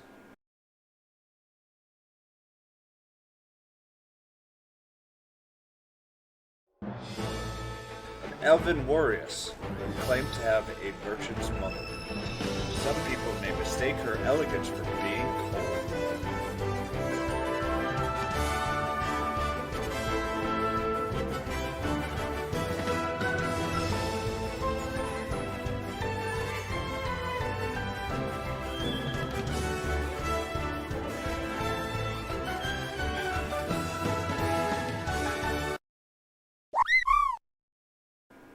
Who is Frevia?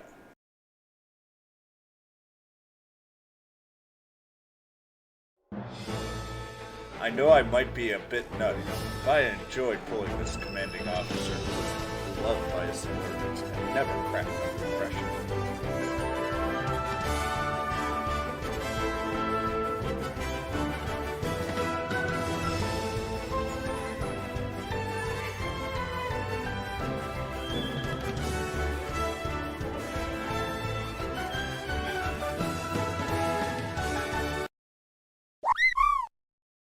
Who is Felix?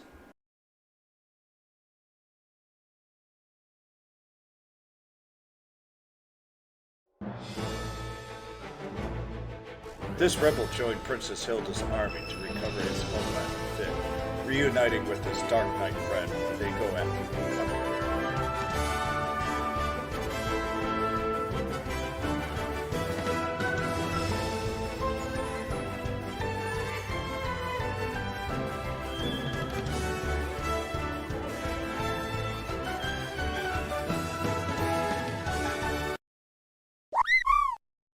Who is Furion?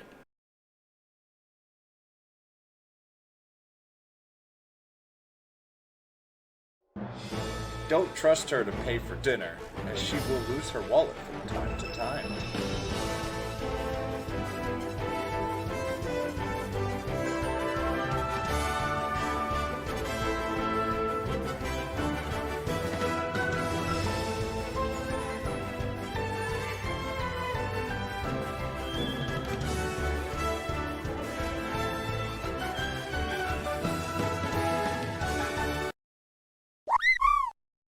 Who is Folka?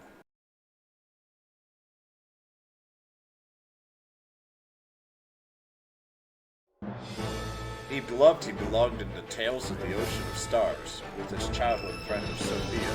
He needed to unravel his mysterious circumstances around his birth.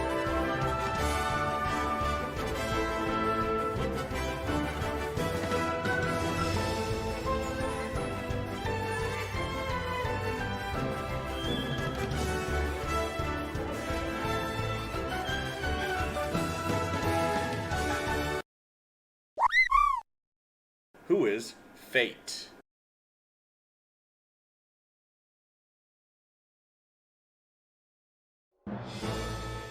This free-spirited chocobo knight was a renowned mercenary for hire. He now works underneath the Emperor's shield.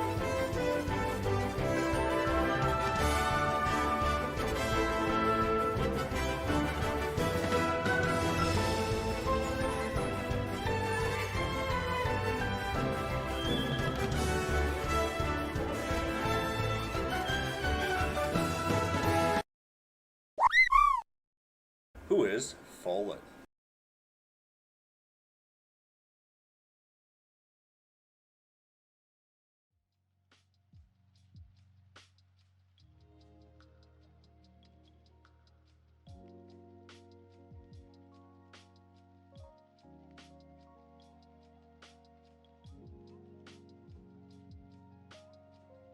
Hey, what's up, homies? It's your boy Say Night here, hosting a quick little segment for you. I got a crack team of trial killers ready to go.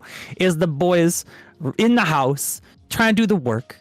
We've had a special, interesting little puzzle team, a little quandary placed to us.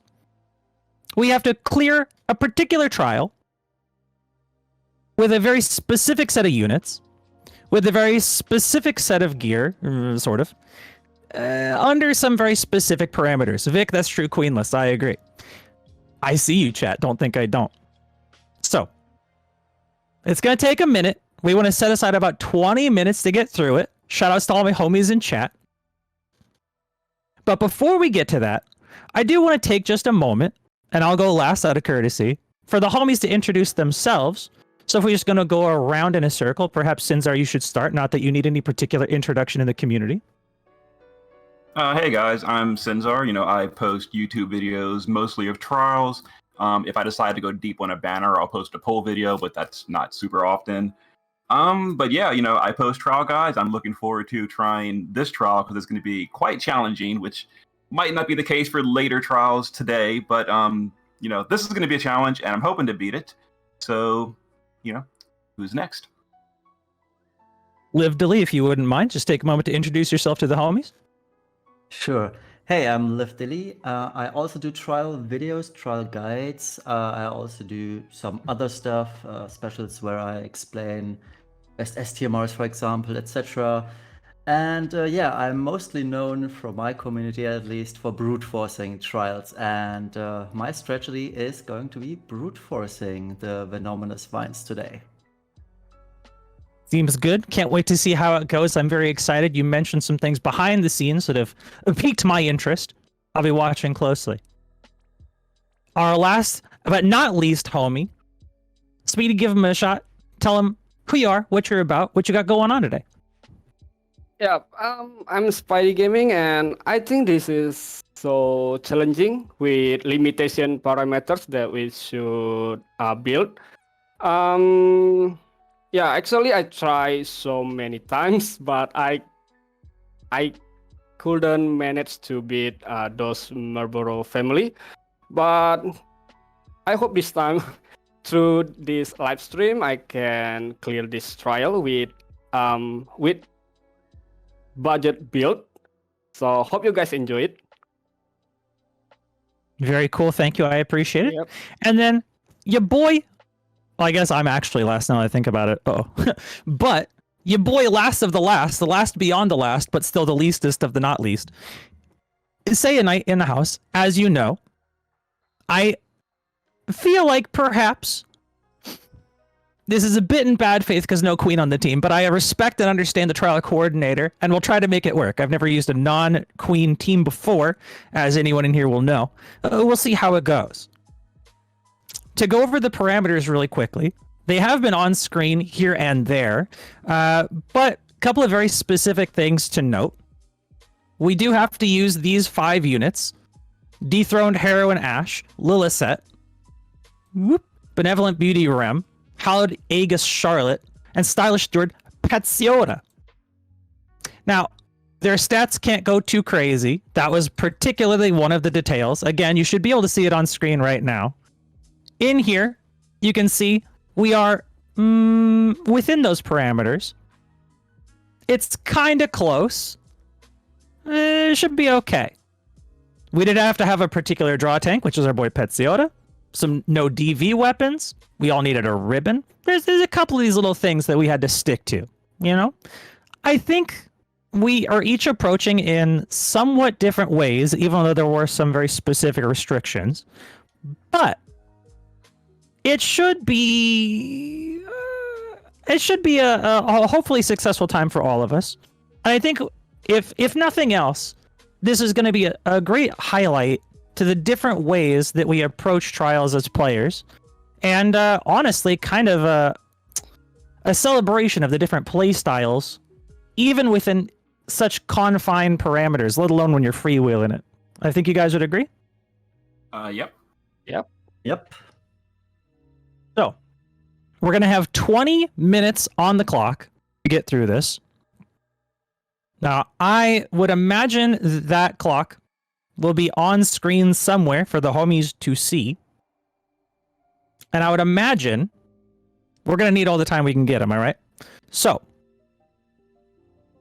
I think probably the best choice is to hop on in here. I'll give everyone a countdown to start into the trial as soon as I see that a trial timer has been placed.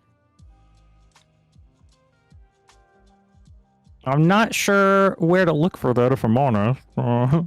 But maybe it's an off-screen timer. I actually don't know. They didn't tell me anything. I just got here from craft services. So, here is the plan. Everyone get ready. 3.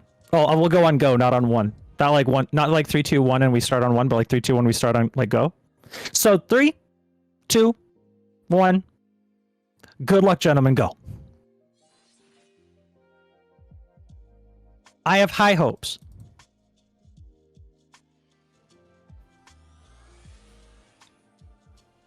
Now, I would imagine we're not going to be talking through too much as we go through this, since we are all doing it very differently.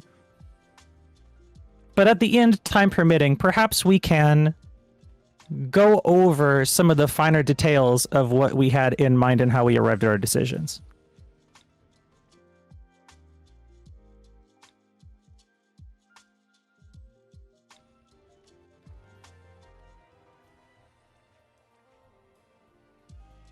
I almost forgot what I was doing.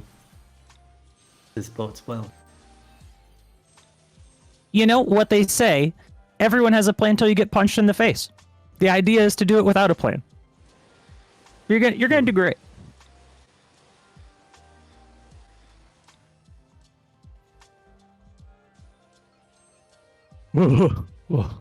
I will say Great Malboro does hit like a train though.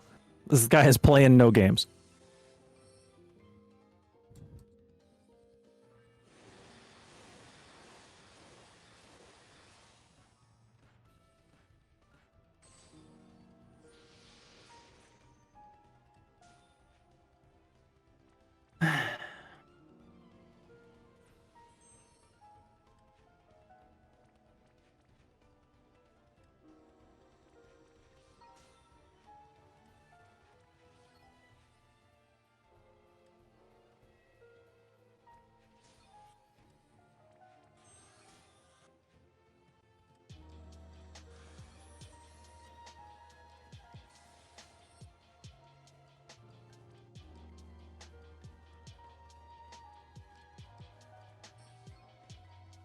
Now, there is some RNG in this fight, and periodically, some questionable things might happen. We're going to see that happen here and there.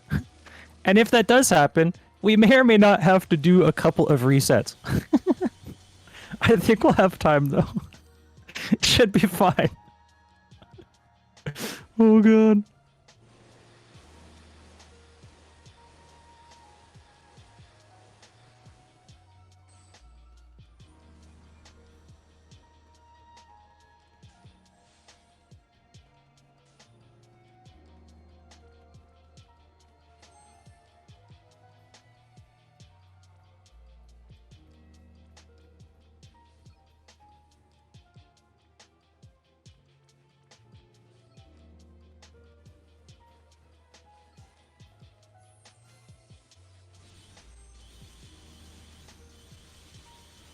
Phew, I made it through phase 1.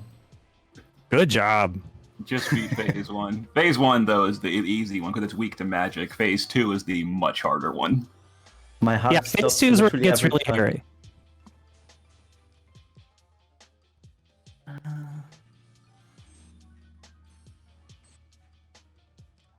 Now, as mentioned, there is just a bit of RNG in here. I'm going to hope that our homies don't run into it. but I think it should go pretty well for everybody.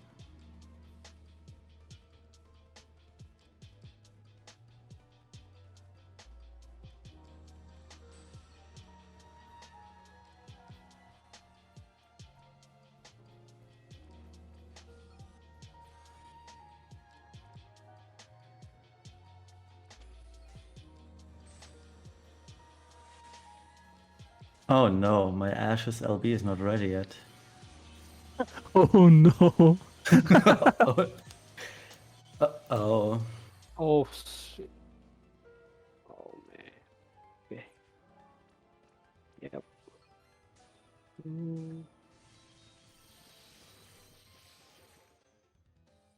I can fix this.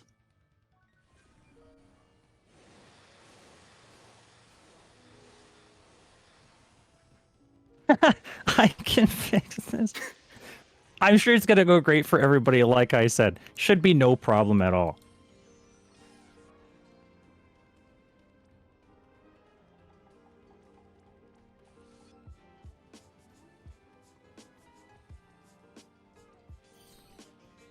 Oh man. Oops.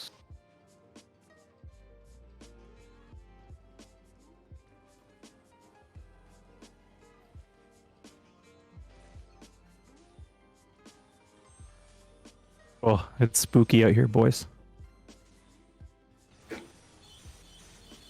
I'm so afraid. I'm so afraid to not use Live on turn 1 in phase 2.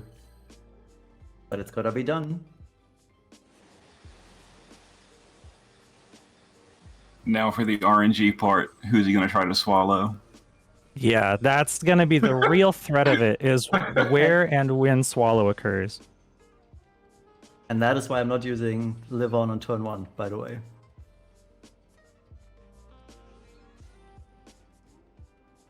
Cool. But it worked.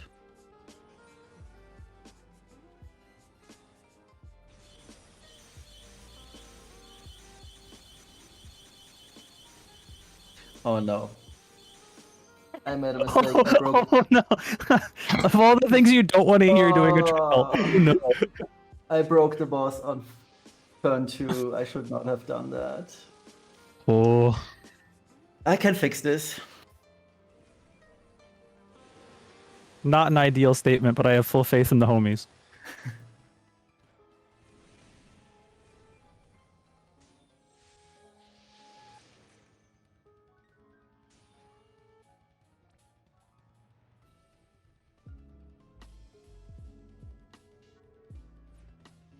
I'm gonna push the 50% threshold on the second LB. That's not what I want to see.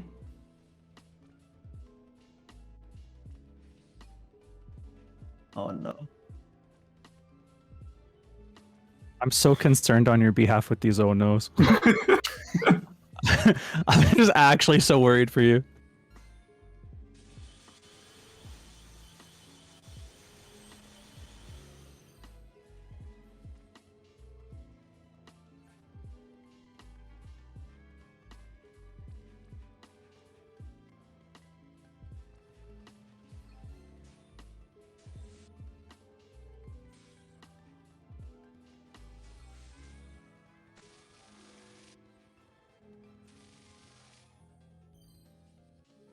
Hmm.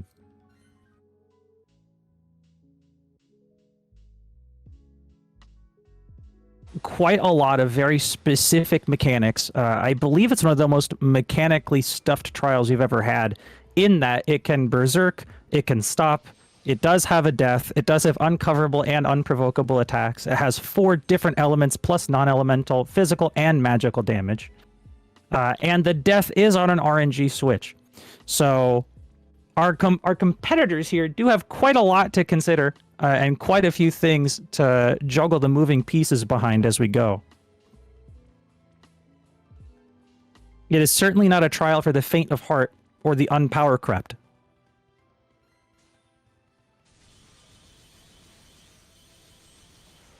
Please don't push 50. Oh, I didn't. Nice. You love to hear it.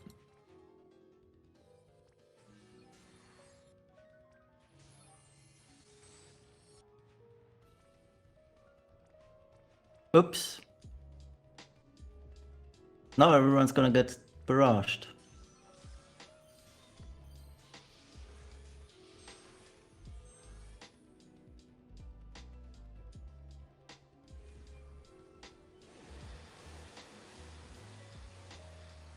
Yeah, I'm gonna reset.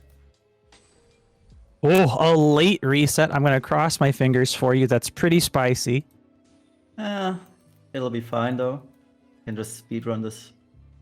I know I did my mistake, so it'll be fine. As I have said, I have nothing but faith in the homies. I'm sure you got it. You're going to do great.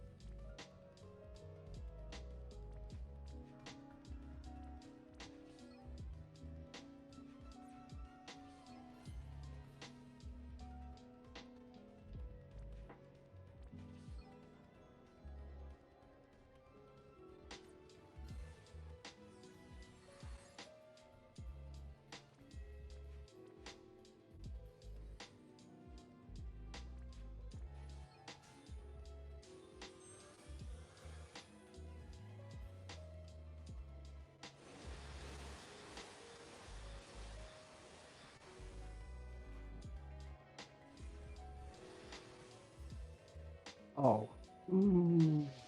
Oh, oh no. Our boy. Yeah.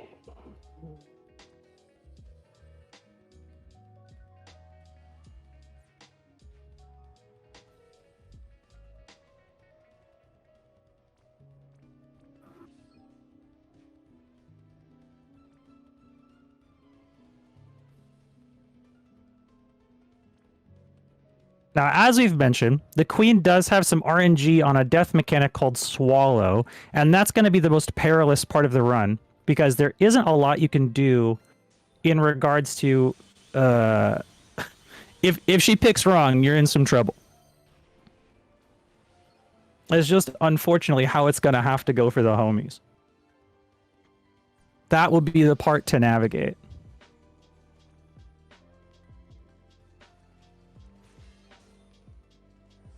I'm down to just one baby remaining. Whoa. Good job. But of course, the one baby gets real mad when all the rest are dead. That one baby does get real upset. It's true. As they say, nobody puts baby in a corner, and this man does not believe in corners.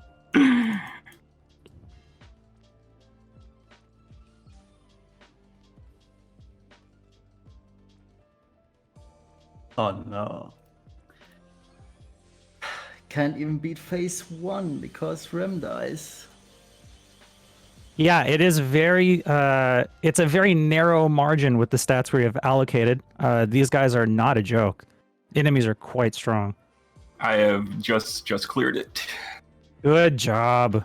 Wow. The Congrats. turn 8 clear. The man, the myth, the legend. There was a tight turn where Charlotte like almost bit it, but she's a trooper. She got through it. Good job. I wish I had the stream. I could watch how y'all are doing, but I'm about to check it out tomorrow on the replay. How much time do I have left? I think it's about 10 minutes on the clock, or like 8 minutes. All right. That's fine. 7 minutes and 45 seconds.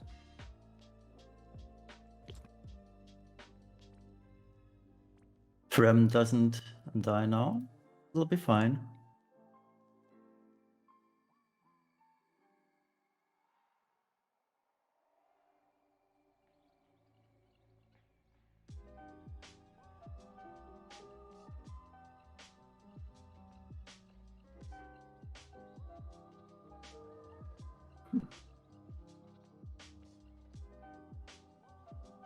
Hmm.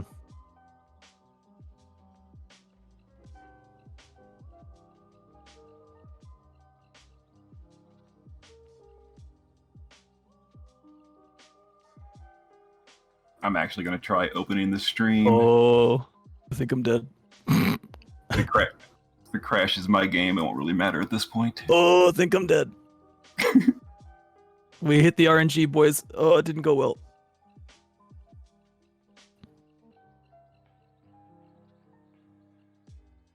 Oh, well, like I said, there is some RNG involved, and sometimes it does have to go that way. What you gonna do? Finish the first steps.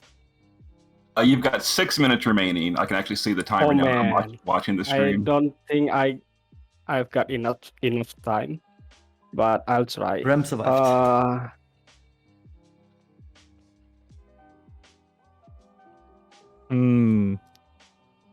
It do seem a bit unrecoverable, but we will see. I'll show the gear in detail for people watching. Yeah, feel free as we go through this, as the remaining competitors are still attempting. Pop off, show the gear, show strat. The platform is yours, my man. So the parameters were no one could have more than 1,000 spirit or 700 defense for the support units and 850 defense for the DPS units. The tank had her own parameters. We'll get to her in a minute. But death immunity on Lily set was required. So there's her setup. And using auto buffing was allowed. And that's obviously very handy for this kind of fight.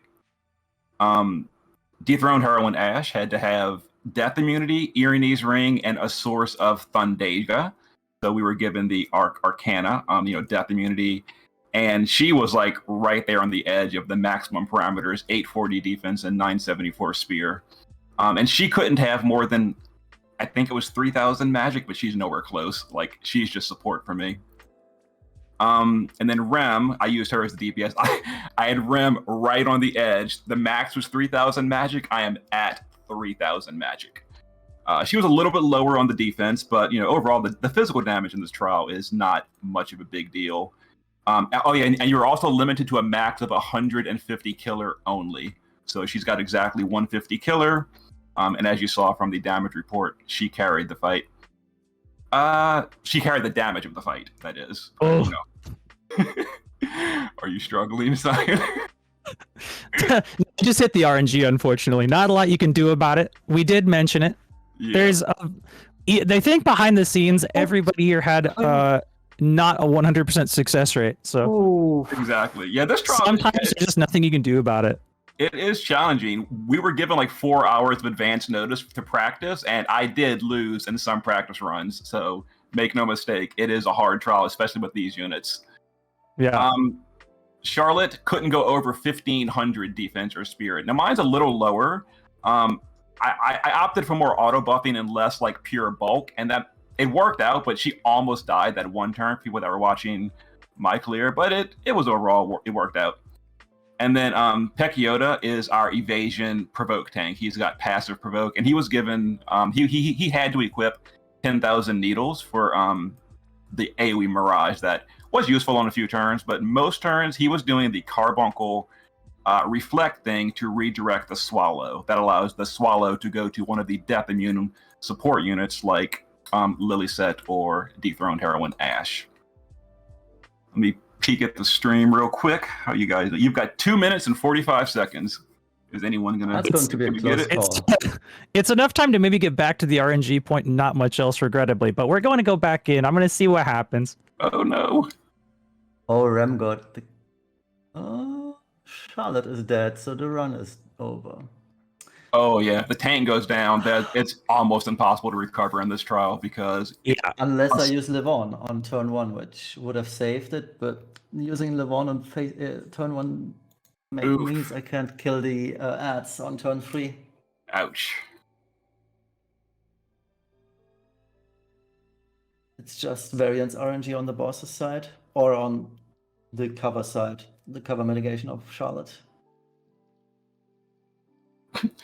A little shout out to people that watch my YouTube videos. I commented like 3 months ago that I would never again use Alexander or Hallowed Aegis Charlotte on a clear, and Flip made me use him today, or her today. But she worked. She got it done. She do be doing her best. She brought the whole castle. The mobile home is on deck. trying to bring in as much firepower as possible. We're actually, I'm not told this is confirmed, but I've heard speculation of a new special segment on someone's stream, certainly not mine, haha.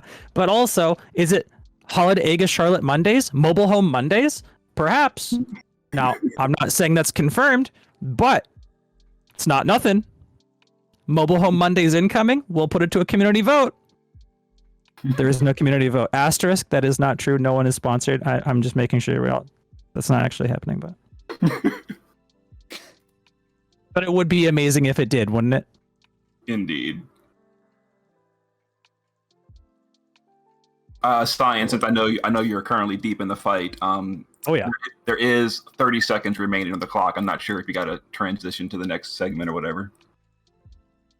Oh, don't you worry. Your boy is carefully scheming and calculating all the different routes in my brain arena. Now, that said, it is worth noting that the next upcoming segment for the homies to consider, which, by the way, I would for sure stick around for, because, not that you're going anywhere, because let's be honest, everyone is hyped to be here. Am I right? People claps in chat. But after this, we're going to be hearing from our boy Flip Method, the host, the man of the hour, the holder of events, for a segment with Shaly and also SXM, Lady Boss herself, about Brave Exvius and its appearances in other media. Now, that's going to include a lot of things. I don't want to give any spoilers, but some of it might not even be animated. What do I mean by that? Who knows? You're just going to have to stick around and find out, aren't you? Well, well, well. Either way, it should be a pretty good time. Now, I don't think we're going to have time to wrap this up, because certainly we're not trying to drag these boys through the mud for that long. But we will go right up to the time limit, and we'll see how far we get. And then as the transition occurs, the transition will occur. You can double check, but it is true.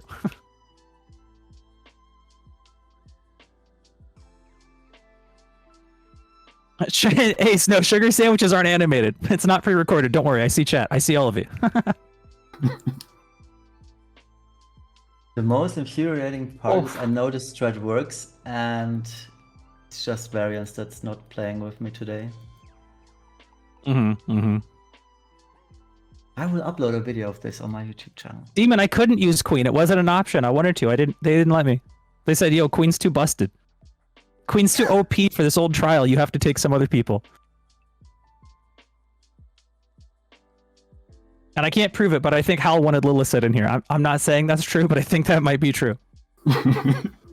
She's a good unit. I was actually familiar with her. I've used her in the past. She's got a lot in her toolkit. Yeah, that's true. There are Lilith and Ash, I think, are both underrated units in that way. I thought both of them were just kind of... Oh, go ahead. I was going to say Ash was a unit I've never used and had to learn, but she seems interesting.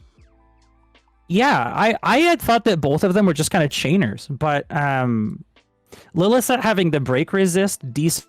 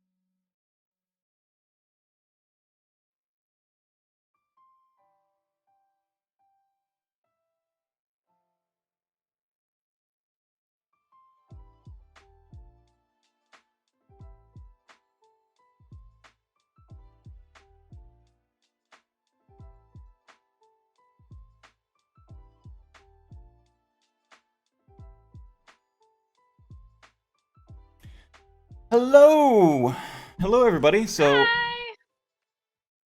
what this is FFBE and other media, and so that's everywhere that FFBE has appeared outside of the game itself. We've got a lot of help from SXM and Shaly, and they've really populated a really cool list of things. So we're just going to start off with the first stuff, which is other games. And so I'm just gonna bring it up, and if you want me to pause it, I'll pause it, okay? But otherwise, it's just gonna play through the other games, okay? So there was the Monster Hunter Explorer collab, Mm-hmm. and then the Star Ocean Amnesius. Anamnesis. And oh, wait, Anamnesis? It was Anamnesis? Wait, really? Yes. I'm sorry, I'm one of those people. No, that's fine. Because I work with languages, so I'm just like. No, that's fine. I never knew. I really liked the Rain, Fina, and Lastwell sprites in that one. Yeah, they're so cool because they're one of the few like 3D sprites that actually exist for FFB outside the LB, the CG limit burst that we have in the game. So.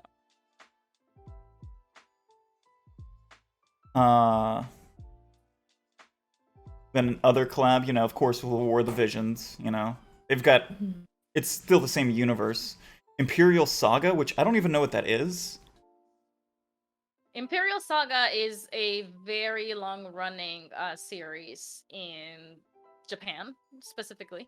I believe there have been some releases in the US, but probably not that many. But it is a very famous RPG, and recently they've taken to releasing a lot of mobile games for Imperial Saga that are very a la FFBE, where all the major Imperial Saga characters make an appearance. So I mean, I can see that on the screen the names are in Japanese as well. So I believe this is purely just the Japanese side of things type of deal. Okay. Is it like this in game, or is it one of those games where it's just like a puzzle type game, or? No, it's a straight up RPG. It's very similar to how Final Fantasy works. Mhm. So we have those just kind of staple RPGs that have grown through the ages, and Imperial Saga is one of those in Japan. Outside of Japan, I'm not sure how established it is anywhere else, but in Japan, if you say Imperial Saga, people are able to recall it quite quickly. It's very well known. Okay, all right. Thanks for the help on that one. Sure. Bravely Default Fairies effect. I love how they look in this one. Right? I love the little chocobo. What is that, flag? Nico. Oh no, that's chocobo book, actually. It's chocobo book.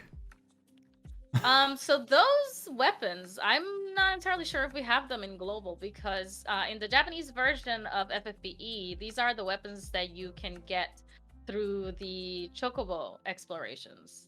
What? Or expeditions. I think we Yeah. just got some sort of set, I think. We got a I could be chocobo wrong. set, I but it think wasn't we got- it's not yeah. like these. It's very similar to that, because I know for a fact that the flag one is in there. I can just recall the image in my mind. But again, the FFBE side of Japanese things has had this for a really long time. So I probably have 20 of those flags just from doing expeditions here and there. Oh, okay. I can't recall right now if Global has all of these, because Global got its own set of chocobo expeditions before the Japanese version ever did. So it's more differences between the two versions there. Okay. Still cute Rain, cute Yeah, Lastwell. very adorable. For sure. Record Keeper. I've never played Record Keeper, but I know there's a huge fandom for it. I know you play Record Keeper. We heard you say it earlier, Shaly. Correct. And at first I wasn't a big fan of Record Keeper. I'm not trying to put it down or anything, but I started playing it because I knew that there could possibly be this collaboration sometime in the future, being that FFRK is a huge mobile game for the Final Fantasy series. But when I tried playing it, it just wasn't really that interesting to me. Story-wise, it doesn't have its own real storyline going on as much as FFBE does. So it took me a while to get into, but I finally did, because of this collaboration that we did have. We had to work closely with the FFRK team, and that inspired me to like just really get into the game, to learn it and know where everything that we needed to make would go. And yeah, it ended up being really fun. We got the 3 main characters into the game, which is, it's, I believe, like our own way to officially say like FFBE is a Final Fantasy. Like if you made it to FFRK, like you know for sure that you made it. Like you're part of that history now, because it's the story in this game is so good. It's a real Final Fantasy. Like, sorry, I feel like I'm doing all the talking. no, that's fine. You know more. You know so much more than I do. I'll do the at talking least. later. Then there's the King's Knight. Rest in peace, King's Knight. But there was the King's Knight collab. I don't know. I never got to play the game, but I like how the units look. I'm wondering where their noses and mouths are at, but I can kind of see the nose. I don't Maybe not the see mouth. there's a dot. anything. There's a dot. You're right. But I mean, the same can be said for, you know, Wars designs, where Mhm. it's very a la Final Fantasy Tactics, and they barely have a mouth and definitely no nose. So it's not the first time we see something like this. It's true. It's true. Okay. Thought I pressed play for the next one and I didn't. Triple Triad. Yeah. Anybody can talk about Triple Triad? Because I don't know it that well either. Again, I don't know I it feel either. like I'm taking I'm interested over. though. So Triple Triad is the in-game Final Fantasy card game that has persevered through the ages, through many of the sequential Final Fantasies. It was really popular in FF9. There's different versions in like FF8 and of course in FF14 if you play that. And Triple Triad is just kind of one of those mini games that became its own thing, and people really, really adore it. And the fact that FFBE got its own set of Triple Triad cards is just an honor to me, in my opinion, that we were so impactful that we can make it as far as an FF mini game. You know what I mean? Because like being put into the spotlight as part of like another game, like for example FFRK through our collaboration, is one thing, but to be as influential as to become part of a mini game that is lesser known but just as well liked by quote unquote true fans of the franchise is really cool as well. I have a few of those cards, but I haven't been able to get them all myself. This is from the Portal app of Final Fantasy, by the way. That's where you can get them and where you can play Triple Triad if you guys are not aware. Yeah, I mean, it's really cool whenever there's a company of people that say, we need every Final Fantasy in our game if we're doing collabs, and that FB is considered to be part of that every Final Fantasy is pretty cool. You know, it's like the numericals and I guess Type 0, Tactics, and FFBE. Yeah, we made it somehow. Puzzles and Dragons. I know a lot of people in my community play Puzzles and Dragons. I know it's like a 10-year-old game, but it's been around for a long time.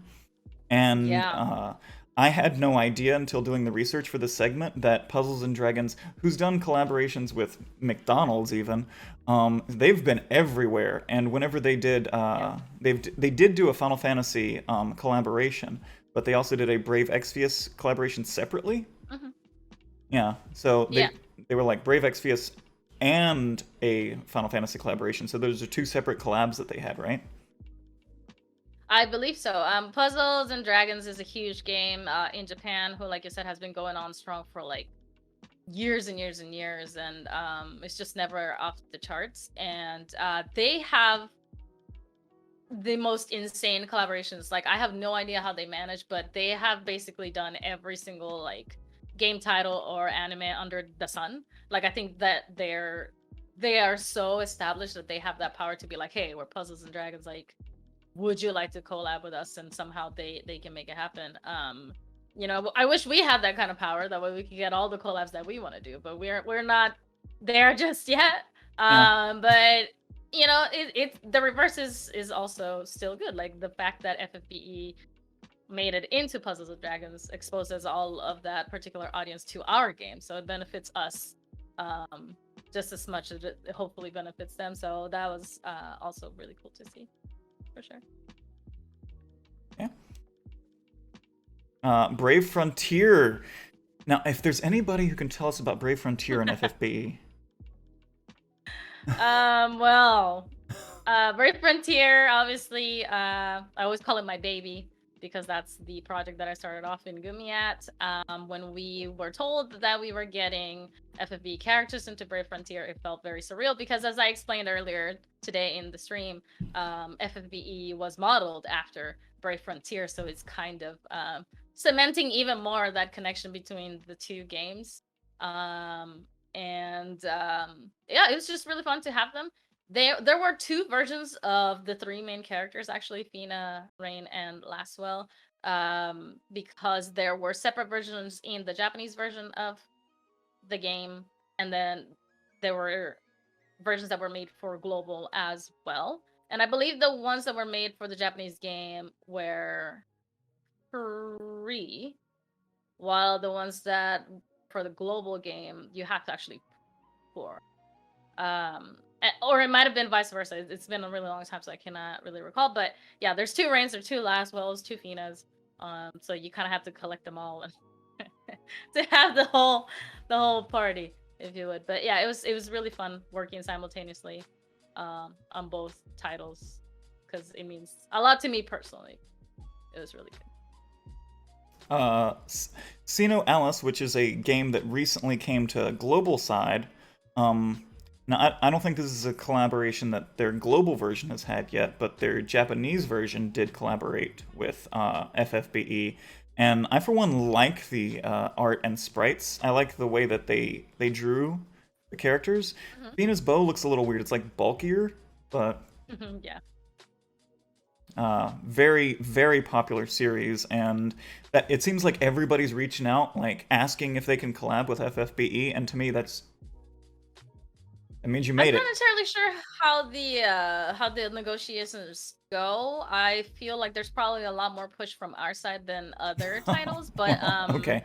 I mean, because you got to be proactive, right? And then Mhm. you have to also be the one who is determining whether or not a certain collaboration will truly be beneficial for your brand, or not. And That's true. so, you know, if I don't know, Papa John's came to FFB and was like, "Yo, you want a collab?" It's not necessarily probably a collab that, you know, FFB side would be super excited to have if we don't know how to handle it very well. But I don't know, then with again, every we've pizza had- box is an exclusive version of Rain. Yeah. So, like, people are buying thousands of pizzas, you know? Yeah. It's good for Papa John's. Yeah, for sure. I'm sure that it would end up working out somehow. But what I'm just trying to say is that collaborations don't happen as easily as people would think. There is so much involved. There's so much red tape to go through. So anytime that any collaboration happens, we're just really grateful, and we hope that it's for the best for both sides of the collab. And you know, Sino Alice looks really cool. I'm actually not very familiar with the game itself. I believe it's about like fairy tales, right? Where like they take like, for example, Snow White from Snow White and the Seven Dwarfs, and they make her into a playable unit / character, and Oh, people play with okay. her. That is my understanding of what Sino Alice is. So you know, it's a cool thing. If you think about it, Final Fantasy, it's its own kind of never-ending fairy tale, right? So Mhm. maybe it fits better than we think. Well, I like the art. Then there's this Katy one. Perry. I particularly like when from the music video that you can see on there. It's like Lid's like have fun, and Nickel's like very in character with just a bunch of Nickel hard eyes. is very in character. Is he though? Jake is sure in about character where that? he's like the improper like capitalization. He's like trying to type so fast that the I is under. Yeah. Honestly, I would love to know who came up with the little chat comments. Someone who I didn't have, play the game. I have some personal grievances here and there, but I'm just not gonna air them out because Because the Chocobo is saying work instead of. that's the funniest one. I love that one because I think that's how a lot of us felt when we found out that FFBE was having a collaboration with Katy Perry. We were like, work? Work? Excuse me, work? But I don't know. Can you guys comment on it? I want to hear your take on this particular venture of ours. It was the longest collaboration we ever had. And to be honest, I liked the different versions of Katy Perry that we had. And there were some people that came over from like Katy Perry fandom into FFBE, and that's kind of cool. I really liked seeing watching the music video that this screen grab is from, where she's playing FFB on her phone while she's picking up her dog, and then gets like sucked into the game. I like that this dress was made specifically for FFBE, I think. Yes, the dress was designed by Shibuya Sensei. If you guys don't know who Shibuya Sensei is, Shibuya Sensei has been doing the pixel art for Final Fantasy since the very first Final Fantasy.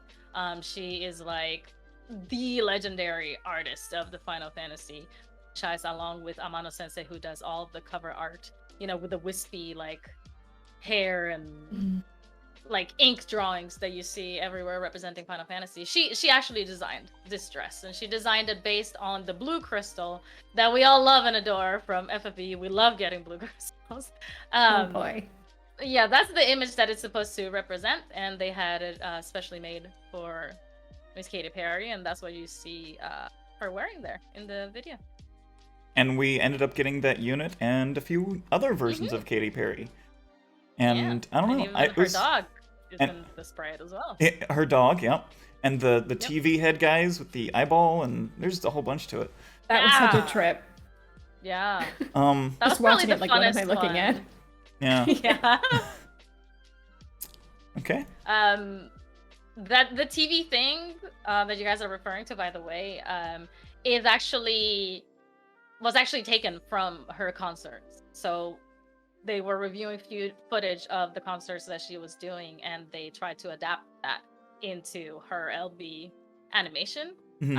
So when you see that, that's the stuff that was going on behind her in the background in like her concerts while she was doing a certain song or number. So everything was inspired by actual like Katy Perry things, which is really cool. But there was a lot of like approvals going back and forth to make sure everything was just perfect.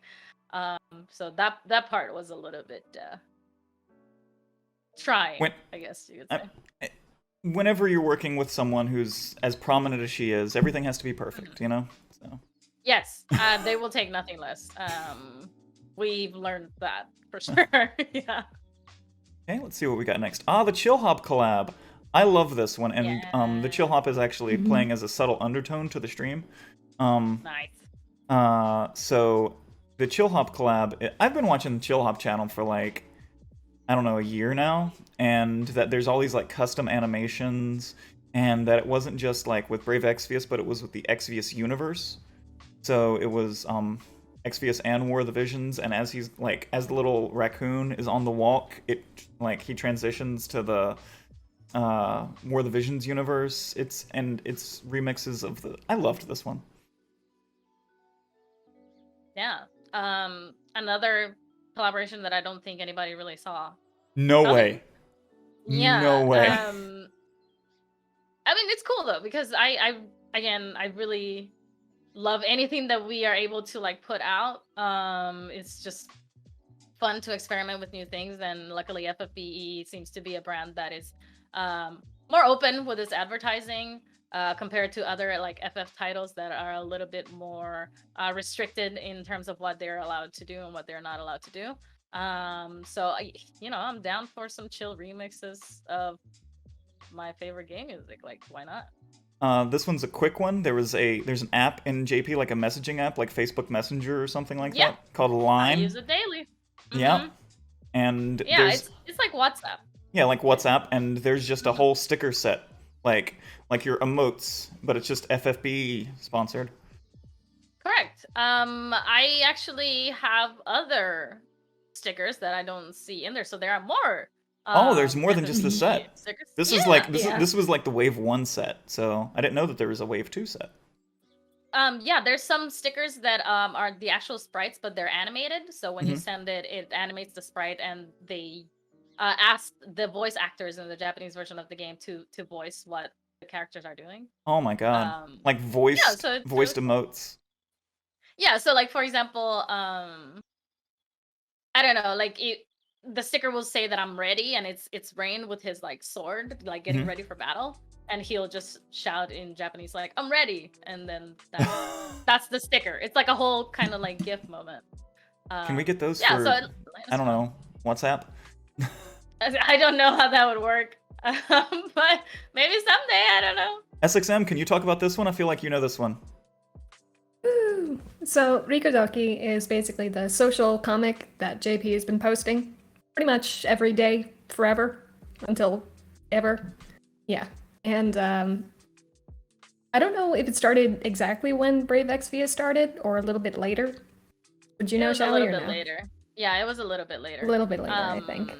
And it's Go ahead. yeah, it's mostly just like jokes and gags about, you know, different things. For a while, we had an English translator named Ornio who would, you know, translate them for all of us people here on Global. They've since moved on to other things, I believe, but it would be really nice to get another translator, and I would help with the artwork to keep getting us more content for Global, because these are really funny. There's like a lot of word plays and stuff that sometimes I don't get because it seems like they're Japanese references, but other than that, it's like, it's so funny. Yeah. Now you know my pain, my daily pain of having to make sense of something, not only in a language, because you can always just translate something literally by using like Google Translate, but to have to put it in the context from a cultural aspect is Mhm. a lot. Like, and then make it funny in English. It's a very daunting task. So So good luck to whoever ends up with that. So we have Yeah, we hit have me the up if you next wanna one up. translate. We have the next one up, which is Kokuryu Sake. Yes. So this bottle, Kokuryu is actually already an established brand of sake in Japan. So what FFBE did is that, I don't know which came first, if it was the esper or the sake, but they kind of used that as a play on words to then brand their own sake, because the esper goes by the same name. It's exactly the same name. So they put out this bottle with this beautiful Amano Sensei artwork on it. It was really tough to get. I had to get 3 bottles, 1 for myself and 2 for an undisclosed reason, unless the person wants to come forward and say it for themselves. But yeah, it was good. I mean, I had a bit of it. I didn't want to drink of it. I have it somewhere in my house. I moved recently, so it's in a box somewhere. Otherwise, I would have like shown you guys live. But the most exciting thing was just like the artwork on the bottle, I would say. Yeah, it was really cool. These really expensive glasses. Yes. So these are blue light cutting lenses. They had the idea, hey, Nickel has glasses. If you guys would recall, the glasses are actually a gift from his deceased brother L. And I'm not entirely sure why they decided to suddenly give him glasses in the storyline. I would take a guess and say that it might have something to do with producer Hirono, since he always wears his own glasses. I'm pretty sure he said they're only aesthetic in the game too. Like, yeah. I don't have a screenshot, but I'm pretty sure he said it. Yeah, because I don't know if you guys know this, but the lenses, well, the glasses that producer Hirono wears have no lenses in them. It's just the frame. So, like, I wouldn't be That makes surprised sense. if it was the same thing for Nickel. He probably can see just fine without them, but we got him. And so this is like a collaboration with a glasses brand that they put out for like PC. So these actually help your vision, or to keep your vision from getting worse, I guess usually. So I have no idea why there was FFB on the Yokohama train. So in Japan, it is a huge thing to use whatever space you have for advertising. And trains are a great way to advertise here because everybody takes a train and they come and go and they can reach like, crazy distances. So your ads can go really, really far and be viewed by a lot of people.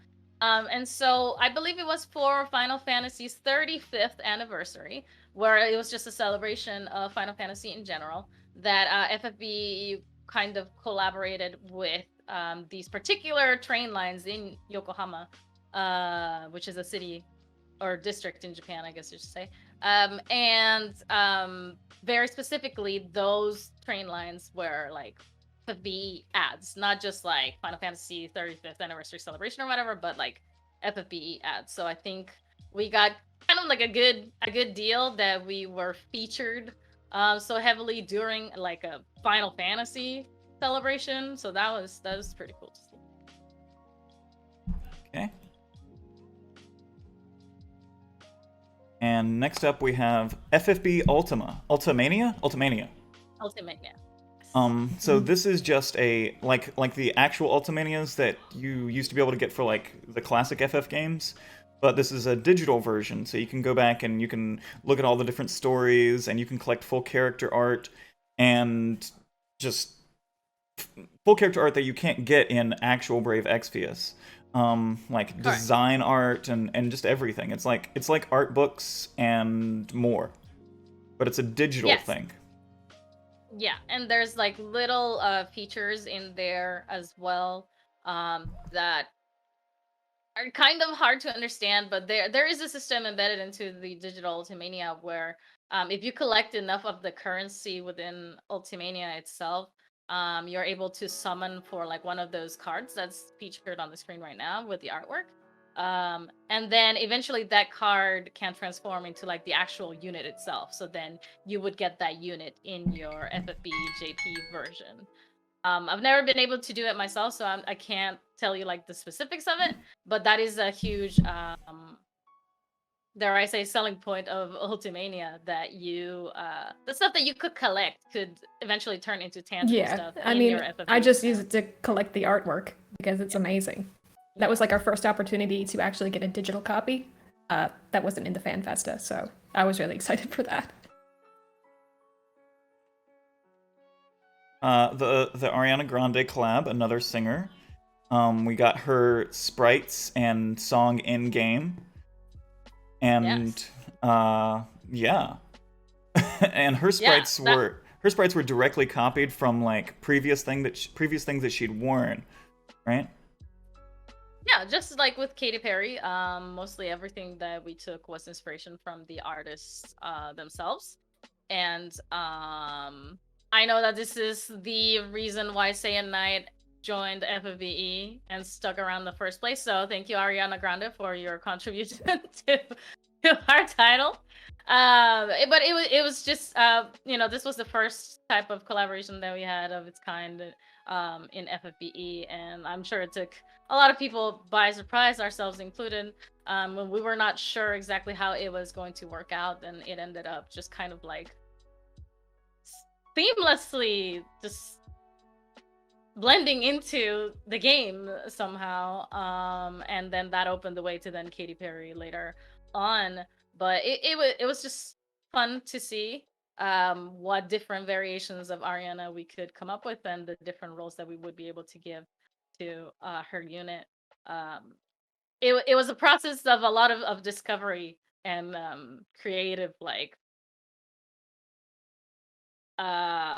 discussion, I would say, back and forth. So yeah, that started off a lot of the things that we see in FFB today, I would like to say. Cool. All right, this is one of my more favorite ones, the Family Mart collaboration. So for those of you that don't know in chat, Family Mart is a Japanese grocery store, and they're it's a convenience store. Convenience store. I'm sorry, convenience store. Yes. Sorry. and you could go in and you could get a special version of Physalis for in-game, but also lots of different FFB flavored treats. Yes. So we had this collaboration with Family Mart. Convenience stores are huge in Japan.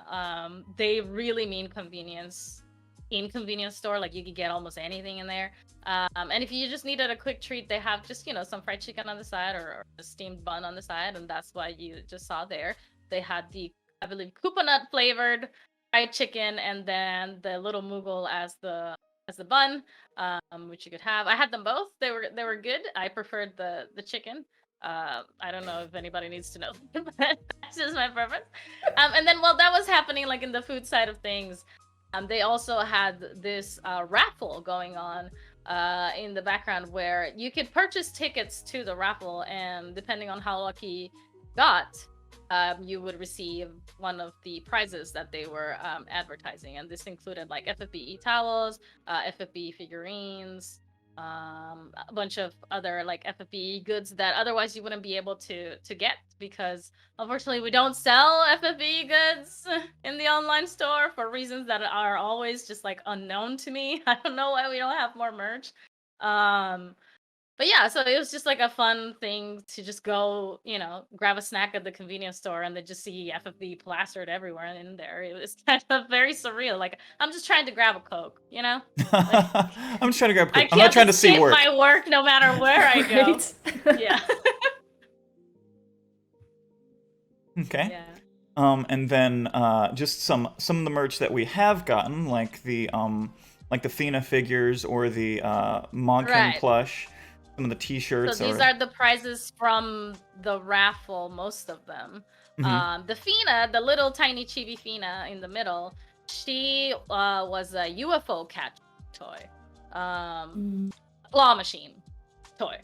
So if you just went to like the right arcade, if they had it going on over there, you could just play the claw machine until you got her and you could get that. So that was fun to have around. And yeah, just cool stuff that I wish we had more available to anybody who wants to buy it, but you know. Major fashion, top of the line fashion. Yes. Another collaboration. Again, these are just things. Obviously, the segment is other media. But Ground Y is a Japanese fashion brand.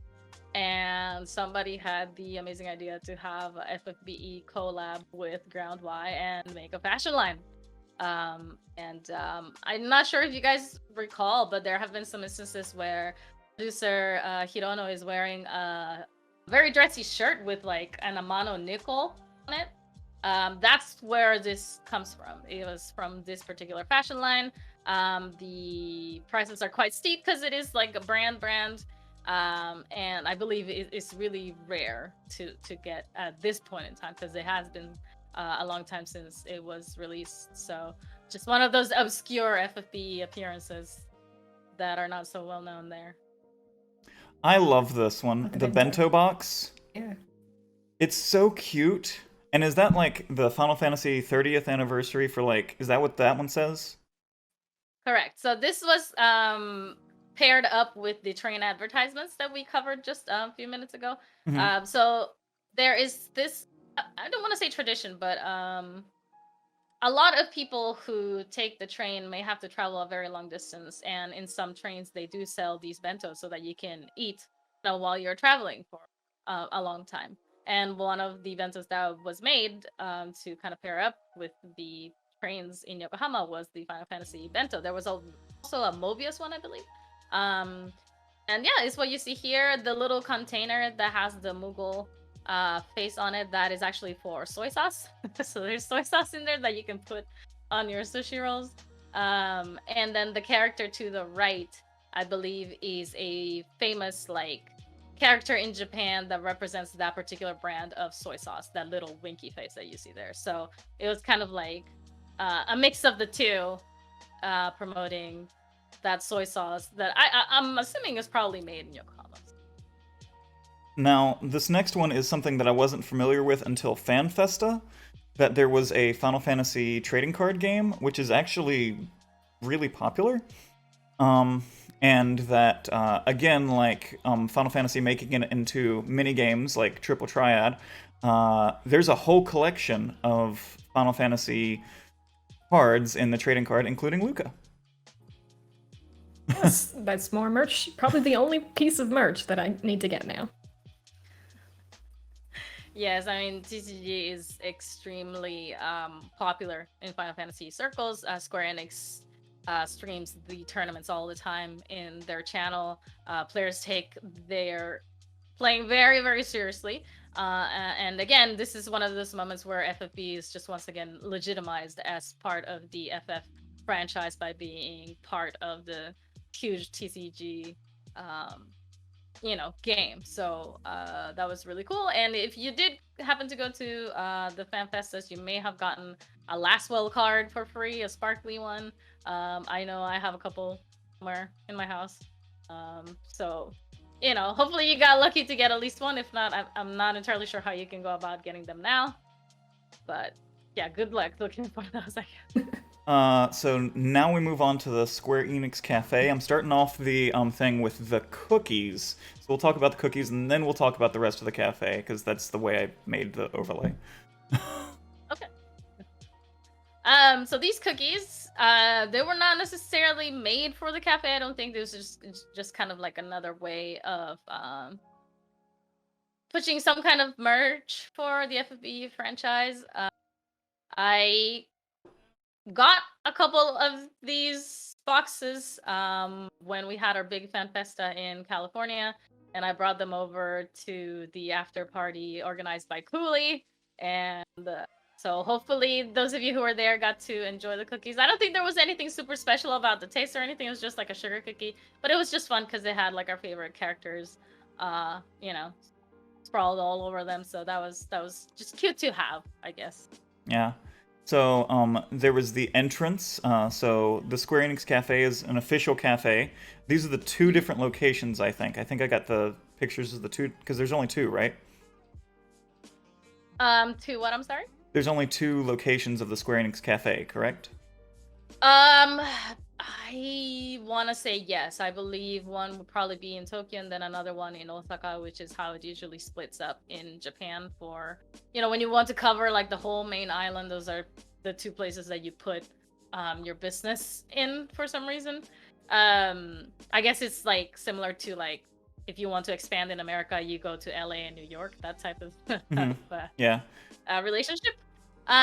Yes, but there were other instances of the Square Enix Cafe, because I believe there was one also either in Taiwan or somewhere else in China, which I cannot recall exactly right now where it was, but I believe these are pictures from the Japan one. And the Square Enix Cafe is always open like all year round, and sometimes they have collaborations with different Square Enix titles, and there was a collaboration for FFBE, so made sure to go, and I took as many pictures as possible, and here they are for your enjoyment.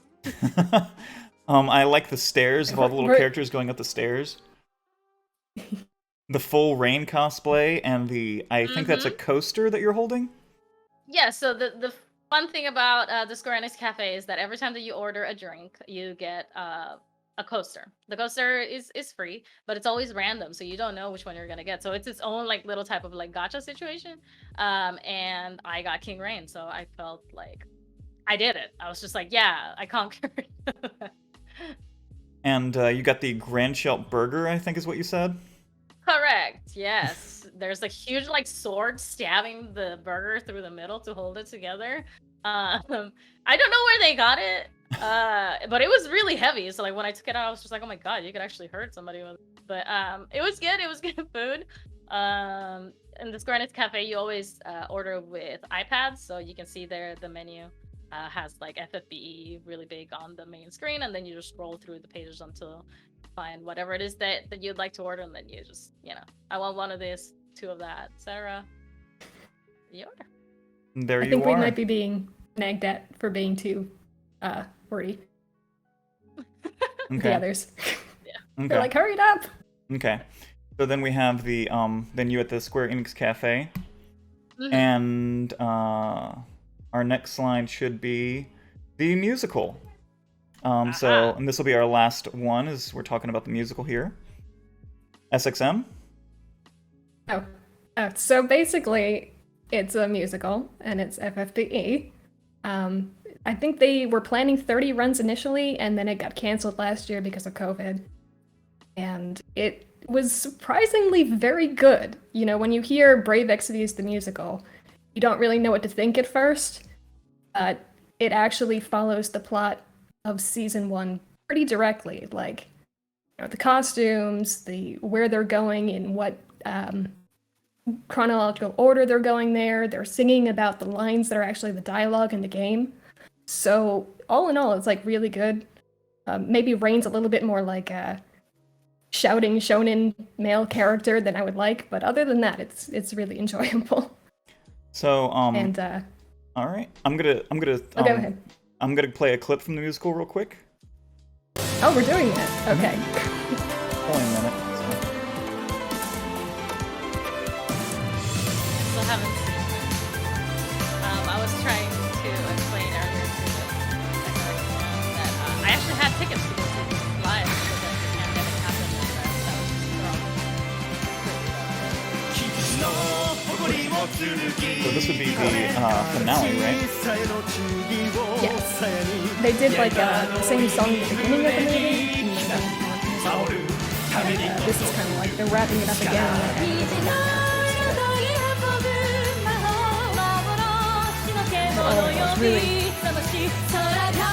Yeah, the whole thing was recorded because there was only one broadcast of it. I think they might have done two. Well, I have the DVD right here. I think one is one recording and the other is the other day or a different recording. I'm not exactly sure. Yeah. I probably had like, I'm not sure, but a lot of people have like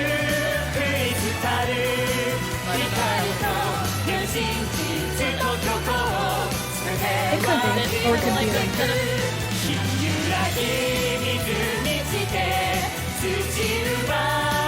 I just think they did an amazing job of the costume. And the casting. It's really good. If you ever get a chance to see that, I recommend it.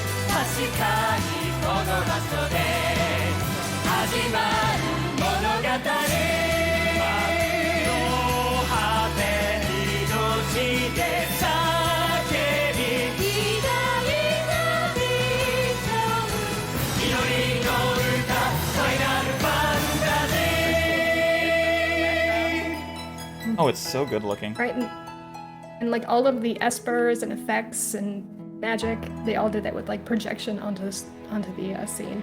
It was really cool. Very cool. Musicals, very cool. Well, that's it. So that's Brave Exvius and other media. Thank you, Shaly. Thank you, SXM. We went a little over, so I have to rush into the next segment. Is there anything And so do I. that you'd like to say before we sign off? Sorry for talking too much as always, but thank you so much for having me. I have to kind of run to the rehearsals for tomorrow's official live stream right after this, so I'm hoping to see you guys all there. Would be lovely to spend some more time with you again. And again, just thank you all for doing this and for having me here, and to my lovely co-hosts in this panel, thank you so much for helping. Yes, thanks for explaining everything. No, I feel bad. I feel like I. It was good to have somebody No, that knew I legitimately so much. didn't know. It would, No. The Shaly should have been that. Yeah. Thank you. Okay, Right. well, yeah, thank you guys. See you Bye. later. All right, let me switch over.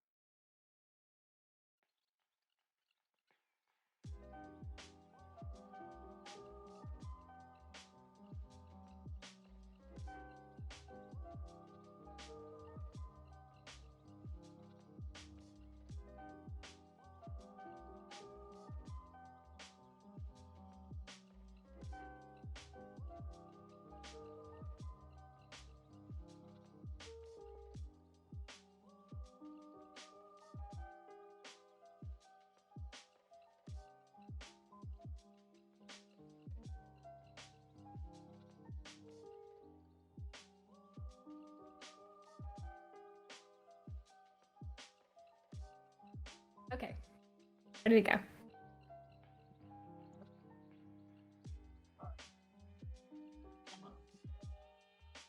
Hey everybody, this is SXM. You just heard me on the other segment talking about FFB stuff at great lengths. And now we have a whole bunch of artists here, and we're going to play a game of FFBE Pictionary. And I'd sent out a request out a little earlier this month to see if anyone would want to record a segment beforehand, and then we could have a game of it during this live stream. And I got amazingly talented people to make a whole bunch of drawings of characters that everyone loves. And we're going to get into that right now because we have quite a few. But before we do, I want everyone to introduce themselves briefly. Let's try to go through Team Moogle first in that order on the screen, and then we'll move on to Team Chocobo. So we're going to start off with Inkross. Hey guys, my name's Incross. I'm the creator of Noppy, the global exclusive unit. And yeah, I'm really happy to be here. Next is Eric. Oh, yeah. So, yeah, I'm Eric. I'm the Cafeteria designer. So, yeah, let's try to win this. Next is All DK. right. My name's DK Fit Nerd. I was just hosting the fan art winners Q&A. Go Team Moogle. Let's do it. HK. Hi, I am HK or Worship HK. I am the FanFesta cosplaying potato. I have done Santa Roselia. I've done Aurora Frevia. And then I did, oh my goodness, what was that? Esther. Holy crap.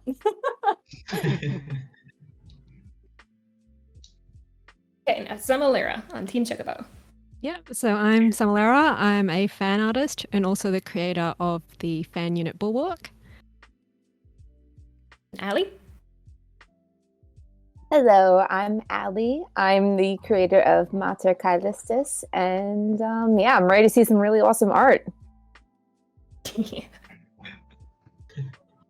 I'm Neostock. Right. I'm the creator of Circe and Kresnik. And hi again.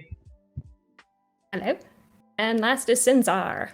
Hey guys, I'm Sinzar. I was on the trial part a little bit earlier. This section's slightly outside my expertise, but I am going to do my best.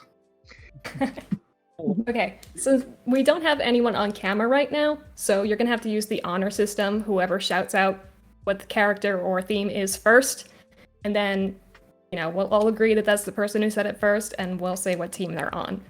And there's no prize for who wins other than rubbing it in the other team's face. All right, we all on board? On board. I'm here for it. Okay, cool. I don't know what order they're in right now, so I'll see who is first, just like you will, if you want to start playing the clips. Cool. Maybe. There we go. First is Amalera.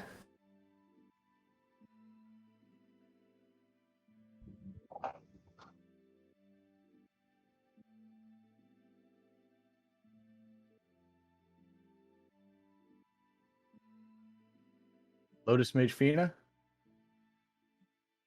Is it though? No.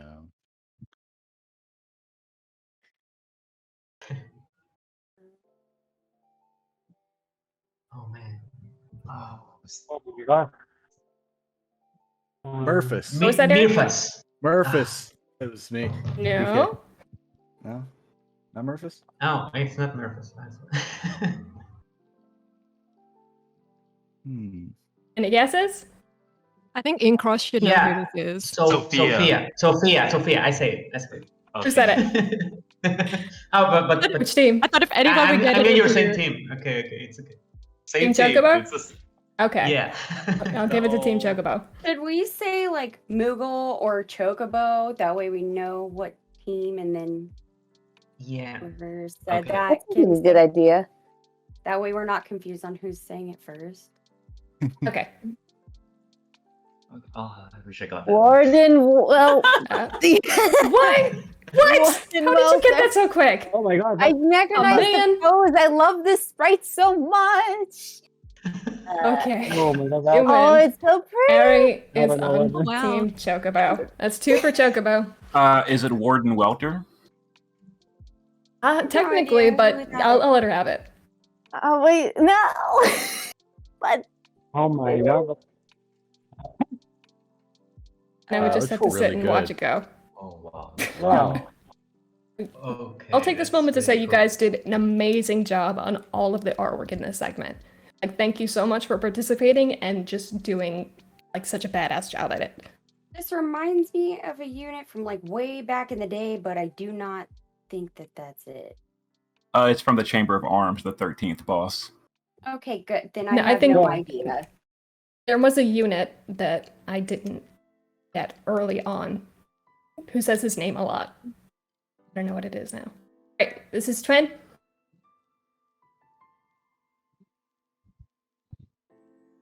She submitted still drawing, so I did my best to kind of reveal it piece by piece.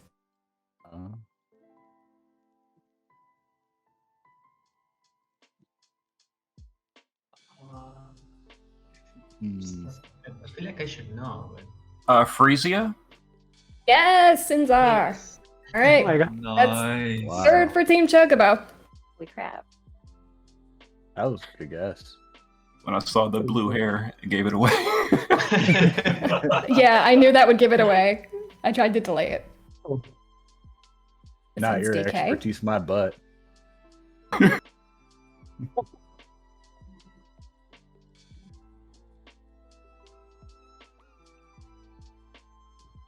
Oh, it's Chocobo. It's the. Does he have to have a specific name? It's the big. Yes, the he big, does. Big one. The. What's the other word for Fat big? Chocobo. Fat Chocobo? Chocobo? Okay, The I'll chubby give it one. to someone later. Yes. Okay. It's a fat Chocobo. Oh my god, Team Moogle, step it up. Come on. I'm sorry, I don't know who any of these are. I know you said you guys are gonna make it hard, but crap. Happy 5th. Chocobo. Okay, that's really Aw, cute. so You were cute. worried about it not being good. That It's is so cute. adorable. Right? It is super adorable.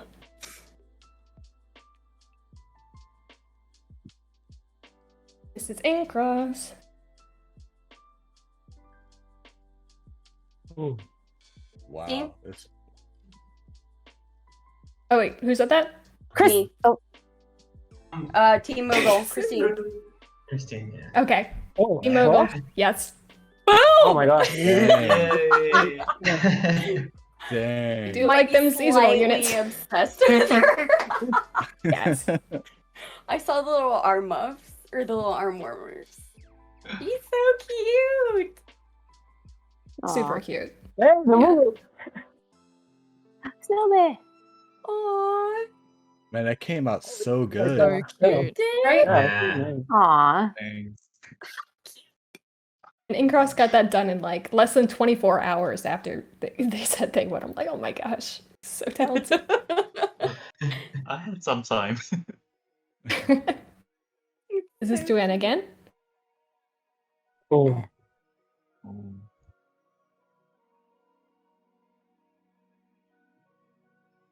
Oh God. Cheerleader I- lid? No. Mm-hmm. What's her face? Is this not the one who's Oh. Yo's? Starts with an N. Nagi. Thank Not- you. Yeah. From the orders. All right. Who did that first? Sinzar? Yeah, I think so. No. Dang it! I knew who it was. I just didn't know the name. God bless America. I recognized. I just could not think of her name either. I know. I was like, I know what she played or does in that game. This one's from Yui over on Twitter. Oh, that's Laswell. Yeah. Okay, listen Yes. here. It is Laswell. I need you guys to have like a 5-second delay. Okay, we need a handicap. Yeah. We need some handicap. We had Oh, too so many Shiva will. Kubo I nuts see. before we started. Yes. Okay. That came out really nice. It did. Any That's guesses? really good. Nobody's guessed it yet. Oh, I I know. said, Oh. can you not hear yet. me? See the last one? Yeah, Mystical Ice Last Well. Yep, Sinzar. Mystical Ice last well. Yeah, to be specific. I'm sorry. I can hear you, Temalera. Okay, I said it a while ago, but I'm probably too quiet. Oh, you said Mystic? Yeah. I Well, didn't hear the Mystic part. Okay. Oh, I could give maybe it to I you. did Yeah, I said Chibwell. because that's what I call you him. and But it's Sinzar okay. are on the same team. Yeah, but exactly. if you want it, I'll make sure. Oh no, it's okay. I just wanted to make sure my mic was working. That's all. If you want to fight with Basically, Sinzar about it. all of Oh, us I fighting can't our beat guests. Sinzar at anything. Oh. Oh man. Oh man, when this is really cool. Is this?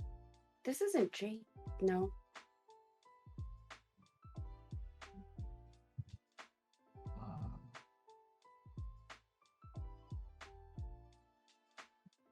Hmm. Look, no. It's is it Olive?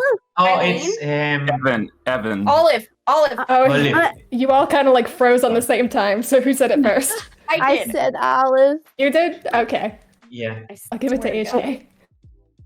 Okay. We're at 2 for Team two for Team Mogul and 10 for 6 Team for Chocobo. Team Chocobo. Oh wow. Oh my It's god. Neo stock.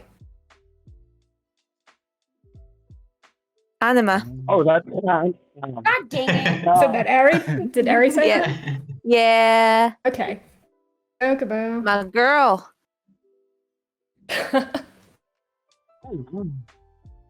Like, you know when artists are so talented you want Oh. to punch them? You're like, listen here, stop it right now. Stop being so talented. She looks so This is good. Fantastic. Oh, I wow. love Anima so. Oh my god. Oh my god. Oh. That is amazing. Fantastic job.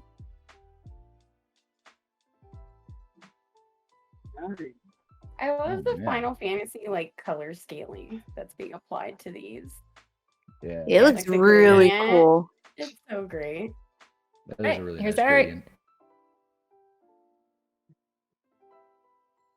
That. Oh, Oh, Blood Moon. like the one. Got it. Since Oh I my would know. god. Team Chocobo again.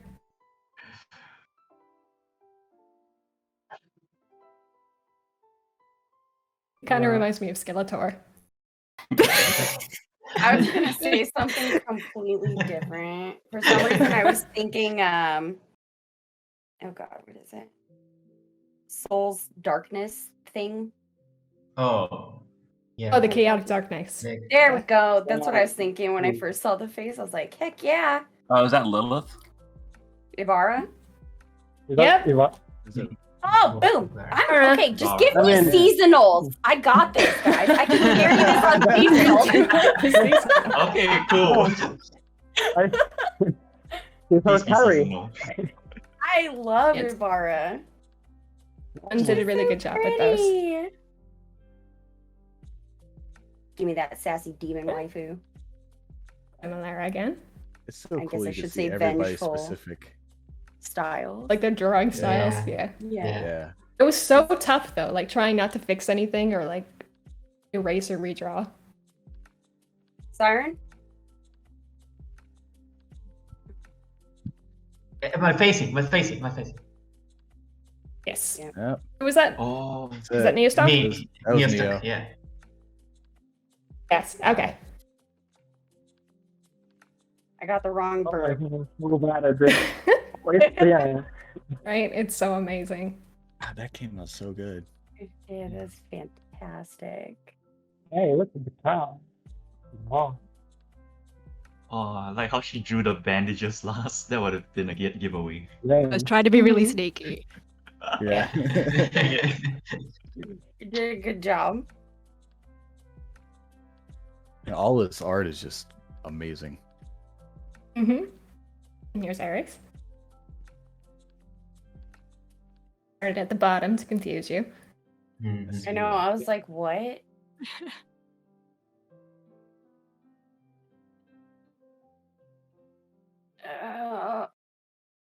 Oh man, the Oh, detail. Veritas on the that. Dark? Yeah. No. Okay.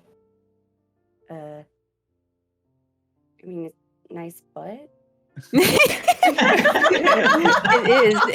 It is a That's fine right. booty. It's a very shapely back. Is it Sid? Yep. Yeah. All right, who said that? It was me. It was DK. Yay! Was it Incross? No, it's DK. No, it's DK. Still Team Moogle. Moogle! Game team. We'll go. Finally, we're getting something. Finally. There. One that's not as seasonal. Okay. That was DK, right? Okay. Yes. So that's 4 for Team Moogle. You go, Team Moogle. Kyo? All right, this is from Kyo. Oh, frick. Yo. I was about to start going Dragoon status. What is her name? I have like Mid? 50 ever. No, start It's with pretty R. cool too. Rebecca? Oh man, they're going all in on this one. Yeah. That's Yep. so cool. That looks really cool. This is Goodness. Aries, who made the Al Shotho. I don't know if I'm pronouncing that right. But the boss that we're fighting right now in the game. Castle Monster. Oh, awesome. Right, So I so almost- obviously, That came we out know who great. this is. Who said it first, though? Me. Ooh. Chocobo. Sorry. Okay. Allie. Oh, such talented people. I That's know. fantastic.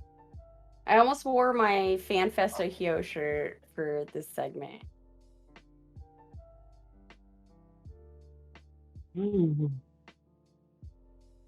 That's it. I'm making the jump to digital. This puts the nails in it. Let's do it. But I liked your fat chocobo. Oh yeah. No, It was cute. Was that 12 of them? That was okay. That was 14. I didn't realize I'd gone through them all. They were all just amazing to look at, and I wasn't using my know. brain. Okay, so We're all I just think like- you guys know who the Oh, winner we're- is. I don't know if I need to say it out loud. We tried. You all Steve. participated. That's what matters. Sorry, team. Oh man. All right. Yeah. That's Sid. You came all out did an really nice. amazing The detail job. on that's great. But yeah, Um, here's the fat chocobo. Yeah, the chocobo. Yeah, Oh. That is so cute. Oh, I actually, can't. they can't see that because we're not on camera. We're very bad at it's just a streaming. camera. I swapped over Discord to see it. Veritas of the Thirst, get out. I gotta turn chat back on. I didn't want to cheat. Oh. I did the same thing. I was like, I don't want to see other people's gasm. Yeah. Oh boy. Okay, so I think if we're done, I know we're falling behind on the schedule. It's up to Flip if he wants to wrap this up or not.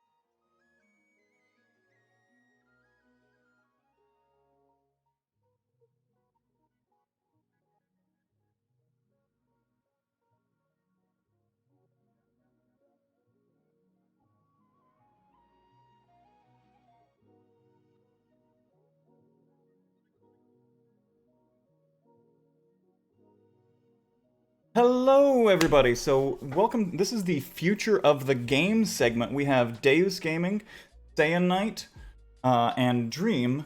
My fingers are all messed up. I'm trying to point to the different directions. Dream is from the podcast, Saiyan Knight is from Twitch, and Deus is from YouTube. Previously Twitch, though, right? Yep. Yeah. So, the Future of the Game segment is where we're going to discuss things that do not currently exist in global, JP, Chinese, any other Martian client, anything, anywhere. So, Gaz, I'll let you start off. What are some things that you'd like to see in FFBE that do not currently exist yet? A Martian client. That's the first thing. Can we start there? That sounds amazing. I'm trying to get that Mars client rolling out. My goodness. Hook up Elon. Man. Moon runes. That would be the best way to play. Okay. So I'll start off. The first something I've always wanted for a while is the time limited story events. Make them go into the Book of Recollection. So we don't necessarily have to be able to play them and get the lapis, get the rewards and everything, but they created great stories with these things, like the Ruggles event, for instance. If we could just be able to at least view the event and the story that was created in some way, permanently in game. Yeah, I couldn't agree more. I don't remember which of us originally brought this up, but whoever it was, they're a genius. That's such a good idea, honestly, because there's so many pieces of context missing without them. Yep. Yeah, just a lot of good content that's lost to time, kind of. Anybody else have a... Yeah, especially for the season 3 stories, I think. I just want to hammer on that a little harder. Those characters were already late to global anyway, but without the release, there's I feel like there could be so much more richness in the season 3 experience, as it were, if only we had those the missing 6-piece nuggets. You know what I mean? We have the burger and we have the fries and we have the drink, but my nuggies are absent. And I don't care for that. So, just what a shame, right? I also think they're especially nice for the characters that we don't see in the main story, like stuff like Chizuru's one and Alhina's one was really cool. And yeah, it would be nice to have people who have joined later to be able to still see a bit about those characters. Yeah. Another thing, I don't know if you wanted to move down. Yeah, we can just move down the list. Let's forum moderator way, or if we can just toss things out. Toss ideas out that you're like, man, this and this and this. Get them out there. Yeah, definitely. I wanted to make a point of addressing Telful Sonus and the global fixed trial event. I think it'd be really cool if we got additional bits of content like that, not necessarily the same thing, don't necessarily copy paste it, give it a new sprite, but that vibe of event. Echidna came up when we were talking about earlier also, just global exclusive boss content of some variety. I know we have a couple of those as it stands, but I think all of us would be kind of excited to have a deeper expression of the global's creative side in that way, mechanically. Because so far, all of the global original content we've gotten is pretty good. I don't think there's been any chief complaints. So I think it could only be, the sky's the limit on that, so to speak. It could only be good. And in general, with that kind of in-game tuned content, I'd just like to see more kind of variety in the formats of that and trying new things, because I think that'll be really important for the life of the game. Because I think, as we've seen in JP recently, with DV being the only thing to really focus on, there's been a lot of units have been started to being designed the same way. So I think I'd like to see for a variety of in-game content that kind of favors different types of units. Like, say, one idea I had would be a sort of survival battle where it's a boss that you can't kill and just have to bring say 4 units or something and survive up to 10 turns against this boss that's going to hit you with a huge variety of things, have some randomness in its actions, so you've got to like prepare for everything, and then maybe it gets more actions and more dangerous actions per turn that you have to outlast. And then if it wanted to be a ranking event, scores like the damage taken score and the no KOs score could also be introduced into that. That's a very interesting idea. I actually like that quite a lot. Like shifting away from the necessity of a damage dealer or damage dealers. Yeah, have a fight for like the more defensive units to shine. And then another way of making like, I guess, a non kind of whale focused one could be to use that like total team score thing that's never really been too relevant, but you could just have like a moderately difficult boss, but then have your score be like clearing it with a team of as low power as possible. Interesting. Can kind of reverse optimize. Like instead of min-maxing, max-minning. finding the absolute lowest possible clear threshold. Just scraping. That's an interesting idea. I actually like that quite a lot. Here's one I want. Give me a daily like tab or function, a way to track what I need to do per day without having to go here for that, here for the purchase, here like this tab for one thing. Give me all the daily stuff in one place so I know I did everything. Yeah. Yes. Yeah, I agree. I think that'd be really hype. And speaking of the daily thing, by the way, I know this also came up. We were talking about the idea of a more refined daily system wherein there's like a monthly for your dailies. I believe is how it was.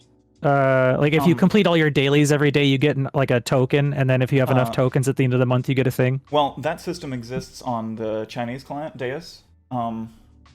Does it? So yeah, correct me if I'm wrong here on this one. But you log in every day, and you do your on that client. You log in every day, you do your dailies, and essentially think of like you get coins basically. And at the end of the month, you can spend all the coins for, say, June, and you can trade them in for a unit that will be on banner next month. But it's the only way to get one copy of that unit or something like a month ahead of time. Interesting. I mean, in GL we do have our own version of the daily coins, but they're only really used for small purchases. Maybe they could add a couple of like big ones to save up to. Yeah, we have like a micro version of the same idea. I was more saying I wish there could be like a larger, like a more fleshed out version. Although I agree that it is similar in practice. Give me a way to like remove just like a toggle button to remove all the UI elements on the home screen. I'm saying that's exactly what I was going to say. Yes. Give me a way to remove all the UI elements on the home screen, just so I could be like, boom, and just get like this nice clean thing and be able to like set the background for the home screen. Because whenever you go to the home screen, it's the background of the last stage that you were in. That's cool. It looks great. But there are so many cool stages that I've been to that I just be like, nah, that's my background. That's my home screen.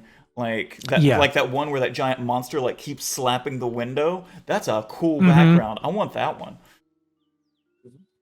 No, I couldn't agree more. There's the Petra Forest of Illusion is very cool too. Very like glowy, high contrast neon lights and so on. Very, very sick.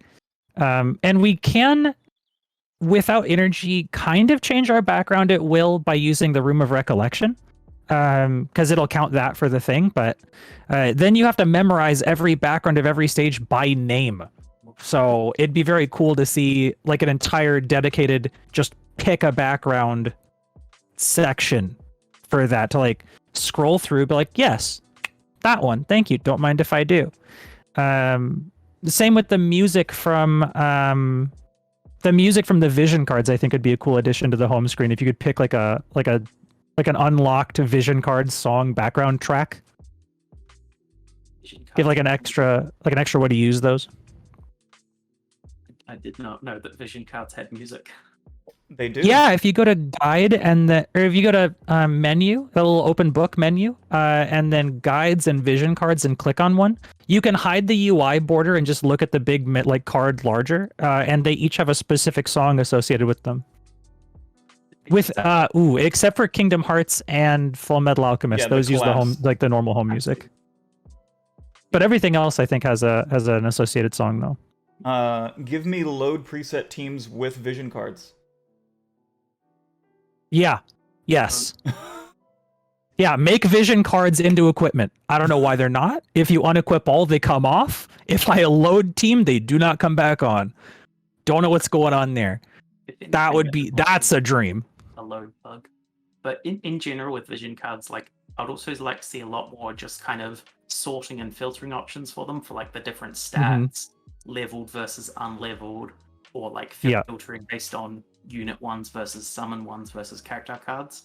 Because like with the current inventory I'm currently scrolling past a lot of character cards to get to my actual good ones. A lock feature while we're at it, if we have to scroll by them when we're fusing. I don't know about you guys, I'm sweating. Every time I'm leveling up a card, I'm like, oh please Jesus, oh don't misclick. And especially if you have multiple versions of the same card. It's like this my card is my level 10 one, and I'll fuse any dupes I get, but which one's the dupe?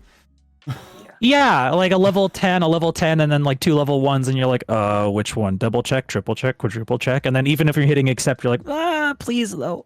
Like it's just the whole thing is just such a gives me palpies. I don't like it.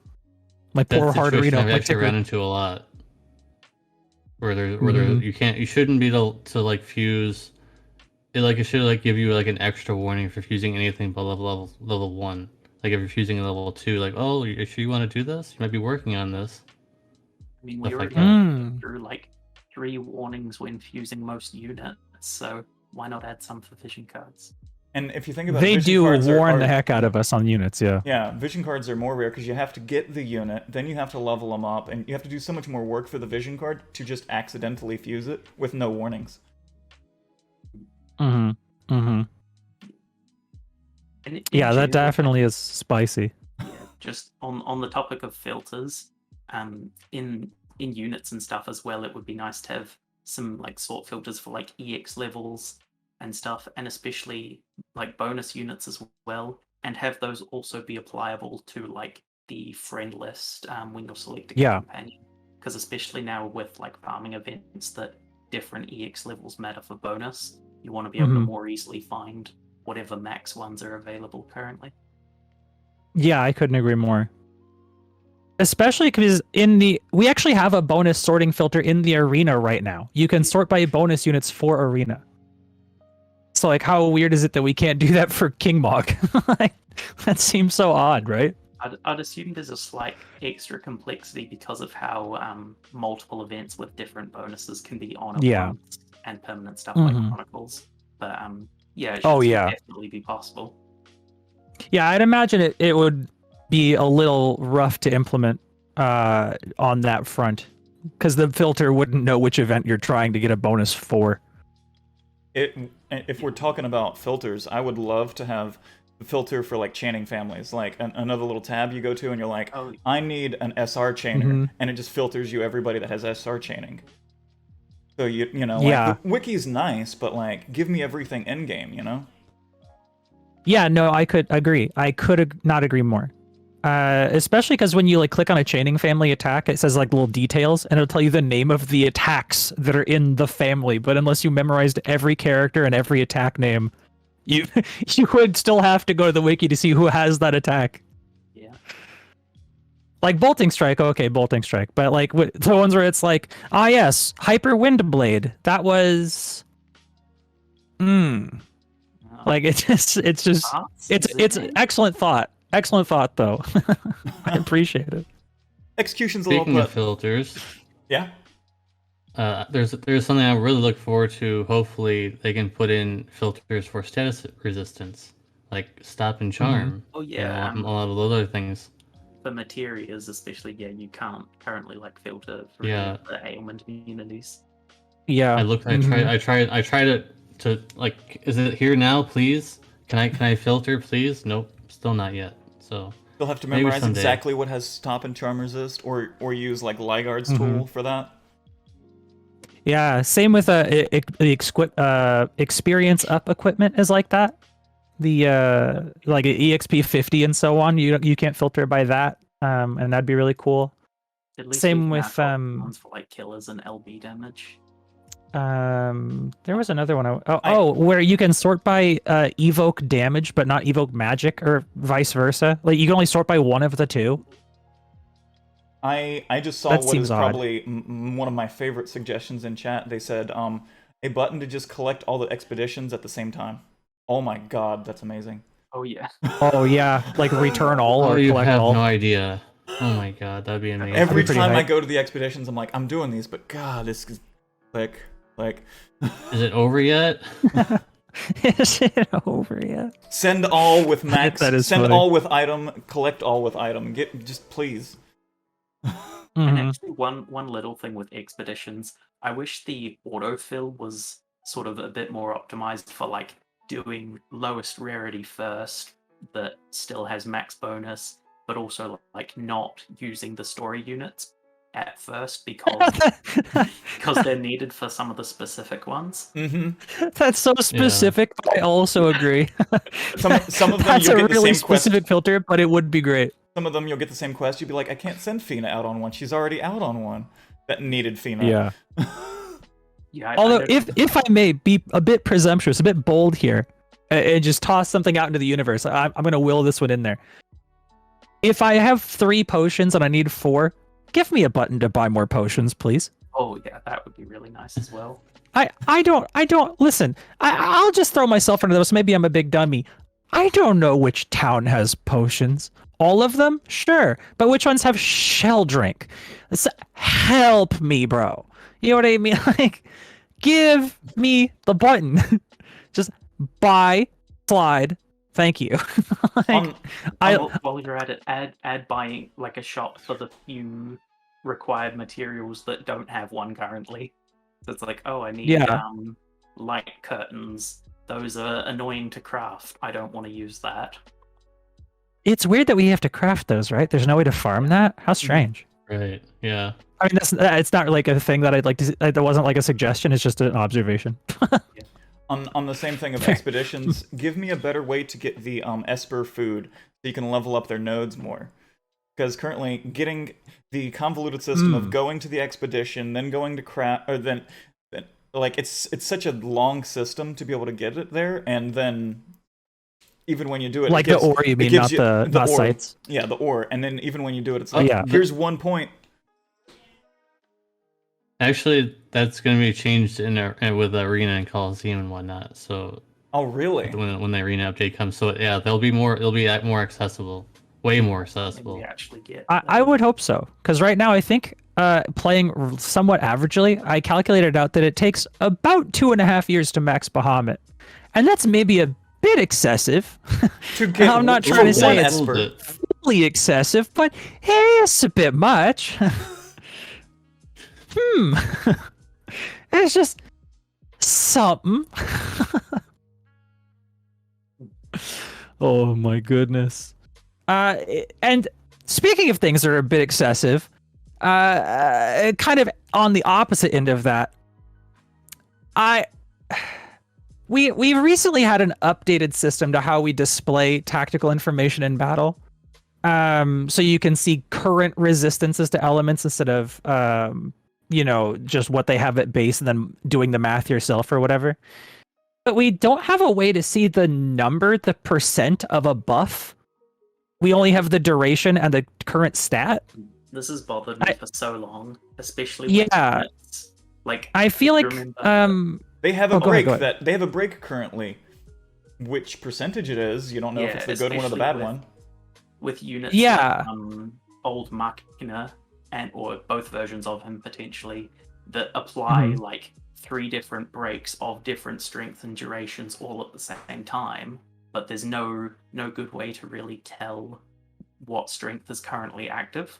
And it would be really easy to like add them to the text descriptions that are there when you long press, just instead of reduce defense by 80%. Yeah. No, I agree with that. And also, and I'm gonna kind of off-road this one. So like, okay, buckle up, my babies in chat. But like, if I may, if I could be so bold again, I know I'm the brave one here. I'm kind of four-wheeling it here. It seems like maybe, now, and just hear me out. I'm gonna be a little radical here. Maybe, if once we've Libra'd something, we could view the Libra at any time. And maybe that viewable Libra at any time could include detailed information like that, which would give an interesting benefit tactically to Libra-ing, which doesn't currently exist, and also make it a lot easier to see what's happening statistically on the screen. Like when you long press and then it says like Libra with that little hexagon, you can just click on the Libra thing and bring up like a bigger, and then with a window that says a bunch of, you know what I mean? Because right now Libra is only for goofballs like me that want to fill the Pokedex, and like if you're not doing that, there's almost no reason. So, but if it told you, I like, feel like more that'd of the be stats, a rework. It really needs a rework. Yeah, if like Libra told you like more of the stats and it kept it as like a system. Yeah, I agree. And granted, again, I understand that Libra, when you Libra something, it goes permanently into the guides/monster area, and you can like read through and be like, oh yes, I have killed 27,000 Earth Shrine rats. Thank you for reminding me, as though I'd forgotten. However, even though we can address more of the lore of Earth Shrine rat, which is fascinating, truly, that sounds sarcastic and it's not. Perhaps the tactical advantage is lacking on a scale of all of it. So, again, just tying very nicely to the idea of buff strength, I think that would be such a fun and interactive way to promote Libra and give an interesting... Like, we have characters like Morgana, who did nothing wrong, but also have a triple castable and quad castable Libra. I think it'd be really fascinating to see skills like that have a larger purpose. And this ties in very nicely to that point. They did try. There are some units that did have like they can do Libra, but then it has like an effect tied to it. So they tried. Yeah. I think Godria might have like an attack buff or attack break Libra. I think Explore Eileen has that. So a couple of those definitely, but yeah, it seems like the idea is like instead of giving a tactical advantage to Libra, they're just having you use currently available tactics that also Libra. Do you know what I mean? Yeah. And in general, like with just the idea of showing more information in battle, like add like attack, defense, magic, spirit to the Libra, and maybe have like a more detailed like action log or act breakdown that you can see individually, like what the boss has done and what your units have done as like a history, because that would actually like make it somewhat viable to figure out hard fights just in the game rather than referencing the wiki or Reddit mega threads, etc. Right. Yeah, I agree. And another thing, it could be like if you Libra the boss later, then it would like tell you what the boss's moves were doing to you. For example, like you couldn't do it at the beginning, and then you couldn't know what the bosses are doing. But as the bosses are doing their moves, then it would tell you, oh, this boss did this move, and this is what this boss move does. Because you've Libra, I see. Because you've Libra, you now have access to essentially a battle log of what's been happening. Gotcha. Yeah. No, that's fascinating. So like on turn 1, you Libra like Great Malbro, for example, and it gives you information on the dot, but nothing else. And then on turn 2, it gives you information on Barrage and Tentacle Slap or whatever that thing's called. So am I understanding the suggestion? Yeah. Yeah, I really like that. No, that's hype. Add another gauge for it that you have to fill up as a research gauge that sits above HP and break. A research gauge would be so sick, and then people would be so irritated by it, and I'd love every second of it, though. That would be hype. Yo, I love that. I'm unironically extremely happy about research gauge. That sounds so cool. Okay, we got about 3 minutes left, guys. There's something I really want to mention then, since we have such short time. The Star Quartz being used to buy limited time equipment. I know a lot of people want to hear about this, so I wish that this would be definitely in the game, because Star Quartz currently in global is useless. Well, I'll try to say it very nicely. Taking up some space. So if you... respectfully. It would be really nice if you could buy some useful things with that. Old limited gear or old units like Quistis, like they had that feature in JP, but we never got it. Just because, I mean, they're not losing anything by giving us like Quistis or Kamari or anything, and you have to farm and spend a currency to get it, or like really old like event equipment from an event that's long gone past and probably won't return. And they could also put the global exclusive event equipment in it too. So I really like these Star Quartz being you missed it, but you can spend Star Quartz to get it. And only because we're crunched for time, and I want to make sure this fits into the segment at some point. I would need to get this one out there. I think, just as the final point that I'm going to bring up, that it would be very helpful and interesting if you could manually downgrade like a toggle on ability enhancements on characters. Because things like the chaining family on Sighart's, whatever it is, I think it's like SR and free energy and AR or something like that at +1, +2, +0, but they don't change anything but the family. So being able to up and downgrade that to pick the utility of the chaining family is very fascinating. Devastate from Queen at +1 and +0 as a barrage, at +2 it's not. I think that'd be very interesting. And it would give a new window of yeah, and it would give a new window of enhancement flexibility, that they could give enhancements more liberally to characters they don't want to power creep, but are just like letting you pick chaining families for a battle. I think that's really interesting also. Yeah, I was thinking about that, where like currently there's kind of very few abilities that would really benefit from that at all, but it would allow design space for making like alternate upgrade paths for single abilities that you can swap between one or the other. Right. Yeah. Like a character has like Brave Shift, whatever it is, and it's a Chaos Wave Awakened, but at +1 you can turn it into SR, and at +2 turn it into AR or whatever it is. Yeah. I think that'd be very fascinating.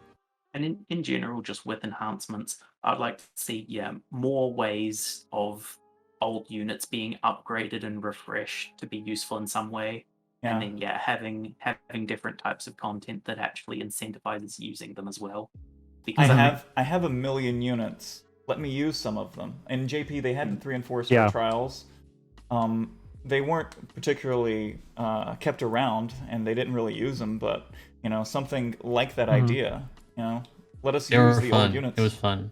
Yeah, I mean, JP's got quite a bit more like kind of experimental content. I feel like there was things like Soul Palace and Tower of Heroes that we haven't seen, and I think like even if they don't always work out, it's nice to see that kind of variety and experimental content. Even if it was like a toggle feature for like what we saw today, with the trial, with the fixed party trial.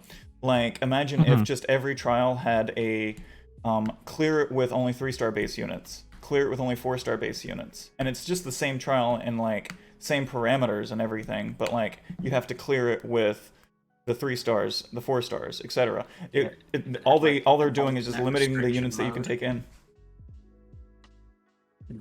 Because I think within the community, it seems like existing units that people are already attached to, them getting new things and upgrades is one of the things that tends to excite people the most. And then they want places to use those, even if they're not being made to be like the very top tier, top of the line units. Yeah.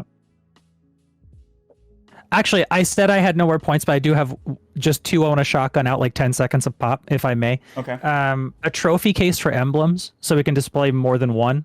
And also being able to see all of our 5 friend units per person on this. Like, instead of like, hey man, did I set that thing up for you in event 1 right? And then I have to be like, I don't know, let me refresh for a year. If I could just like go to the friend list and view friends, instead of showing favorites, it showed all 5 per person. I think that'd be hot fire. Being able to see a friend's full shared list, not just the slot one. Yeah. Right. And in general, let us refresh or load more units when going into battle, because playing the friend unit gacha before doing a trial is not enjoyable. Well, that's actually a feature they have in the Chinese client, is a friend refresh button.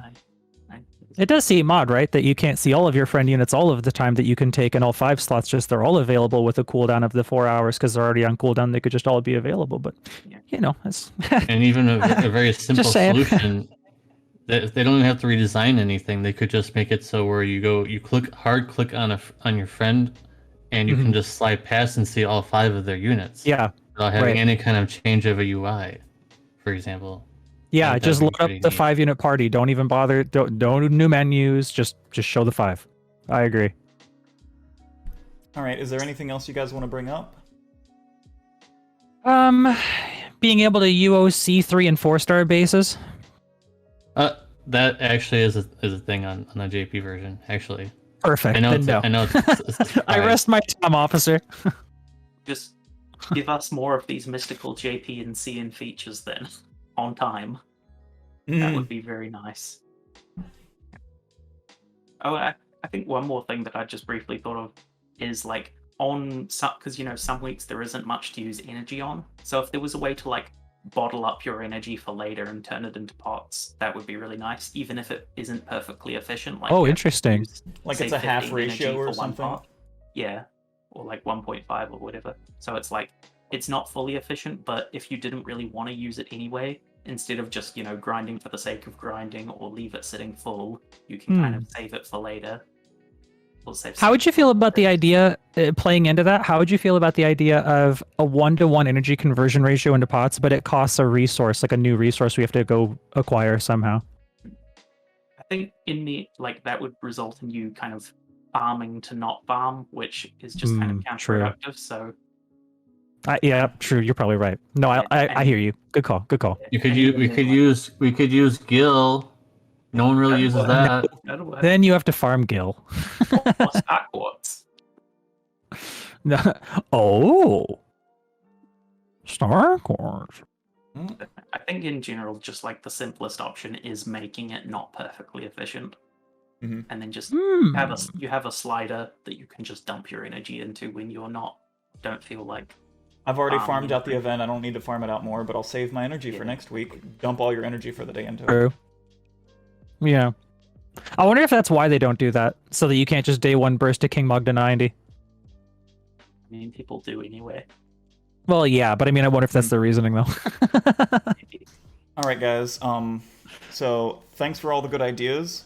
Hopefully, we'll see some of them in the future. Yeah. Keeping our fingers crossed, homies. 32-ounce Baja Bless. We stay sipping. All right. So anything else you guys want to say before we head out? That I love and respect everyone. Thanks everybody hanging out with us. Buffarian and Quaden. Peace out. You hire me to buff units. Thank you, Deus. Thank you, Saiyan Knight. Thank you, Dream. Thanks. Pleasure. Thanks for having me.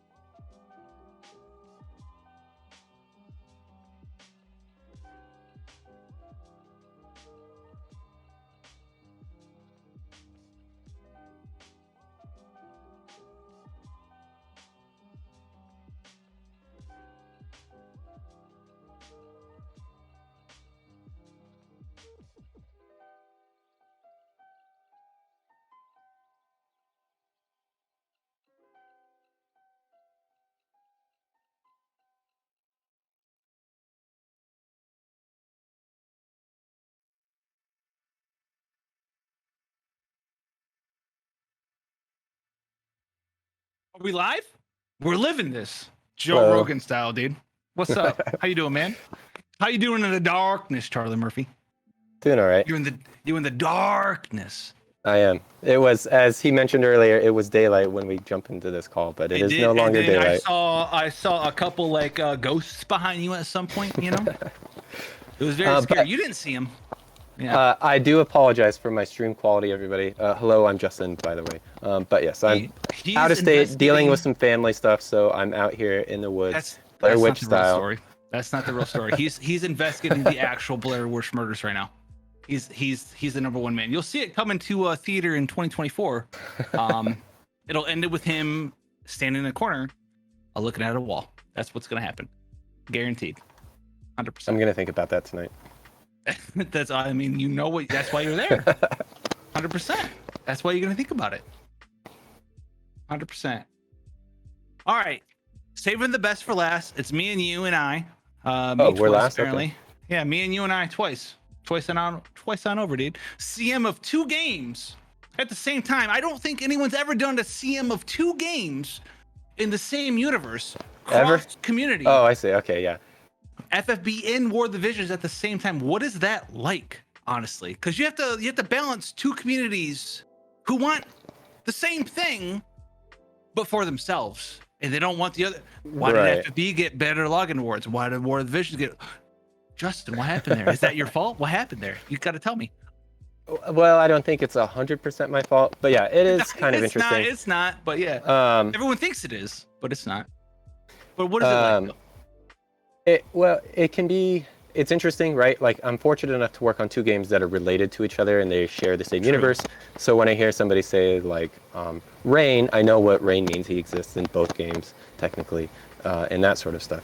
That was kind of a weird answer, but it is nice that they do. You know, they're in the same world, they're in the same universe, that sort of stuff. Sometimes they show up and they meet each other and they do some cool stuff. Can I cut you off real quick? Yeah. Is Mont Rain's dad? We all need to know. His great grandfather. Obviously, we know Reagan is that, but are you insinuating that they look similar? Because I don't think that they look similar at all. I would disagree with you there, but all right, okay, all right. And then maybe Cloud is floating around somewhere. But that's their cousin, yeah. But yeah, so fortunately, there are a bit of an overlap of communities as well. Like, not everybody that plays FFBE plays War of the Visions, but there is a healthy amount of people that kind of play both. Make videos for both games sometimes and that sort of stuff. So it's interesting. It can be a bit challenging because the games are pretty different. You know, they're kind of worlds apart as far as mechanics and that sort of stuff go, but they are pretty similar. They have a very similar DNA, so it's nice working on similar games, even though it is 2 games. That's true. What's the... If you just give me a light answer. What's the biggest hardship of trying to balance 2 communities? Because I know there's something there, but you can give me a light answer, all right? I know it's really hard, you know? Because one people want one feedback, the people want one feedback, different feedback, you know? I think maybe the hardest thing is trying to convey to people that, like, even though they are similar games, they are different games, and they do have different. They have different like goals. They have different development teams, and like that sort of stuff. So because you have to work with 2 different development teams, and those teams aren't the same. They don't want the same thing, you know. But people who play both games want the same thing, but they're not going to get that sort of thing. All right, that makes sense to me. Yeah, that makes sense to me. It makes sense to me. All right, so Mr. Blair Witch himself, chain link fence in the back. I'm sorry. So between the 2 games that you work on, because you play them both, I know you play them both. Try to keep up on it. Because what sort of community manager would you be if you didn't play the games that you manage, right? I know you play them both. We talked about that before. So out of those 2 games, there's got to be one. Everyone has the one that got away. Which characters you really want between either FFB or War of the Visions? Probably FFB. What characters you want and you couldn't get? Because people here know that there's a couple ones that got away from me. I got really lucky, but there's a couple that got away from me, especially recently. Especially FMAO, who I'm an FF11 fan. About to just get the tickets. All right. Jeez, I just want my Puppet Master. It's a Puppet Master main. It's a Puppet Master character. I need the Puppet Master character from the Puppet Master game. But which one got away from you? I would say overall, I've had to go a little deep, but listen, let me finish. I've had to go a little deep I got them all, sometimes. dude. That's totally fine. I got them all. But when NeoVisions was coming out, I was pretty hyped for NeoVisions. Like everybody knew, you know, like Tifa was like, don't even worry about anybody else, just get Tifa, and you know, like that sort of stuff. But I was like, I want Cloud. Cloud is cool. He's Cloud, right? And he's NeoVision, and he has a brave shift. I could not get him, and You're breaking my heart right now. I went pretty far, and then he immediately turned into List. Do you What is know? it? He turned into. Let me finish. He turned into List Putty. Clutter. Yeah, so When you're scrolling through the list. Out of all of the characters that I tried to get, literally 8 of them, the last 8 NeoVision characters that I've pulled didn't have to take a spitty on. It was like 6 NV Clouds and 2 NV Madame Adels. How did that happen? I don't know. They were all F banner, but I got 6 Clouds and 2 NV Madame Adels. That seems to be me with Aerith. Well, congratulations, get a better character than I did on my off banners. Congratulations about that. Good. Like Jeez. for Napi, for example, that just came out. Like I was like, yeah, you know, I want to get Napi. Napi's pretty cool, so I did the half daily, and I was like, oh, okay, that was pretty easy. I guess. Nabi has some cool stuff on him because he's got that thing where he adds like a 10 times mod to a skill. But like there's characters out there that like they have like a double hit skill, right? They have like it's like an 8 absolute mirror of equity skill, but it hits 2 times. And on top of that, the first part ignores 50% defense, and the second part ignores 50% defense. That's a 40 mod on that skill, actually. And if you can triple or quad cast that, it's 120, 160 extra mod. That's pretty decent. That's pretty cool, man. So I may know the answer to this one, because you just said I pulled a bajillion times for Cloud. I'm Cloud Stan, FF7 best game of all time. Although I can't get remake to work on my PS5. I just want to. On your 5, bro, it works on my 4. You upgrade it and you broke it at the same time. It doesn't work, but yeah. All right. Well, you need to go play that game. You need to go play that game, especially because you can play Intergrade. I can't even play Intergrade. I hate you a little bit because how'd you get a PS5? By the way, do you know Jeff Bezos personally? Yeah, well, you know. You go on yachts together at night? Or, if you're asking seriously, no. I can tell you how I seriously got it is.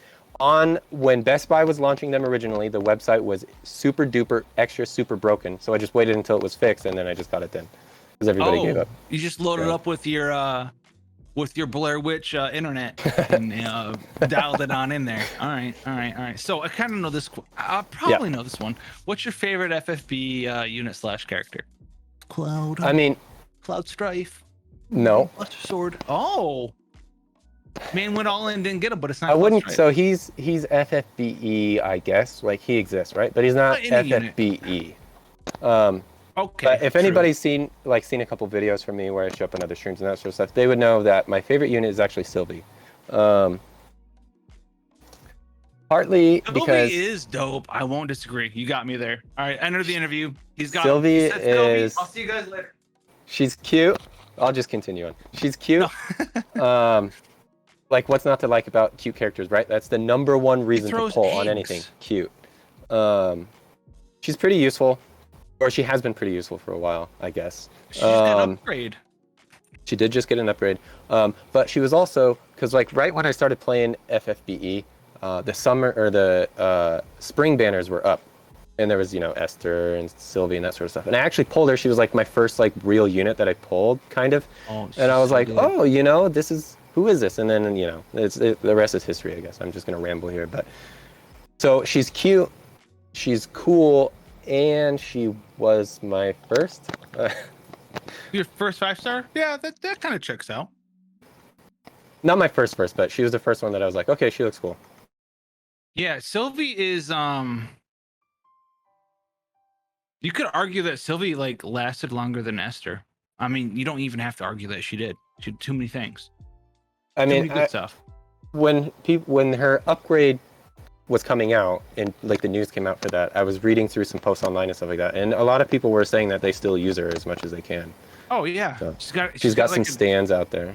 She's got that little black book. She's got an answer to everything. She's got an answer to everything. That's crazy. So this next question might be a twofold, but we'll do it one at a time. So in FFB, what is your most wanted collab? You better answer Parasite Eve, or I'm gonna kick you out of this call. I don't have the power to do it, but I'll find a way. Like, are we talking about realistic or what here? Yeah. Well, yeah. Realistic, because we all know that like Dragon Ball Z is not going to happen, but like it's probably like a Square Enix property, honestly. But out of all those realistic ones, what's your most wanted collab, and how feasible, if you can say, do you think it's going to happen? I would say semi not feasible, nor is it realistic. So like one of the games that really impacted me when I was growing up on my Dreamcast was a Squaresoft game, and it was Grandia 2. Oh, that's not happening. It won't happen, no. But I would pull every unit, every banner, EX3, every unit. That's your EX3 must-have banner. But I like could see unrealistically, when you love something, you love it. Okay. Unrealistically, if we could get any like anime collaborations, then I would be all down for that.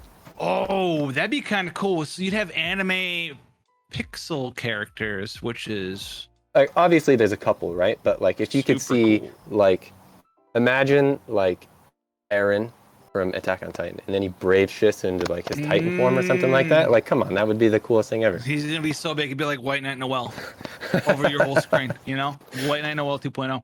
Dude, I want Parasite Eve to come back in general. Like, maybe Parasite Eve can come back in FFBE first, and then they'll do like a good Parasite Eve game on the side.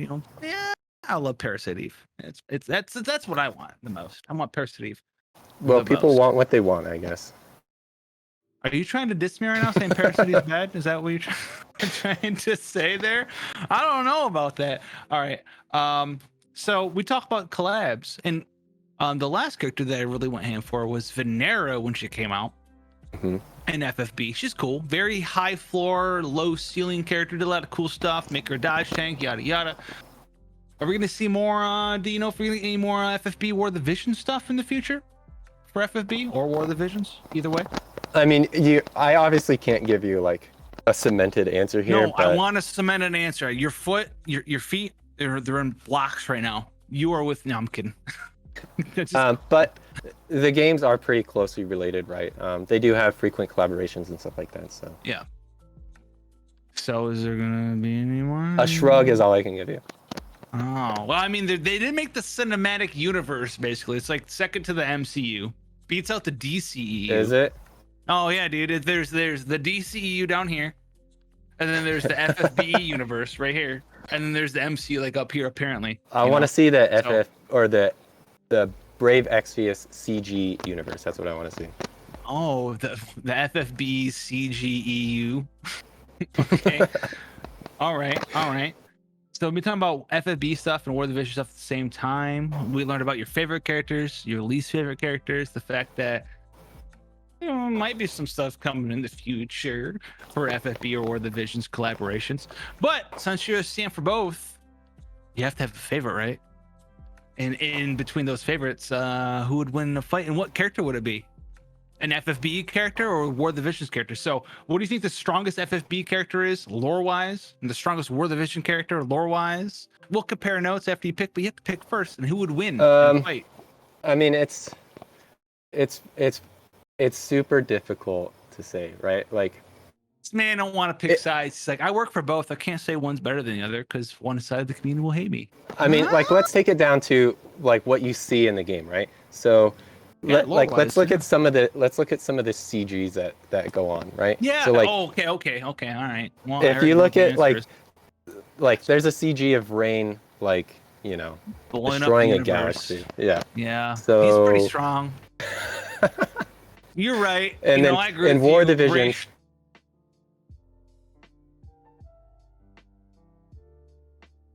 Gilgamesh can crack the Earth as LB. Oh, Rain blows up a galaxy. All right, I got it. Okay, Rain's the strongest character in the FFB universe. All right, okay, great, good answer. I agree with you. Rain is based off his CGLB is way too strong. You could also say that Soul blows up at least one universe. CG Soul. He's like, hey guys, I have something in my hands. JK, I actually have myself in what I had in my hands, also in my hands, and now they're all gone. dust. Yeah, they're pretty. Dust They're in my pretty hands. OP. Which one's better though, Soul or Rain? Soul blows up one galaxy. I think Soul crushes a whole universe, maybe like multiple multiverses. He's like, I'm blowing up this universe. JK, actually, it's me in the background holding myself, holding the universe, and now it's gone. I mean, the way that you describe that is obviously. Okay, Soul's too You strong. can't top that. Yeah. He needs to come back. We need some more Soul, for sure. Got some Soul in our soul. There's 100%. bugs flying around me, so if anybody's wondering what I'm doing. That's part of the Blair Witch area that you're in. You know, you got to look out for sure. Yeah, you got anything else to talk about? You know, any closing remarks about anything we talked about?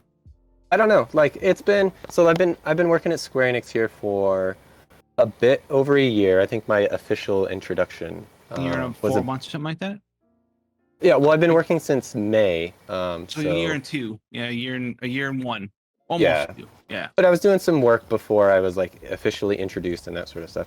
Before I randomly showed up in the War Division's FFBE video. Just like you just randomly. Everybody was like, "Who is this came in guy?" off the street. Yeah. Came in off the street. It's my name, Justin. I'm here. But yeah, so give me a job. it's been pretty interesting. It's been pretty fun. I've enjoyed working on both of these games, and I do wish that I do wish that I had more of a presence, and like FFBE has its videos and that sort of stuff. Like War Division's players, they see me all the time, whatever, that sort of thing. Right. But it's been pretty fun, and even though a lot of people, they may not see me or like reply to like your post or something that you make, I am sharing feedback weekly, literally weekly, with appropriate teams on Zoom and that sort of stuff. So I would just want to reiterate that sometimes it does take a while for something to go through. Right, that's your job. You're ever present, and you relay feedback to the team, whether they care about it or not. That's not really on you. I don't know that it's care about. I mean, there's a list of stuff that has to get done for every single thing, right? Like I think a lot of people underestimate the amount of work that goes into making a game, or even porting over the Japanese version to the English version. A lot of people kind of underestimate the amount of work that takes. Yeah, care about was a little bit hard to speak. Whether it's prioritized, we'll say that. How about that? Whether it's prioritized or agreed upon is not your fault. It's not out of your. It's out of your domain. You're the relay man. Yeah. But obviously, there's a whole group of people other than me that are working to bring joy and happiness to everybody that logs into the game every day. So thank you for that. Obviously, the official live stream is going to be happening tomorrow. Even though you won't see me, there is some really awesome stuff that you guys should be tuning in for. This sounds like I'm trying to. Well, how dare you? How dare you put the live stream? What time is that actually? I was trying to give you a little bit of rib there, but what time is it? Do you have it offhand? Do you know? I don't know. Offhand. I know when I'm starting. I'm starting at 5, so it's starting after that. I thought I'm you doing said some you weren't going to be on the stream. Stuff. No, I'm not going to be on the you stream, but I'm doing some behind the scenes jobs. stuff. You got to keep people in order. Preparing and doing some other things, ensuring the stream flows smoothly, and looking at chat. And well, if anyone knows what time the official stream starts tomorrow, put it in chat, because we don't know. Because That's we're not just true. two dudes, one man. Okay, he knows. I don't know. He knows apparently. He's in Blair Witch territory, and I'm in a blue room for some reason. So very different kinds of dudes hashing it up. But thanks so much for joining us, Justin, giving us the hard answers to everything there, and really letting us know that Soul ultimately is the best character canon wise in Brave Exvius, which that's probably why I was the season 1 final boss, and he was that very gory looking guy at the end of season 1. So thank you so much for joining us, and we'll see you. Thank you for playing the games. See you tomorrow. Yeah, they're fun, man. They're totally fun. 100%. 6 p.m. PDT is what I'm seeing tomorrow. So 9 Pacific or 6 Pacific, 9 Eastern. Cared about myself more than the Pacificers. I'm gonna hit you with an apology. Good. All right. So I think that wraps us up. 19 hours from now, Soul the good guy, Soul bad guy. All Set right. a reminder on your Google Home. I don't use Google Home. Otherwise, I would. I just have the calendar. Okay. Oh man. Don't get kidnapped by any witches out there. Should I do one of these sort of things? You better get a crucifix or something, you know, and go get some food. I know your food's been probably cooked for 2 hours now. All right. Thanks so much, guys. Good seeing you. Cheers, everybody. Bye bye.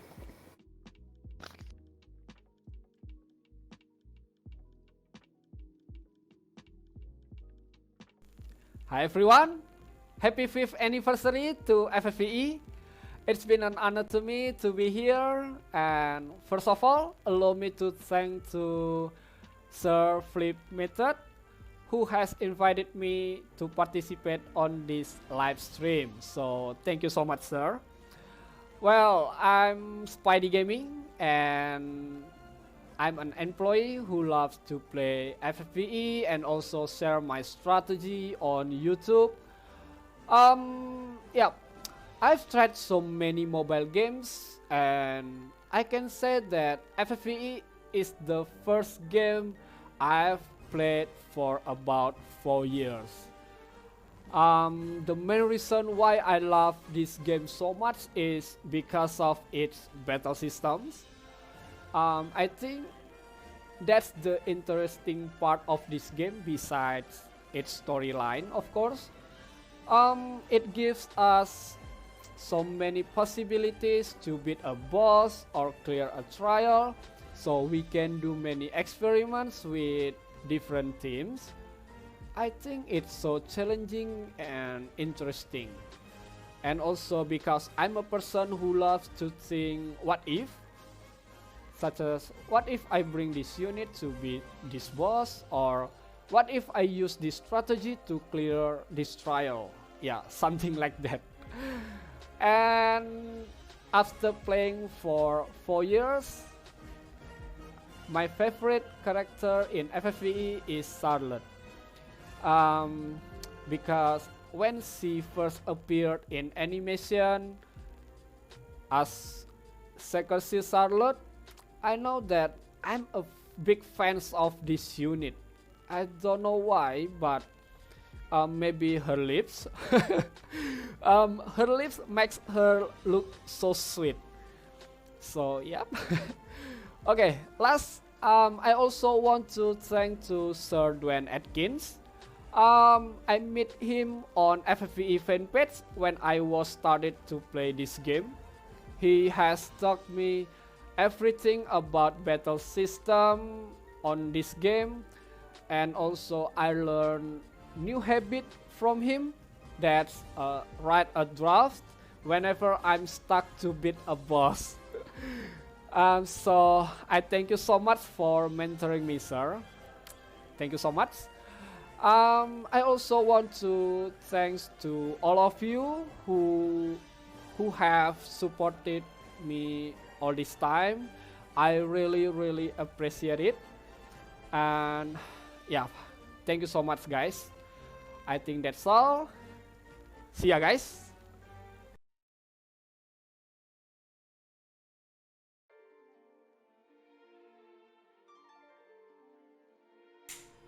Thank you, everybody, so much. Let me make sure that my audio is good. Okay.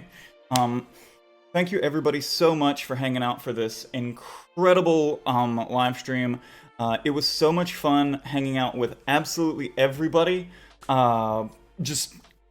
got as many people as we could all together. Everybody pitched in their piece, and it was really...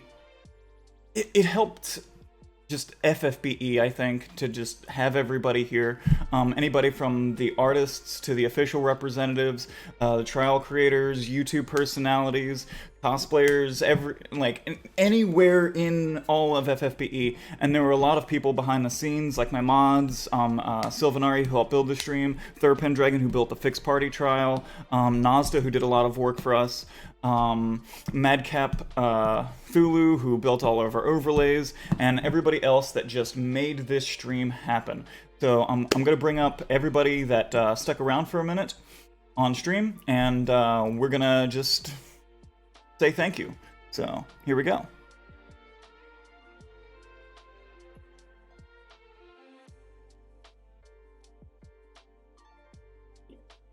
All right, everybody, we're live. Hey, I've got NBA Chuff. Hey. Yay! We are in there. I don't know where we are. So everybody, everybody. Howdy, homies. Hello. So did everybody have a good time?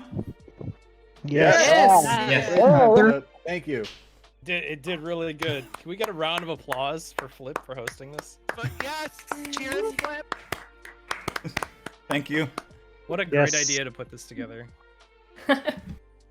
It was a lot of fun putting all this together, finding everybody. Some people were like didn't have emails or anything, so it was fun like tracking down like Twitter handles and all of this, and we tried to get everybody we could find. And so it was good having all of you. And to everybody that's not here, it was like in this little stream right now, everybody that was on the stream, it was good having you too, even if you couldn't pop in on this little thing here. So thank you, everybody. Hey, thank you for throwing it together, homie. Thank you for throwing it.